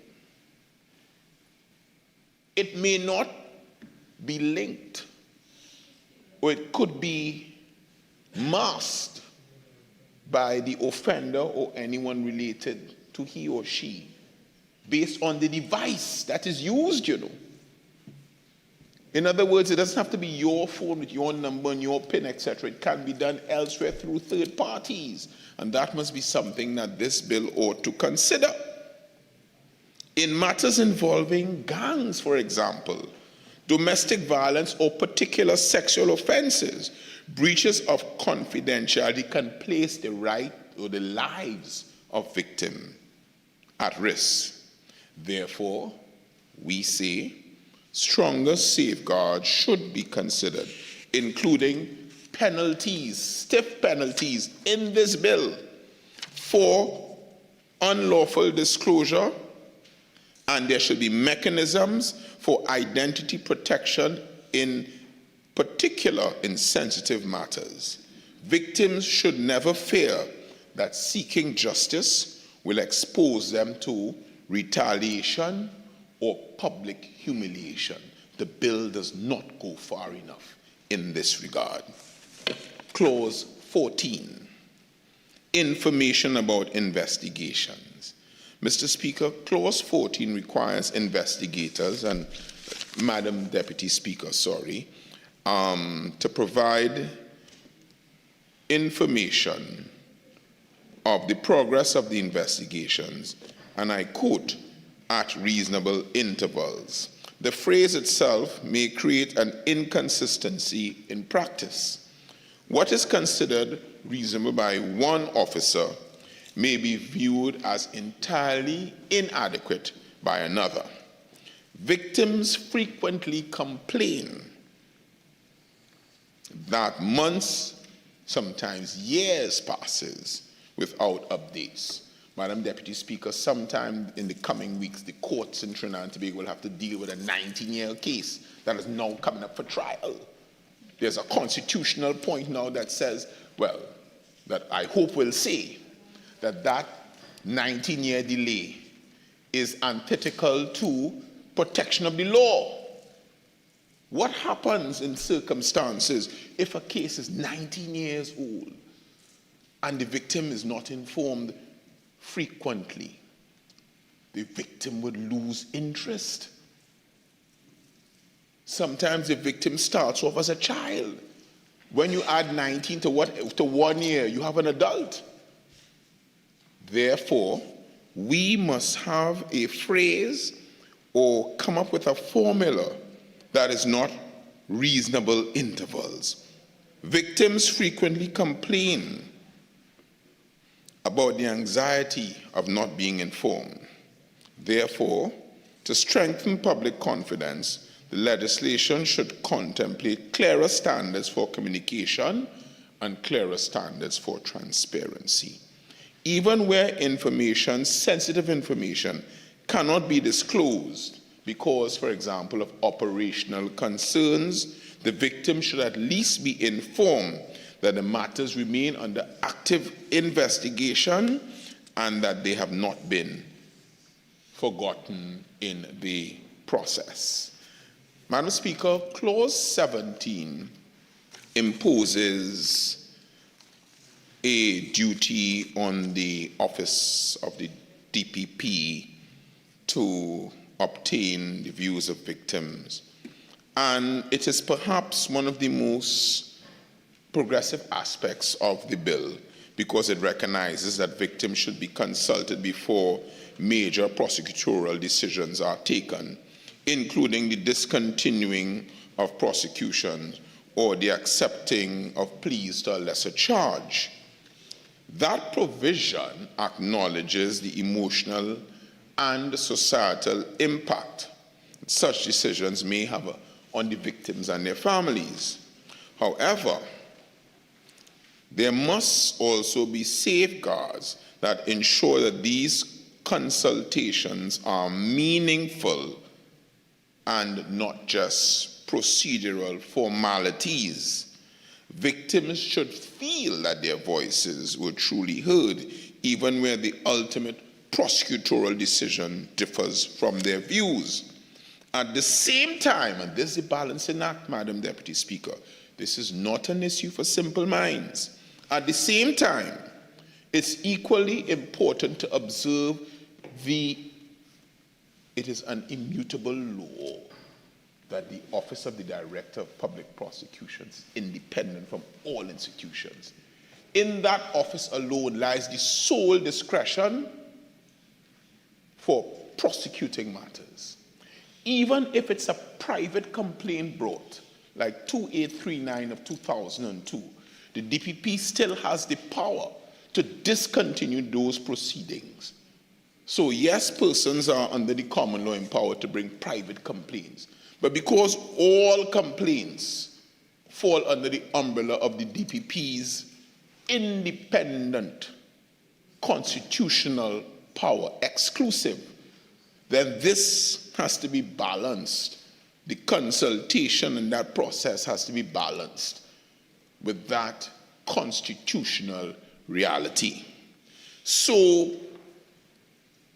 there are enough lawyers on that side that they can carefully strike a balance between victim participation. I mean, I'm not seeing Barataria Sanwan, he always knows, and prosecutorial discretion, so that the principle of the independence of the independent Office of the Director of Public Prosecution is maintained, yet the principle of victim consultation is still given some teeth. When I did my research in this matter, Madam Deputy Speaker, an article struck my mind this week, and this is a practical issue that has to be dealt with. Somewhere this week, here it is. When you put this extra power and extra duty on the DPP, how does that weigh up now with the DPP saying he's understaffed? He does not even have enough staff to do the present prosecutorial roles. So it's a practical concern if we are to be serious about what we are about here, and we on this side, we are serious. So we now put the practical concern of the DPP as early as this week, Monday of this week, saying that new attorneys could ease staffing shortages, May the 18th. So whilst we introduce this piece of legislation that puts additional duties on the Office of the Director of Public Prosecution, and I see that the Honourable Prime Minister is here being disturbed by the Honourable Attorney General, maybe we should ask that more staffing be provided to the Office of the DPP that will enable the DPP, that will give, take notes and learn, that will give the DPP more staff that will enable him to do the duties and adhere to the new additional things that he has to do. Clause 25, compensation and financial assistance. Madam Deputy Speaker, in dealing with compensation and financial assistance, it's particularly significant because many victims suffer long-term financial hardship after criminal offenses. Some lose employment, require ongoing medical treatment, counseling, relocation. Some may have to bear funeral expenses. Would you like your additional 15 minutes, member? 8 out of it. Yes, please. Okay, 8. Yes, please. Yet the bill leaves the practical question unanswered, including the timelines for application, the speed within which assistance can be accessed. So we know that funding is not part of the bill, but we say that that aspect ought to be properly funded to ensure that victims receive timeous assistance as it relates to the funding that is promised. Clauses 27 and 28, which requires parliamentary reporting and mandatory training guidelines, it's essential to the success of this legislation. A law of this nature cannot simply be passed and forgotten. Parliament must continually monitor and assess whether victims are truly benefiting from these protections, whether by the agencies and whether the agencies also are complying. Data and statistics must be presented, Madam Deputy Speaker, and equally important is training. No legislation will succeed, and this legislation will not succeed if it is the individual tasked with the implementation are not properly trained and equipped. Officers, prosecutors, and support personnel must be trained not only in procedure, but also in trauma awareness, victim-sensitive engagement. I don't think you can train in empathy, but develop some short course on understanding the other side. So, Madam Deputy Speaker, in this regard, we don't wish to put written amendments, but we propose some amendments. To Clause 7, we would like to have limited enforceable remedies for serious breaches to the victims, judicial review mechanisms when an agency acts unreasonably or irrationally, statutory timelines for responses to complaint, and oversight by maybe a victims' rights commissioner or ombudsman.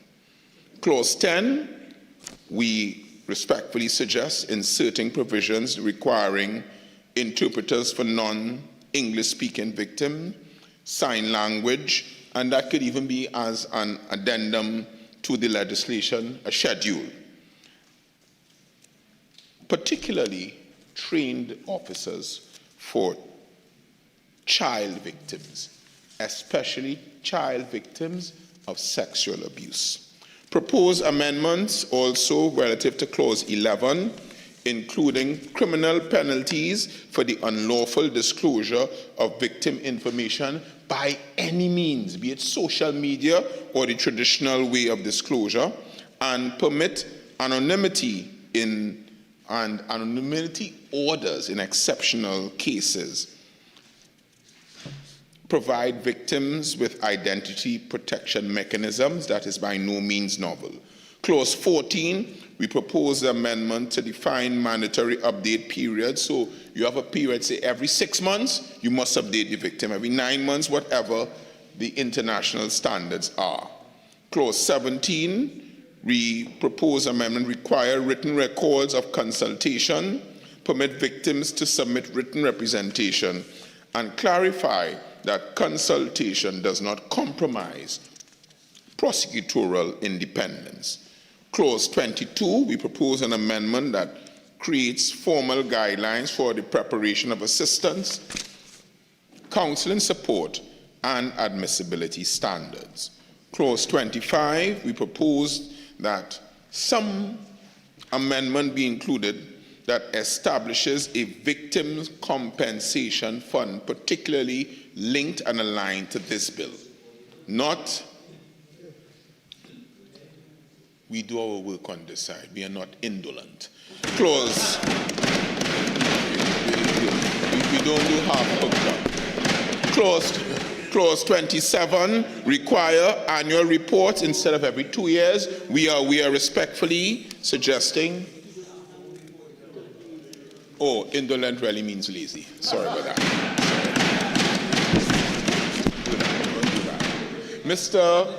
Madam Deputy Speaker, in concluding, in the 8 extra minutes I asked you for, the effectiveness of this bill will depend not merely on what is written in the statute, but how the bill is implemented by the officers, by the prosecutors, by the agencies, and how victims are treated in practice and not on paper.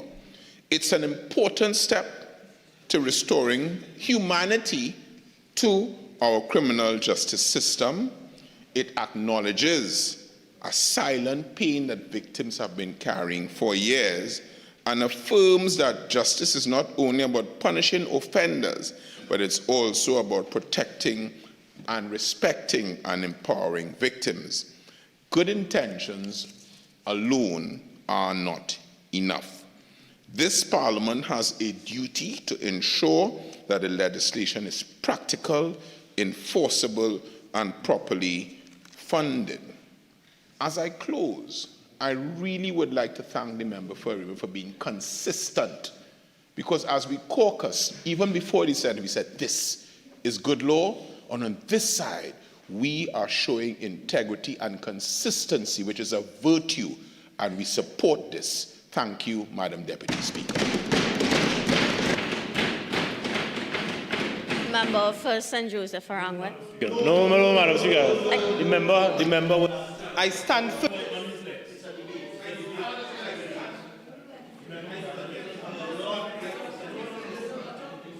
Madam Deputy Speaker, I stood here.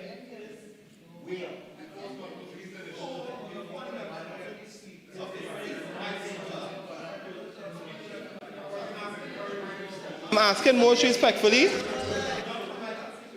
Okay, yes, member. I saw the standing orders say that it depends on who catches the eye of the speaker firstly. Sure. Thank you, Madam Deputy Speaker. Madam Deputy Speaker, the member for Arangwes is the mover of this bill. Yes, and allowing the member. I do not need you to explain I'm not that. I'm not finished, Madam Deputy. With the greatest of respect. What is? With the greatest of respect, Madam Deputy Speaker. Madam Deputy Speaker, to allow the member that is bringing an end to this debate, Madam Deputy Speaker, the member for Laventille West was on his legs. Standing. Madam Deputy Speaker. You cannot deprive a member. You cannot deprive a member from speaking. The member was on his legs. The member.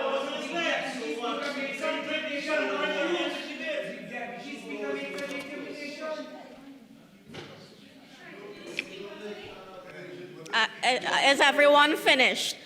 The member for Arangwes St. Joseph caught my eye first, and therefore I call upon you to make your contribution. Speaker, ridiculous. That's ridiculous.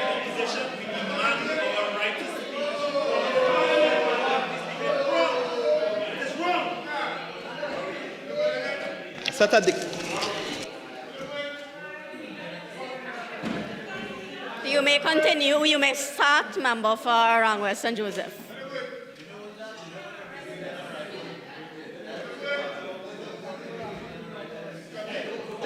Madam Deputy Speaker. Stay, Scotty, stay. Hey, Chief, sitting down. Where you going? Stay, Scotty, stay. Madam Deputy Speaker. They kind of tearing. Hey, listen. Hey. Yeah, don't speak. Hey, it's in birth. Yeah, don't speak. Bye-bye.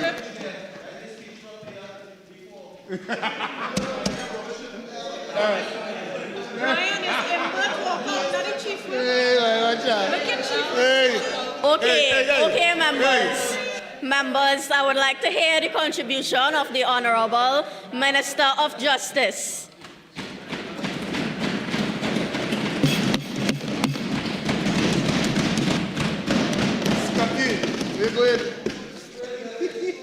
I am happy to hear from the other side that they support this wonderful piece of legislation.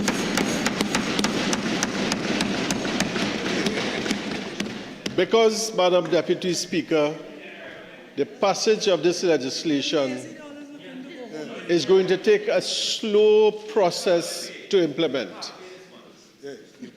Madam Deputy Speaker, it will cause a change of behavior in our prosecuting agencies, in our investigation agencies, former representative by the side of me. But it's going to take time, Madam Deputy Speaker. It is not going to happen overnight. We recognize that, and I want to tell my good friend from Port of Spain South, it is going to take a while to operationalize, but it is going to be a powerful piece of legislation. I'm glad you remain here.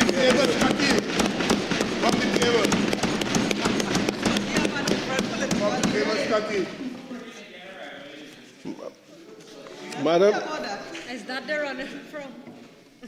Madam Deputy Speaker, to show the change that has to take place,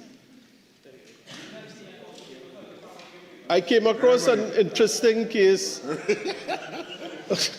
you don't want to go home. I don't know if my friend is staying or he's going. He's working for his silk. Thank you very much. Thank you very much for the Spain South for staying. Madam Deputy Speaker, there's this case of, I would not call the person's name, it's RS against the Commissioner of Police. It's an unfortunate case, Madam Deputy Speaker, but I decided to raise this case. This was a case, RS is the mother of a deceased victim. I'm seeing all kind of signs coming. I don't know what is going on here. What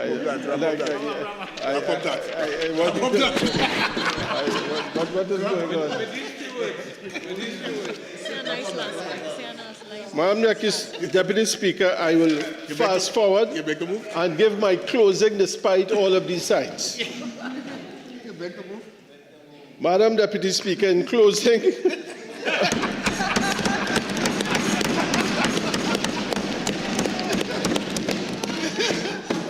I would like to reiterate that this legislation is a starting point for Trinidad and Tobago, and it is not being presented as a perfect model.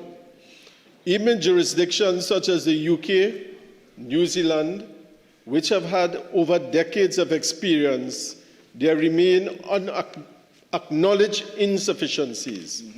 This is a testament that systems take time to develop and that victims' rights framework often begin with a recognition of rights, complaint mechanisms, and administrative oversight, and stronger enforcement tools can be added over time. Trinidad and Tobago is now laying the foundation. This is an important first step, and as the system matures, it will open to further strengthening based on practical experience and needs of victims. Madam Deputy Speaker, this government's focus at this time is about having a victims' rights legislation that ensures that victims are not only given rights in law, but those rights are supported by proper systems, proper training, and proper procedures within every agency that deals with them. Madam Deputy Speaker, I would draw to your attention that in our manifesto, the last election, victims' rights legislation was promised. Nice. Today it is delivered. Yeah. Promise made, promise kept. I beg to move.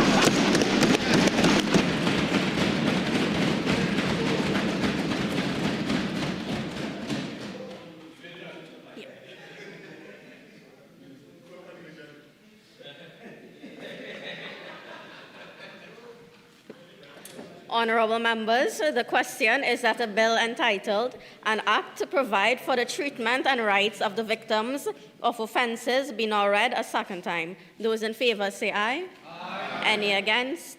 The ayes have it.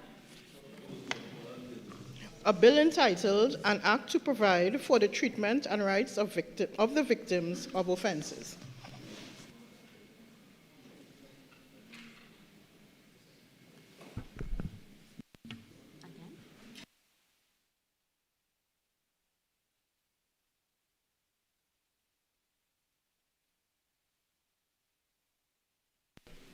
Minister of Justice. Deputy Speaker, in accordance with Standing Order 68-1, I beg to move that the Victims' Rights Bill 2026 be committed to the Committee of the Whole to be considered clause by clause. Honorable members, the question is that the Victims' Rights Bill 2026 be committed to the Committee of the Whole to be considered clause by clause. Those in favor say aye. Aye. Any against? The ayes have it. This House shall now go into Committee of the Whole to consider the bill clause by clause.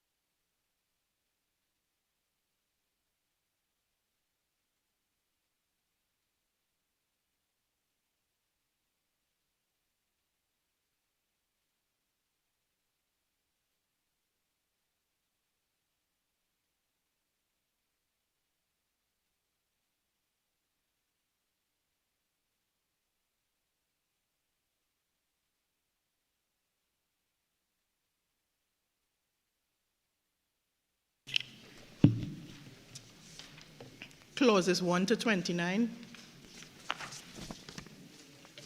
The question is that clauses 1 to 29 stand part of the bill. The question is that clauses 1 to 29 now stand part of the bill. Those in favor say aye. Aye. Any against? I think the ayes have it. Clauses 1 to 29 now stands part of the bill.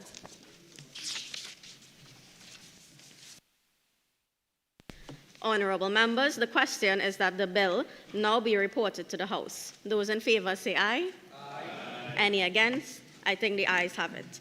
The bill will now be reported to the House.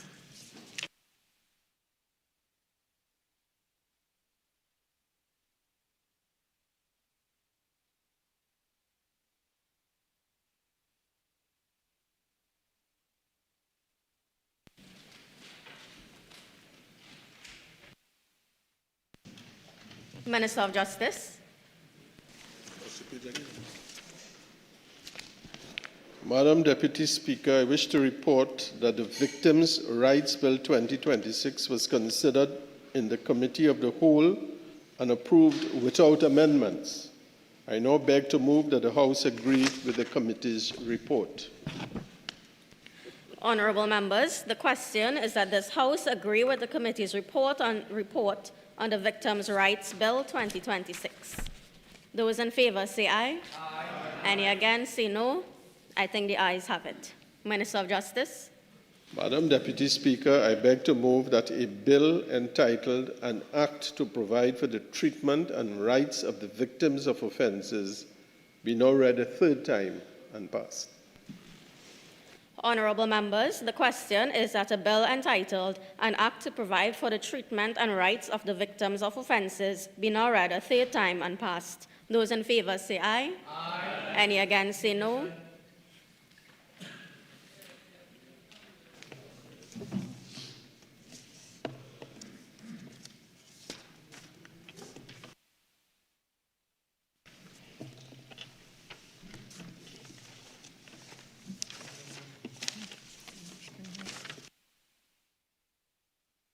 Mr. Padara.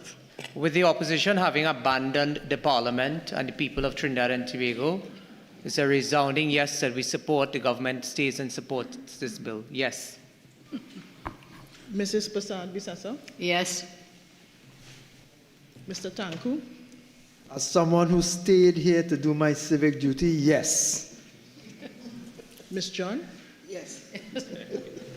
Dr. Munilal. Yes. Mr. Lee. Yes. Mr. Hussain. Aye. Ms. Amin. Yes. Mr. Alexander. Yes. Mr. Maharaj. Yes. Ms. Mohit. Yes. Mr. Sturge. Yes. Dr. Bodo. Yes. Dr. Dowlath. Yes. Mr. Morris. Yes. Ms. Benjamin. Yes.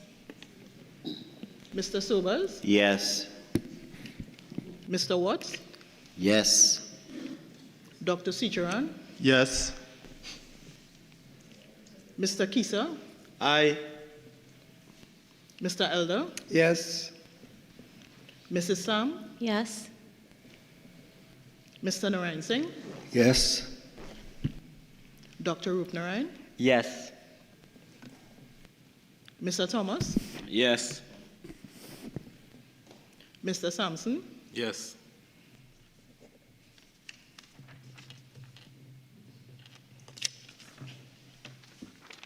Madam Deputy Speaker, the result of the division is 21 members voted in favor of. There were no votes against and no abstentions. Honorable members, the results of the division were 26 members for, no one voted against, and no abstentions. The bill has now passed.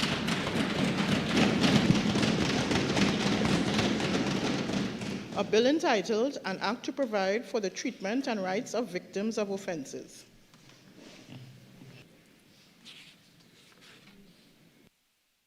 Leader of the House.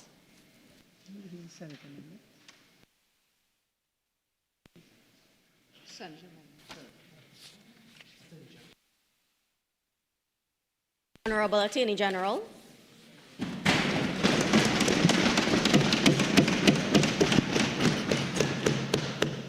Madam Deputy Speaker, I beg to move the following motion standing in my name. Be it resolved that the Senate amendments to the Criminal Records Rehabilitation of Offenders Bill 2026 listed in the appendix be now considered. Honorable members, the question is that the Senate amendments to the Criminal Records Rehabilitation of Offenders Bill 2026 listed in the Appendix 1 be now considered. All in favor say aye. Aye. Any against? The ayes have it.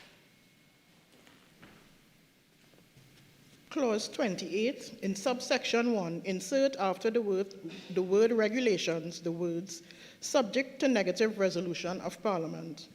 In the first schedule, insert the following new item.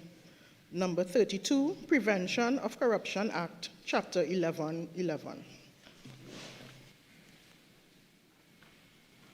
Honorable Attorney General. Madam Deputy Speaker, I beg to move that this House agree with the Senate in the amendments to the Criminal Records Rehabilitation of Offenders Bill 2026. I beg to move.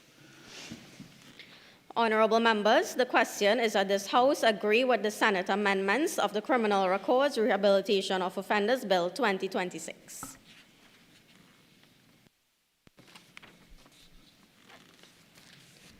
Honorable members, The question is that this House agree with the Senate in the amendments of the Criminal Records Rehabilitation of Offenders Bill 2026. All in favor say aye. Aye. Any against? The ayes have it.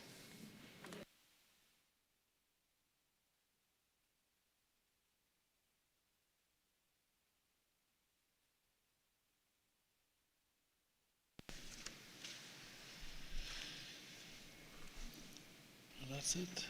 You don't have to read that.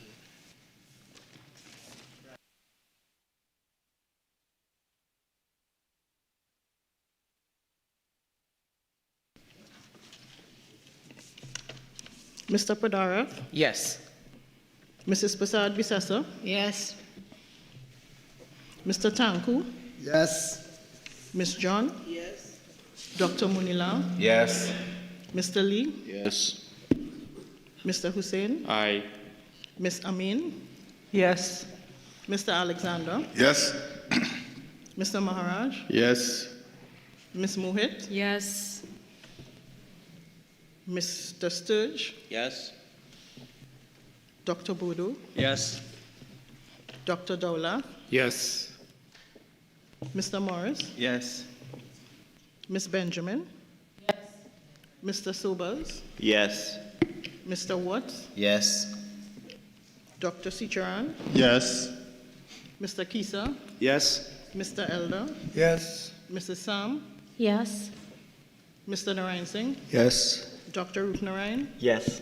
Mr. Thomas? Yes. Mr. Sampson? Yes. Madam Deputy Speaker, the result of the division is that 26 members voted in favor of, there were no one voted against, and no abstentions.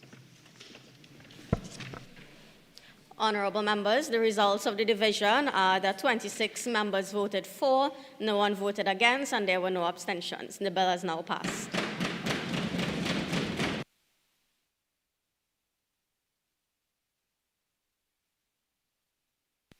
The House has agreed with the Senate amendments.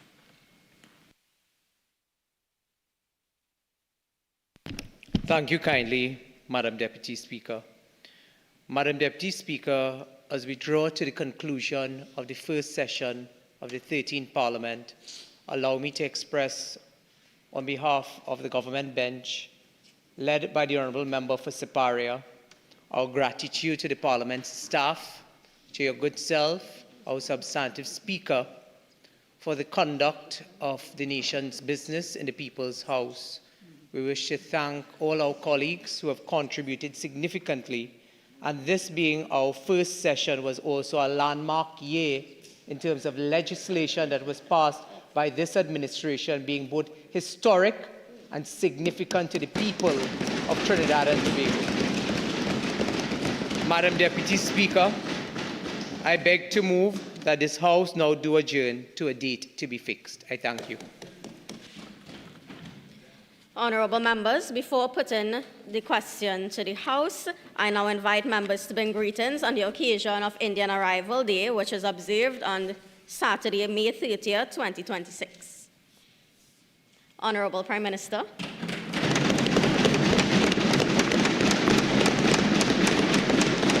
Thank you very much, Madam Deputy Speaker. I know my colleagues on the other side would have liked to join us here today to commemorate the 181st anniversary of Indian Arrival Day in our great Republic of Trinidad and Tobago. Regrettably, they saw it fit not to be present, nor to bring greetings on their own behalf or on behalf of their constituents. So I take this opportunity, Madam Deputy Speaker, on behalf of the government and the people of Trinidad and Tobago, and on behalf of the United National Congress, which forms the government cabinet of our great republic, to extend sincere greetings to the national community, and in particular to our Indo-Trinidadian and Tobagonian brothers and sisters, whose history, struggles, sacrifices, and achievements have become inseparable from the story of our nation itself. Madam Deputy Speaker, Indian Arrival Day is not merely a date on our national calendar. It is a solemn and proud reminder of one of the defining chapters in the making of TNT. It's an occasion that calls us to reflect upon the courage of those who crossed oceans into uncertainty, to honor the resilience of those who endured hardship with dignity, and to celebrate the generations whose contributions transformed struggle into legacy and sacrifice into nation building. 181 years ago, the ship Patel Razak arrived in Trinidad carrying the first group of Indian indented laborers to these shores. I shared once before, and many of you who know the history will recall that our ancestors who came out of India, they were known as bound coolies. And they were bound coolies because they were bonded by a contract of indentureship. And they landed here, as I say, starting from 181 years ago. Those men and women and children, they came from distant villages across the Indian subcontinent. The conditions they encountered were harsh and unforgiving. The indentureship system demanded exhausting labor under difficult circumstances. There were language barriers. There was social isolation. There was tremendous emotional pain caused by separation from homeland and family. Many arrived with little material possessions, but they carried with them something far more valuable: resilience, discipline, spirituality, and an unwavering determination to survive and succeed. And succeed they did in this our republic. Madam Deputy Speaker, when they came, they had no traveler's checks, I said it before. They had no credit cards. They had no wire transfers. But they came with something that was even more valuable. They came with the Quran.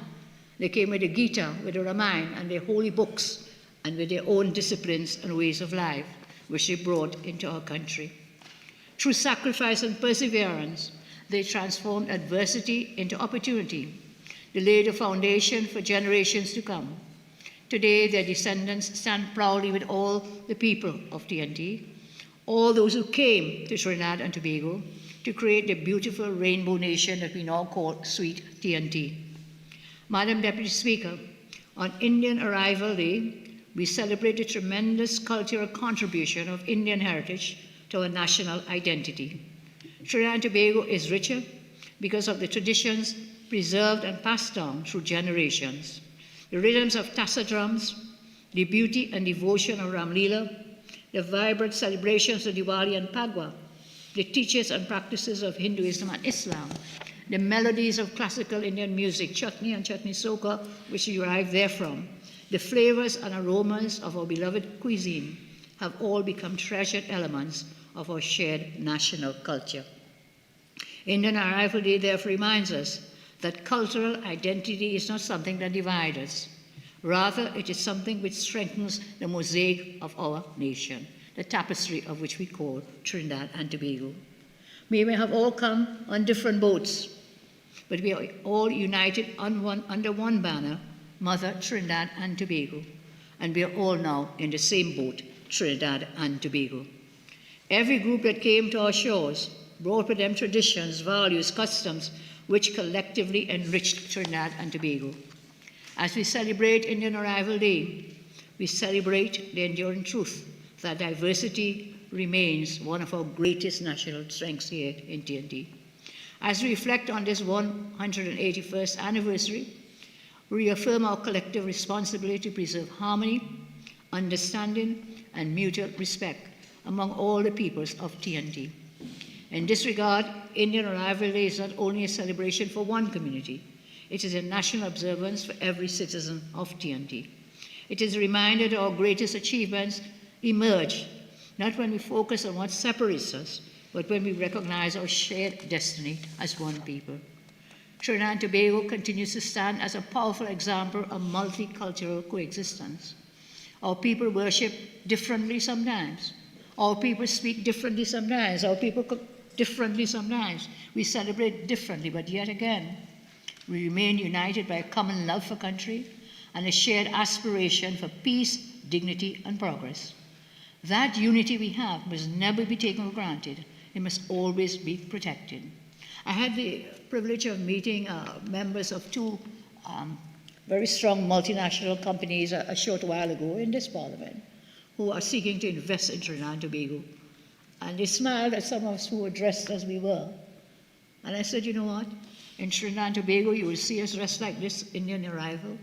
We celebrate Hinduism, we celebrate Islam, and everybody celebrates Christmas, all of TNT. So we're all united together in that way, and we must never forget that we must preserve this unity, this cohesion, because I said to them, that is our multicultural nation, and they were very impressed, because we share this peacefully, in peaceful coexistence here in TNT. No matter whence our forefathers came, out of the great countries, out of Europe, out of Asia, out of Africa, out of China, out of India, wherever we came from. We came here out of those places. They're no longer motherlands to us. Trinidad and Tobago is our motherland. But we honor and recognize from whence our ancestors came. So we have motherland Trinidad and Tobago, and we have grandmotherland Africa. We have grandmotherland out of Africa, out of Asia, out of India, of course. We have grandmothers and great-grandmothers. And today, I think they must all be proud, all those ancestors who came, those who were forced here through slavery, which I put together as being trafficked. People were trafficked out of Africa here in the worst conditions, indented caves as bound coolies. I'm sure all our ancestors today are proud that we are all sitting here in this Parliament of the Republic of Trinidad. I thank you. Never take our unity for granted. Let us always protect it. And may this observance strengthen our appreciation for our shared history, deepen our respect for one another, and inspire continued national unity for generations to come. Happy Indian Arrival Day from the government of Trinidad and Tobago, and on my own behalf, members of my party, of the United National Congress. Happy Indian Arrival Day. I thank you, Madam Deputy Speaker. Thank you, Honorable Prime Minister, for that beautiful Indian Arrival Day message. With no one from the opposition to give greetings on their behalf, honorable members, it is my privilege to join with those who have spoken before me, just the Honorable Prime Minister, in bringing greetings to the national community on the observance of the 181st anniversary of Indian Arrival Day. Honorable members, on May 30th, 1845, the Fatal Razak cast anchor on our waters, carrying 225 persons who stepped into these shores as indentured laborers. They were the pioneers of a migration that, between 1845 and 1917, brought nearly 144,000 sons and daughters of India to Trinidad and Tobago. Today, the descendants of those Jeremites constitute approximately 35% of our national community. They, alongside so many others who call this nation home, form an indispensable pillar of our health, economic, social, cultural, and democratic development. This year's commemoration is marked against a backdrop of strengthened diplomatic engagement between Trinidad and Tobago on one of our ancestral lands. That visit has spawned tangible gifts for the benefit of the people of Trinidad and Tobago. As we look toward our shared future, it is also fitting that we reflect upon the contributions of the Muslim community among those early arrivals. They brought with them not merely their possessions, but also the Holy Quran, a deep-held faith and a spirit of resilience that would contribute significantly to the development of this nation. Of notable mention was Duki Mayor, registered as a passenger number 4, who eventually settled in Couva and thereafter, with much determination, went on to found Trinidad's first mosque. This was a major feat. The legacies of those who came remains visible across our national landscape. We see it in our economy, through business, captains of industry, presidents, prime ministers, speakers, sporting heroes and heroines, national icons, science, technology and education, laureate novelists, principals, and, of course, our everyday citizens. The imprint of our eclectic mix can also be seen across our cultural calendar through cuisine and various observed traditions, many of which had to be fought for as fundamental elements of religious freedom. The resilience shown in the face of adversity helped to shape the free and pluralistic society we know today. As our nation marks this occasion through cultural observances and commemorative activities across Trinidad and Tobago, we are reminded that our diversity, that which makes us Trinbago so unique, remains one of our greatest national strengths. In these halls of Parliament and across the length and breadth of our Twin Island Republic, we acknowledge and we honor the enduring contributions of the East Indian community to national life. To every citizen of our beautiful Republic of Trinidad and Tobago, I extend the best wishes and a peaceful and reflective Indian Arrival Day. I thank you.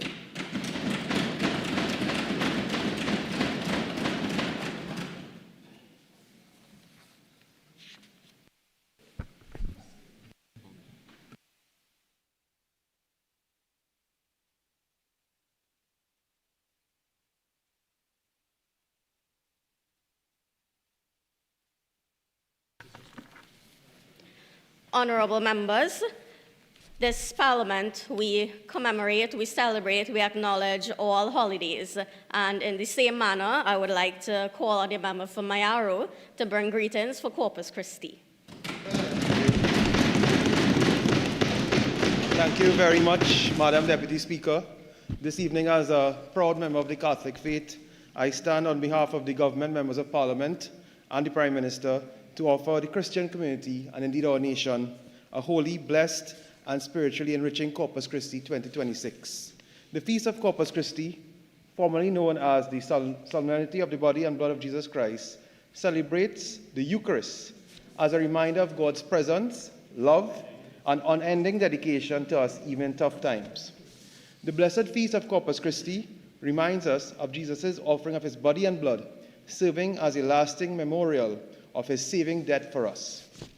The Gospel of Mark tells us that at the Last Supper, Jesus told his disciples, "Take this, this is my body." Then he took a cup, gave thanks, gave it to them, and they all drank from it. He said to them, "This is my blood of the covenant, which will be shed for many." Corpus Christi is therefore an acknowledgement of God's never-ending presence amongst us to offer hope. It is also a reminder of his sacrifice and promise to us to ensure our salvation. The Solemnity of Corpus Christi is a day that provides us with the opportunity to reflect on God's constant provision of hope, sustenance, joy, refuge, and love in our daily lives. Corpus Christi calls on us as citizens to always believe in God's mercy. It calls on us to always act in goodness, always defy wrongdoing in society, and most importantly, always stand for justice. As a matter of fact, these are the principles by which our government, led by our Prime Minister, continues to operate on a daily basis as we work for the development, upliftment, and enrichment of all. Madam Deputy Speaker, on behalf of the government, members of Parliament, on behalf of the Prime Minister, and on behalf of the UNC, we wish the Catholic members of our society and all Christian members of our society a blessed Corpus Christi 2026. Thank you. Thank you, Member for Mayaro. I too shall join in bringing greetings since the opposition is not present. As our nation prepares to observe the sacred feast of Corpus Christi on Thursday, 4th June 2026, I rise to offer brief reflections on the significance of this solemn occasion to the Christian community and indeed our wider national life. Corpus Christi, meaning the body of Christ, is one of the most revered observances in the Christian calendar. It is a day of profound spiritual reflection, commemorating the presence of Christ in the Eucharist and reminding the faithful of the enduring values of sacrifice, service, humility, and communion with one another. For generations in Trinidad and Tobago, this observance has held a special place in our national heritage. Beyond the importance, Corpus Christi has become woven into society as a cultural fabric, a time when families gather, communities pause for worship and reflection, and many are reminded of the principles that bind us together: compassion, reverence, fellowship, and peace. In our plural and diverse republic, occasions such as these serve as meaningful reminders of the strength the strength that lies in mutual respect and shared understanding. They call us to reflect not only on our individual faith and traditions, but also on our common duty to build a society grounded in justice, kindness, and service to others. At a time when nations across the world continue to confront uncertainty and division, a message of Corpus Christi speaks with renewed relevance. It invites us to reaffirm our commitment to unity, to selfless service, and to the dignity of every person. On behalf of this House, I extend sincere greetings to the Christian faith across Trinidad and Tobago as they prepare to observe this holy day. May this occasion bring spiritual renewal, peace to every household, and continued blessings upon our beloved nation. I thank you.